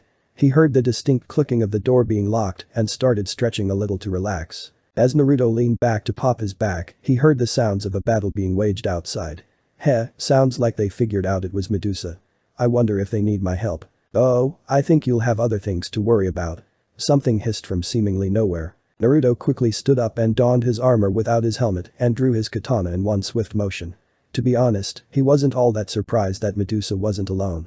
Her magic required continuous power fed into it to make the sculptures last as long as they did, and it made sense that she had hired or created some kind of bodyguard for her statues. Unfortunately for the statues, unless they had just been turned, they couldn't survive the experience of returning to normal, seeing as how any living creature needs a constant supply of oxygen to survive. At this moment though Naruto was quite busy trying to figure out who or what his opponent was and where it was so that he could strike. "My name is Naruto Uzumaki, might I have the honor of knowing the name of my opponent?" he said, trying to lure them out of wherever they were hiding. "Fukuku, very well Naruto. I am known by many names, but my favorite is the basilisk." Naruto's eyes widened in surprise as a tail coiled around his midsection and only one word came to mind, "Oh shit," before he was thrown into the wall with a thud. He barely had enough time to pick himself up before the basilisk punched a hole through the wall that he was just thrown into. Of course, this action did very little good for Naruto, who, instead of getting chomped down on by basilisk fangs, was sent flying across the room on a piece of stone which collided with several of the larger statues. If it weren't for his ninja instincts and his abilities as a demi-deity, he had no doubt that he would be dead. Quickly picking himself up, he was forced on the defensive as a spear-like tail shot out from the wreckage. Blocking it with a palm strike, he noticed the smell of his own skin burning permeating the air. Jumping higher than any mortal could, he quickly found himself looking down at the creature from the ceiling. It looked very similar to the black mamba of Africa and was indubitably more poisonous. Its bus-sized body was covered in solid black scales. The only part of it that wasn't black was its mouth, which was a sickly white, its tongue, which was an unnatural shade of red, and its murderous red eyes, which were staring intently at Naruto. Okay, think Naruto, think. How was the basilisk defeated before? In the back of his mind, he vaguely remembered someone threw a weasel down into its pit, but Naruto seriously doubted that would work for this particular snake, seeing as he would need some kind of summoning weasel to match it. Meanwhile, back in the elemental countries, specifically Suna, a particular wind mistress fist pumped the air for no apparent reason, which startled her normally stoic and insane brother, as well as a boy wearing makeup who called it war paint. Back in the warehouse, Naruto had gone back to fighting for his life as the basilisk coiled itself up and sprang at the ceiling, creating a massive hole with its poisonous aura that the demi-deity barely avoided. As the giant snake coiled up again, he realized something. It wasn't the snake's body or fangs that were causing the damage, the basilisk was vaporizing its poison and feeding it into the air that surrounded it. Essentially, it was designed to kill the new wind god. The basilisk lunged again, and this time Naruto barely had enough time to dodge as he rolled under the beast. Unfortunately, his undamaged hand grazed the underbelly of the snake. As he recovered from the strike, he instinctively threw some kunai at the basilisk's back, which glanced off and made a ping, as if they'd hit metal. The demi-deity was a bit peeved, seeing as both of his hands were now out of commission, and he'd just found out that normal weapons wouldn't work on the creature. His only option now was to use a little godly power to bring the thing down, which might kill everyone in a mile radius without proper training. That is until he realized that his left hand, which had just touched the snake, was still usable. Smirking, he adopted a left-handed stance with his katana as he dropped back to the floor and closed his eyes. "So, decided you're ready to die, baby god?" the basilisk hissed. "Not quite, though you're welcome to try," the blonde replied with a smirk. Angered, the basilisk once again lunged at the demi-deity, only for Naruto to duck down and raise his katana to just below the belly of the great snake. A great schlick sound was heard as gravity and the snake's motion did the rest. The body landed behind Naruto, who sheathed his katana as the king of the snakes poofed into a golden cloud of dust, leaving behind only a fang as proof of its existence. The blonde walked over to the fang and grabbed it and watched as the foot-long fang transformed into a foot-long tanto, with a greenish glow surrounding it and an engraving of the kanji for fang on one side and poison on the other, and its holster, which appeared to be made of the basilisk scales, except with a silver outline of Naruto killing the beast running lengthwise along it. Placing the sheath and the tanto just below his katana, the blonde deactivated his armor to find that the tanto had turned into a black number 2 pencil etched in silver, with a regular graphite tip. So it turns into a pencil, huh? And it's cute to my armor. That's a new one. I wonder if the pencil works. His thoughts were interrupted by a loud hissing noise that Naruto really didn't want to hear. Turning around, he found himself confronted with more snakes, some non-poisonous and small ones, to snakes the size of the basilisk he just fought. He sighed and took out his katana, but didn't reactivate his armor, deciding that he was done with his shit and prepared to use some of his powers to deal with the problem. "So, there are more of you?" The snakes just hissed collectively, which Naruto took as them flipping his off. "Well then come get some," he yelled as he charged into the mass of snakes. Outside, Rover moaned as he climbed down from the grizzly statue. He had a big welt on his forehead. His green Rasta cap hung from one of his little goat horns, and his fake feet had been knocked off his hooves. The magic sneakers were flying aimlessly around his head. "The Red Baron," Percy said as he walked over to the satyr. "Good job, man." He managed a bashful grin. "That really was not fun, though." "Well, the hitting her with a stick part, that was fun. But crashing into a concrete bear? Not fun." He snatched his shoes out of the air and Percy recapped his sword. Together, the two of them and Annabeth stumbled back to the warehouse, only to find everything but the manager's office and snack bar in ruins. What the hell happened here? Annabeth yelled expectantly. Suddenly Naruto emerged from a pile of rubble, seemingly strangling a diamondback rattlesnake with his bare hands. God damn it. I fucking hate snakes. He yelled as he used his other hand, which was holding his katana, to cut the snake's head off. Meanwhile, in the elemental countries, everyone who was a citizen of Konoha or was a ninja who had gone up against the snake simultaneously fist-pumped, while a particular Sannin and his spy violently sneezed. Back at the warehouse, Annabeth was still yelling at Naruto about destroying stuff unnecessarily. Yeah, well next time you want to fight a bus-sized basilisk and about 100 more snakes instead of just one, be my guest. Annabeth mumbled a quiet "oh, sorry" and blushed a little from the embarrassment. Anyways, did you guys deal with Medusa? Yeah, but how'd you know it was her? Percy asked. Naruto facepalmed and said, well, let's see. Bunch of human-like statues, check. Two sisters, check. Has face covered all the time, check. And a shit ton of snakes. Who else could it be? So what are you going to do with the head? The head had been double wrapped in plastic bags that Annabeth had found. One little snake was hanging out of a hole in the plastic. The words printed on the side of the bag said, "We appreciate your business." "I'll be right back," Percy said as he started walking toward Medusa's office. Naruto had a gut feeling that there was a great prank coming and, handing the head off to Grover, who started playing hot potato with Annabeth with the thing, ran off to the snack bar and grabbed 2 slips of paper, a particular object he'd seen while he was fighting, and some newspaper. He wrote something on both slips and wrapped the object in one, followed by the newspaper, and then slapped the remaining slip on top. Running back, he saw Percy returning with a box and a Hermes Overnight Express tag, AN. Anyone ever noticed the acronym for that is HO? Just saying. He walked to a picnic table that had survived and began packing the head up before he was stopped by Naruto, who instead of scolding smiled and packed the thing he had wrapped. Offering his new pencil, Percy wrote out the delivery address and put some drachma into the attached pouch before a cash register rang and the package disappeared. "They're not going to like that, you know," Grover warned. "They'll think that you guys are impertinent." Naruto turned to the satyr and smiled, "Don't worry about it. They need something to liven up Olympus anyways. Besides, I have diplomatic immunity and Percy is impertinent." Grover and Annabeth laughed and Percy gained a little rain cloud over his head. "I wanted to say that," he said, which caused Naruto to laugh and the other two to laugh harder, which, in turn, made Percy laugh. After Naruto regained his breath, he started scrounging around for more food, which got him a few odd looks from the others. "Hey, don't look at me like that. It's probably a bad idea to stay here much longer. Besides, I don't want to push out luck." "He has a point." "Come on," Annabeth said walking off toward the forest, "we need a new plan." Naruto just laughed as he followed his group, silently thinking that he was glad that he had to go on this quest. Hey, at least it won't be boring. He chuckled at this last thought and ran to catch up with the others as they ran back into the woods to camp out for the night. Thanks for watching.